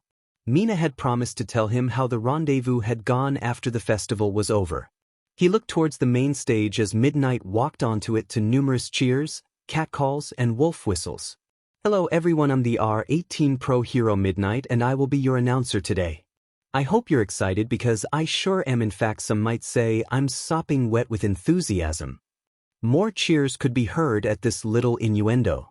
But enough about me, this is about our glorious students putting their all on the line, chasing their dreams, for this UA's sports festival. To start off our wonderful sports festival, I would like to call upon Izuku Midoriya to give us our opening speech. Midnight announced, pointing at Izuku, who immediately began sweating before he felt a push to his shoulder, looking back at Ojiro, who was giving him a go-on gesture. Izuku took a deep breath before walking up on stage. I just want to say that all of us have our own reason to be here and pursue the path of a hero. We're all putting everything on this sports festival to achieve our dream. It makes me proud to be studying alongside such courageous people, and I look forward to pitting my will against all of you. My sensei has a saying that I believe fits all of us here. As iron sharpens iron, brother sharpens brother. Let's all grow sharper plus ultra. he said, punching his fist into the air as the entire arena exploded in applause. Even the students who had previously showed up at Class 1A thinking all of them were a bunch of pompous jerks were soothed by Izuku's open-hearted pledge to give his all. Guess all of Class A isn't a bunch of JRKs, stated Tetsu as Izuku stepped down, giving Midnight the floor once more. Well, that was a positively orgasmic speech from Class 1A's Izuku Midoriya. Now then, on to the first event. This will be an obstacle course race. The students will exit the stadium and make a full lap around the prepared track, entering through the opposite entrance to the stadium.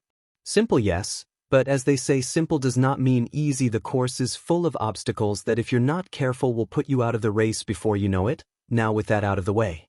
On your marks, get set, go. Midnight struck her whip against the concrete, signaling the start of the race. The students crammed themselves into the exit tunnel, rushing to get out as soon as possible. Izuku looked at the crowd at the tunnel and shook his head. They're testing us to see how we get through this, he thought as he rushed for the door. Just as he was nearing it, he felt a blast of cold air and instinctively jumped to the walls of the tunnel before doing the same, jumping from wall to wall until he flew out over the iced crowd thanks to Todoroki. But it looks like he wasn't the only one to avoid Todoroki's trap, seeing Bakugo, Yuga, and Momo seemingly clear it with no problem. You're going to have to do better than that, icy hot, Bakugo shouted as he exploded himself towards the dual quirk user before noticing much bigger targets. These BS Stardies again? Bakugo cursed as Todoroki took in this newest obstacle. So these were in the regular entrance exams, were they? Hun, I wish they had thought of something more challenging. After all, my dad is watching, he said, placing a hand on the ground as ice erupted from it, jettisoning towards the large robots, encasing them in ice in seconds as Todoroki ran through their massive legs. Hey, that kid did it. This is our chance. We can get through now, someone shouted as Izuku looked on at the robots and the obvious trap Todoroki had left them. I wouldn't if I were you. I froze them off balance. On purpose, Todoroki said just as the robots started to fall. Izuku grinned. You must be really underestimating us, Izuku said as he jumped upwards towards the first falling robot, slamming his fist into it like he had done during the entrance exam, shattering it completely as icy robot parts fell to the ground. Remember the training, Izuku thought as he channeled new energy into his legs as he hit the ground following Todoroki. His legs began to compress into themselves before springing back, rocketing Izuku forward. Todoroki looked back as he saw Izuku crash into the ground, only to then spring out of the dust cloud like a jack-in-the-box, catching up to him in an instant as they neared the gorge filled with pillars of stone. Izuku, you busy trying to show me up? I won't let you, Bakugo shouted, catching up to the two frontrunners quickly. Sorry, I'll leave him to you, Todoroki said over his shoulder as he began to ice slide across the numerous threads connecting the pillars to the other side. Izuku smiled as he watched the twin-haired boy increase his lead. You won't shake me that easily, Todoroki, Izuku shouted as he began running faster, full tilt towards the edge of the gorge before jumping off it into the air, managing to avoid Bakugo's explosive energy as he fell. Bakugo looked down, seeing Izuku falling further and further before spitting and beginning to blast across the gorge. What the hell, is he crazy? Shouted Present Mike as he noticed Izuku's swan dive into the gorge. At home, Inko Midoriya clutched her chest before shaking her head. No, I trust you, Izuku, I know you've got a plan, she said, picking up her tea with a shaking hand. Oh, to hell with it, I'm still your mother and you're going to give me a heart attack, she shouted. Izuku began falling to the bottom of the gorge before clenching his fist, the same transformation that had taken over his legs now appearing on his arm. Izuku flashed back to his training with all might as he pulled his fist into his arm and aimed it at one of the pillars before releasing it and feeling his fist slam into the pillar, his fingers biting deep into the stone as his arm went taut and Izuku swung on it like a vine through the jungle, and at his apex, he released his hand, flinging himself high into the air, seeing Bakugo blasting himself from pillar to pillar as the other contestants began to make their way across the gorge.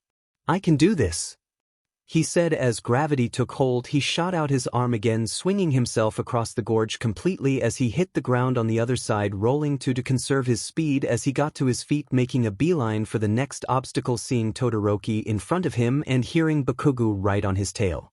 Okay, level with me, Eraser. What was that we just saw? Does Midoriya have another quirk besides strength?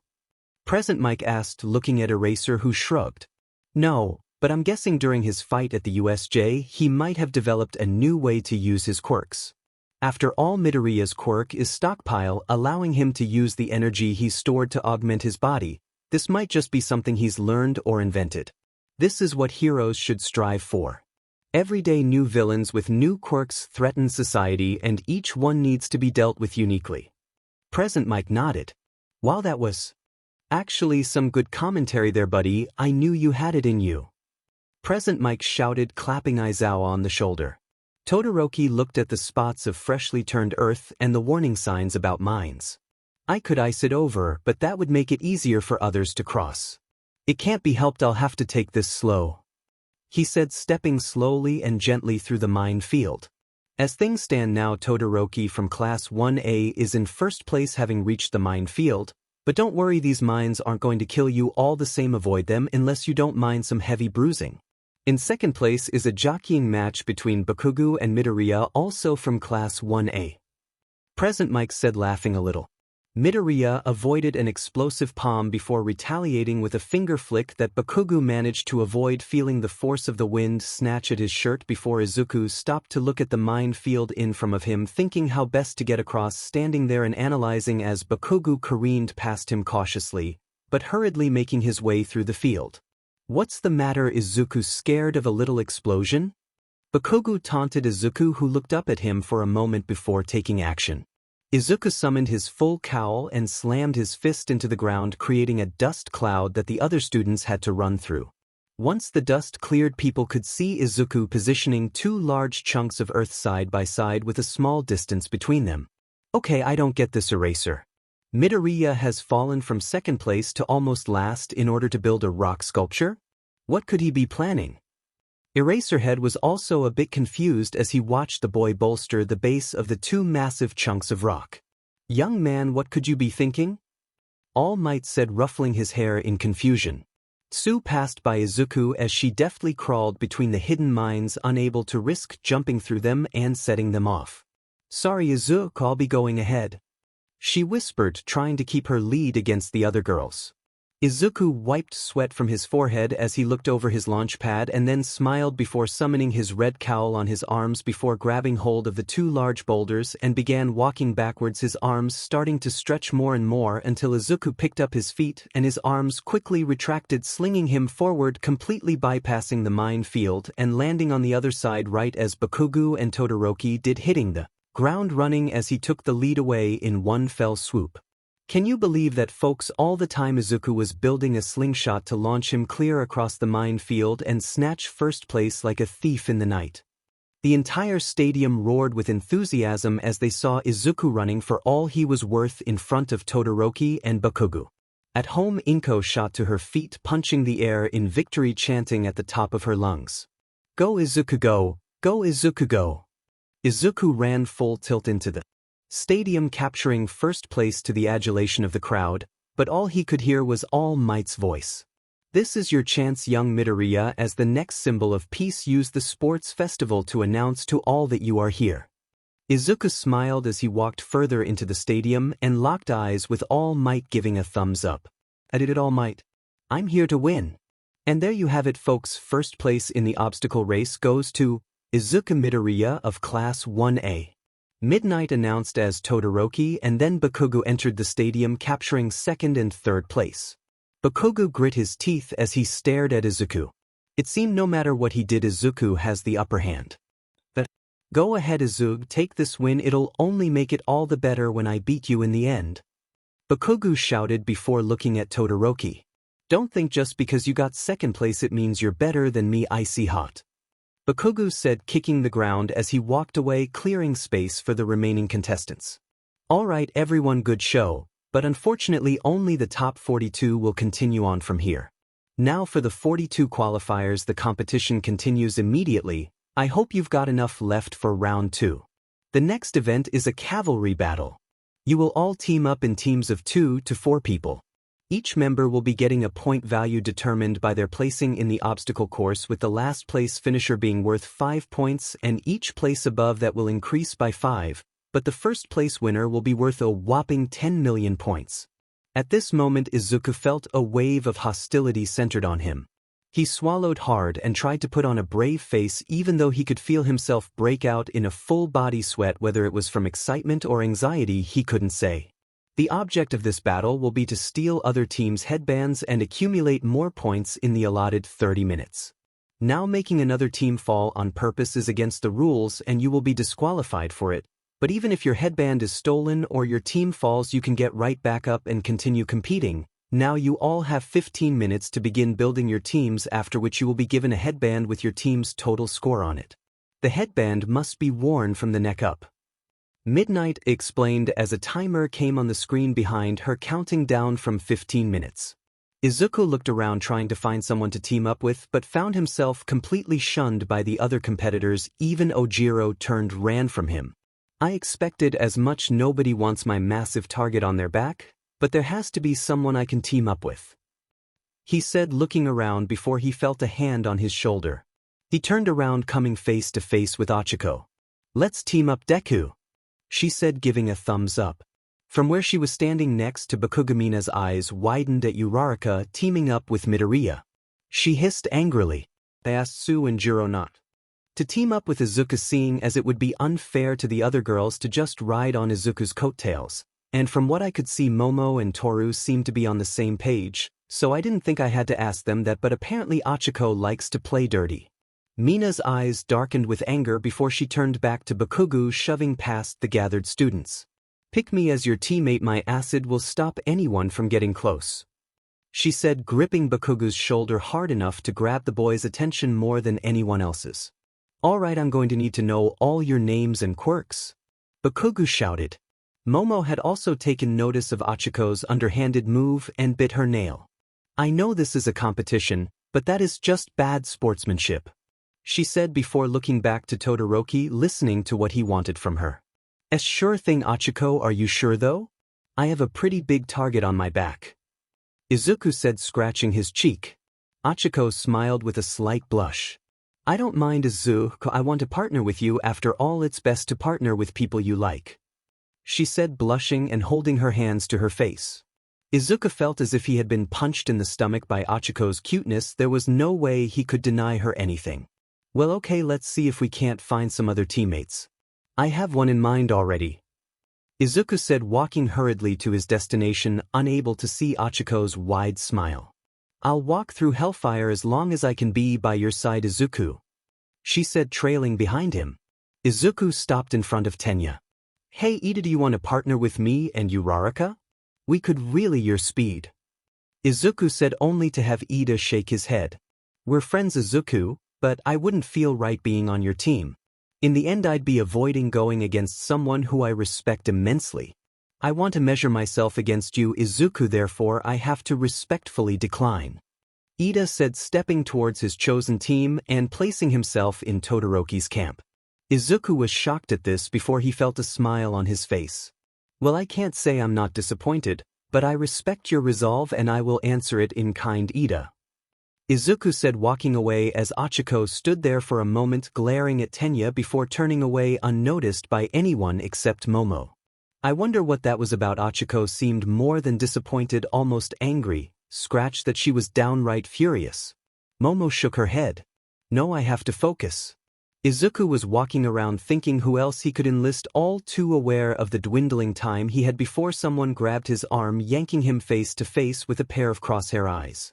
You're the top ranker, right? The name's Mei Hatsum, genius inventor from the support course. Please let me be on your team. Izuku pulled back, getting a full look at this girl. She had pink dreadlocks with yellow crosshair eyes and was dressed in Yue's gym clothes adorned with several machines. I don't dash dot. Izuku was interrupted as Mei placed a finger against his lips. Say no more. A stranger coming up to you and asking to be on your team is a bit much, so to show you how beneficial I am, I'll show you this, Mei shouted, slapping a backpack onto Midoriya only to have it then blast him a few feet in the air. See, it's a jetpack. Lightweight and powerful, and combined with these hover boots, it'll give you exceptional maneuverability. My babies are too impressive for words, aren't they? Izuku looked at the jetpack and boots and had to agree they would definitely give him the edge in avoiding the other teams, not to mention that he had seen this design before. You based this off of the Hero Air Jet, right? He asked, examining it some as May smiled wider. I see you have discerning eye, and yes, the base is based on his, but with my own modifications, of course. Hatsum replied. All right, Hatsum, welcome to the team. He said, relieved by this slide of luck. Now then, we just need one more person. Izuku said, looking left and right before finding exactly who he needed. Join me.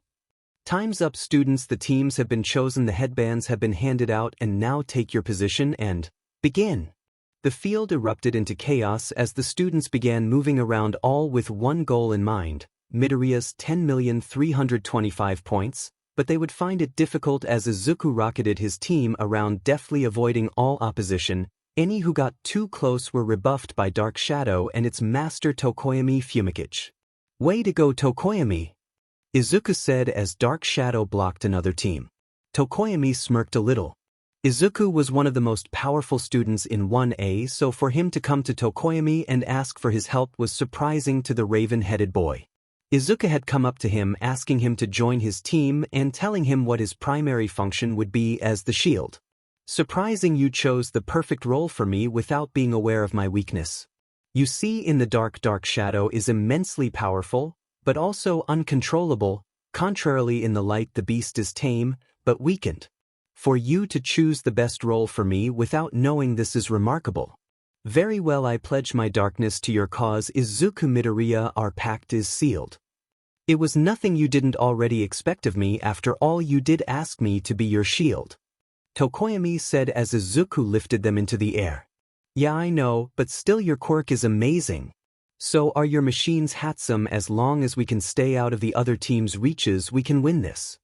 Izuku wasn't able to see the annoyance on Achiko's face. I'm the one doing the heavy lifting here. She muttered, but was drowned out by Hatsum's voice. Of course, my babies are amazing. I made each one from scratch myself. Izuku looked up, seeing Katsuki coming up from below, ready to knock them from the sky and take Izuku's headband.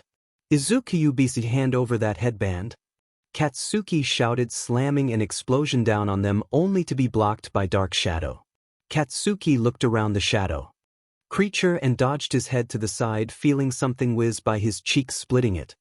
He looked at Izuku, who locked eyes with him, his fist drawn back as Katsuki fell back to the ground, being reeled in by Zero.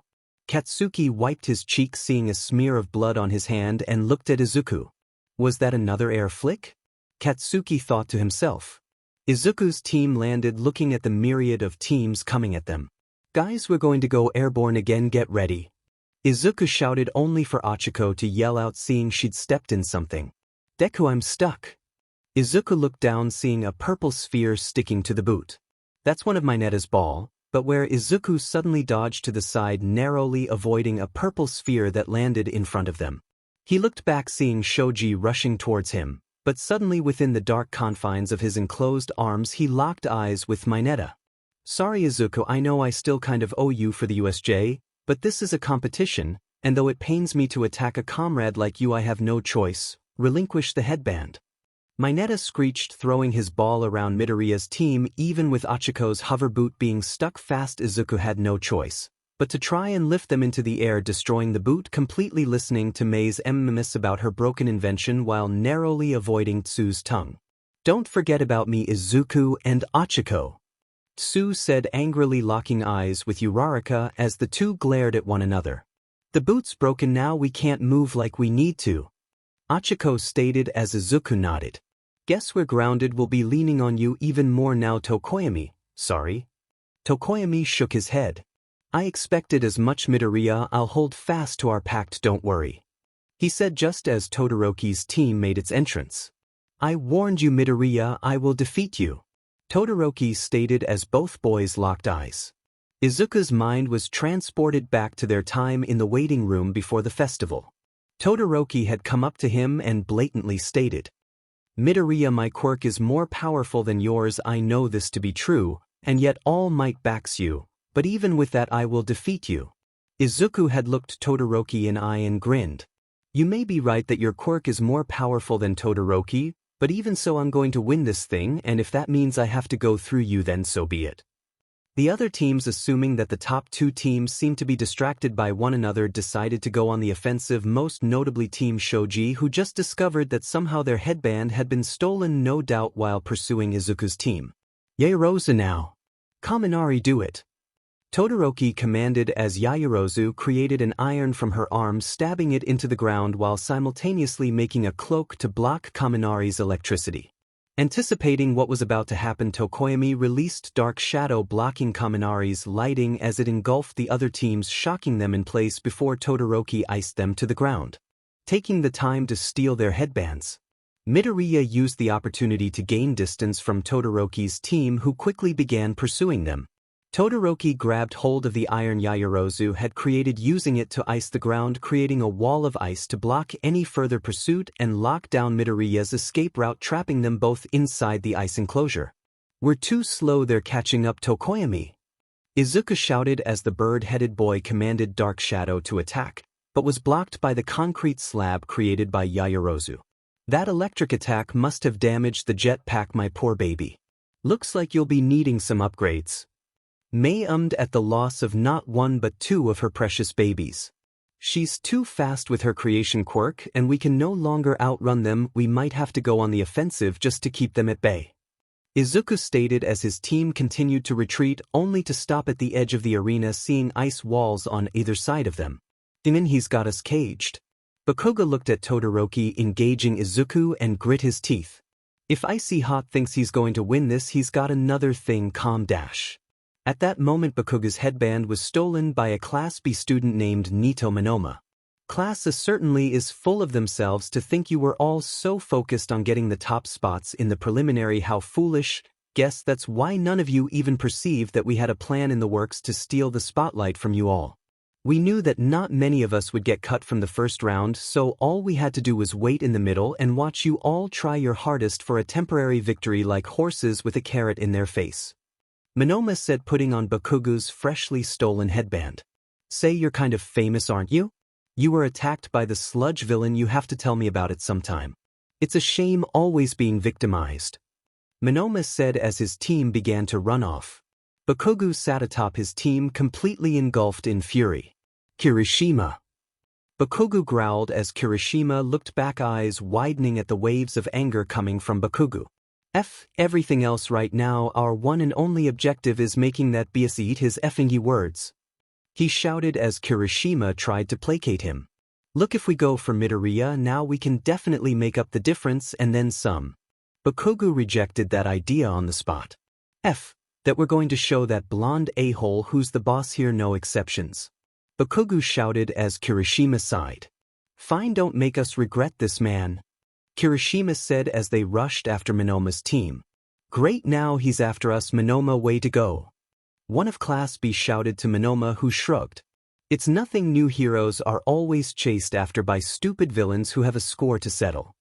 Monoma said, easily parrying one of Bakugo's explosive blows, only for the explosion user to turn around and receive an explosion to the face as Monoma slapped Kirishima's hair. What the, he has the same quirk as you? Zoro said, shocked, watching Monoma fire off some small explosions in his hand. Wow, I can see why you like this quirk so much. Monoma teased before Bakugo released another explosion at him, but when the smoke cleared, Monoma had hardened his body to block the explosion. Now he has mine, what gives? Kirishima shouted as Bakugo glared at Monoma. This BSTRD has some kind of copy quirk. Bakugo explained as Monoma smiled. Bondo now. Monoma shouted as the yellow-headed student of Class B sprayed a liquid, trapping Bakugo's team in place as Monoma's team began to retreat. No, he's getting away. Bakugo shouted. I got this, I'll melt it with my acid. Mina said, spraying acid from her foot to free them so they could continue the chase. I'll be dead if I'm going to let this guy knock me out of the running, I've got a lot riding on this. Mina thought to herself as they sped after Monoma. Get back here, you copy BSTRD. Bakugo shouted as Monoma sighed. Don't you ever give up? Knowing when you're beaten is a fundamental lesson, you know.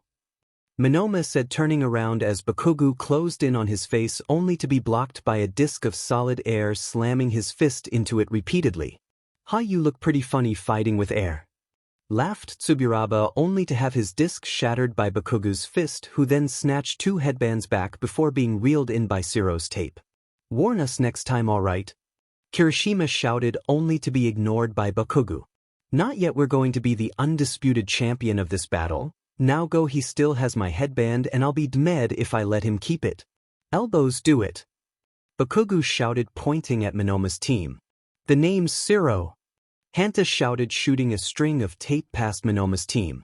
"Nice aim," Monoma taunted, unaware of what was coming next. "Raccoon eyes acid now," Bakugu commanded to Mina's intense irritation. "My name's Mina UJRK." She responded, throwing acid on the ground as Shiro reeled them in towards Monoma's team as Bakugu released an explosion, yet again shattering Tsuburaba's defense and stealing the last of Monoma's headbands. "Now onto Izuku, it's time to win this," Bakugu shouted, staring at the ice blockade. Izuku stared at Todoroki, making sure his team stayed on Todoroki's left side each time they advanced. "You're smart, Midoriya, staying on my left side and out of range of my ice. If this keeps up, you'll just run out the clock, and I can't have that," Todoroki thought to himself. Todoroki saw Izuku lean down talking to Tokoyami, who soon after summoned his shadow beast, sending it out to attack them. "Kaminari!" Todoroki shouted as the electricity user channeled his lightning, causing Dark Shadow's fist to fall short, slamming into the ground, cratering it as he was forced to retreat again. "If he keeps us at this distance, we won't have a chance to get his points," Todoroki stated as Ida then spoke up. "Everyone, I'm going to do something that'll make me useless afterwards, but there's no other choice with only 60 seconds left. Drastic measures must be taken," Ida said, getting ready to run for all he was worth. "What exactly are you going to do, Ida?" Todoroki asked. "I'm going to force the torque and RPM of my engines into overdrive. It'll boost my speed for about 10 seconds, but after that my engines will stall for some time. It's our last-ditch effort to win this." Todoroki bit his lip. Ida was the power of his team, allowing them to move at incredible speeds. If this failed, not only would they lose out on Midoriya's headband, but be sitting ducks for any other team. "It's as you say, Ida, we have no choice, do it?" Ida activated his Recipro Burst, dashing towards Midoriya's team faster than almost anyone could see them. Todoroki was taken back by the speed, but reached forward towards Midoriya's headband only for something to strike him in the face right between the eyes, making him blink and miss his grab as they zoomed past Midoriya's team. Todoroki rubbed his eyes, clearing them of the debris as he looked at Midoriya, who had a victorious smile. "That was close, I thought I would miss," he said, tossing some pebbles with his other hand, and that's when Todoroki realized what happened. When Dark Shadow had attacked them and fallen short, that was on purpose. Dark Shadow had torn up the ground in order to supply Midoriya with ammunition to keep them at bay. A pebble to the eye would make anyone flinch. Midoriya released a pent-up breath. It was only thanks to his high-speed training with All Might that he was able to track Ida's super-fast movements and strike Todoroki with his pebble. "UBSTRD, with the power you displayed at the USJ, I forgot about your ninja training. It's a common tactic for ninjas to blind their enemies, right? Also, the use of makeshift weapons is right in your wheelhouse," Todoroki said, glaring at Midoriya. "It's as you say, Todoroki, in an enclosed space like this where escape is impossible, I had to focus on misdirecting you and it worked," Midoriya stated as an explosion could be heard from the ice wall as Bakugu careened through, looking between Izuku and Todoroki, seeing that Izuku still had his 10 million points. "Izuku!" Bakugu shouted, reaching out for the green-haired boy just as the final bell rang out, ending the cavalry battle with Bakugu falling flat on his face. And that's it, folks, the end of the cavalry battle, and as you can see, there's barely been any movement among the top-ranked students. In first place, managing to hold onto his massive lead, is Team Midoriya with their 10,325. In second place, we have Team Bakugu with 1,350. In third place is Team Todoroki with 1. Now here's where things get interesting. In fourth place is Team Kendo with "Let's give it up for all our hard-working students as we break for an hour lunch. Come on, Eraserhead, let's eat," announced Present Mike. Midoriya climbed off his team, smiling as he shook hands with Tokoyami. I knew I was right to pledge my dark powers to your cause, Midoriya. Tokoyami before walking away. Thanks for all the help, Tokoyami, I appreciate it. Izuku said before Achiko jumped onto his side, hugging him close. We did it, Deku, we stayed on top despite the odds. Oh yeah. Achiko said, punching the air in victory. I won't lose to any of you, I'm the only girl Deku needs. Achiko thought as she looked at her rivals who all shared the same look of aggression. Yeah, I guess we did, Uraraka. Thanks for teaming up with me in the first place. You would have probably had an easier time with another team, but you chose me anyway, that means a lot. He said, smiling at her, causing the girl to blush. Oh, when he looks at me like that, I just melt. Achiko thought, rubbing her thighs together. It's no problem, Deku, like I said, it's best to team up with people you like, and well, I like you a lot. Achiko said, looking up only to find Izuku's attention taken by Mei. Thank you very much for allowing me to use your fame to my advantage, and remember, if you ever find yourself in need of support items, think of Mei Hatsum, genius of the support course. Mei said, waving goodbye to Izuku, who scratched his cheek. Well, being honest is the mark of a good hero, but did she have to be so blunt about it? He asked, stretching a little, feeling himself relax now that was over, only to feel a hand on his shoulder. He looked back, staring into Todoroki's mismatched eyes.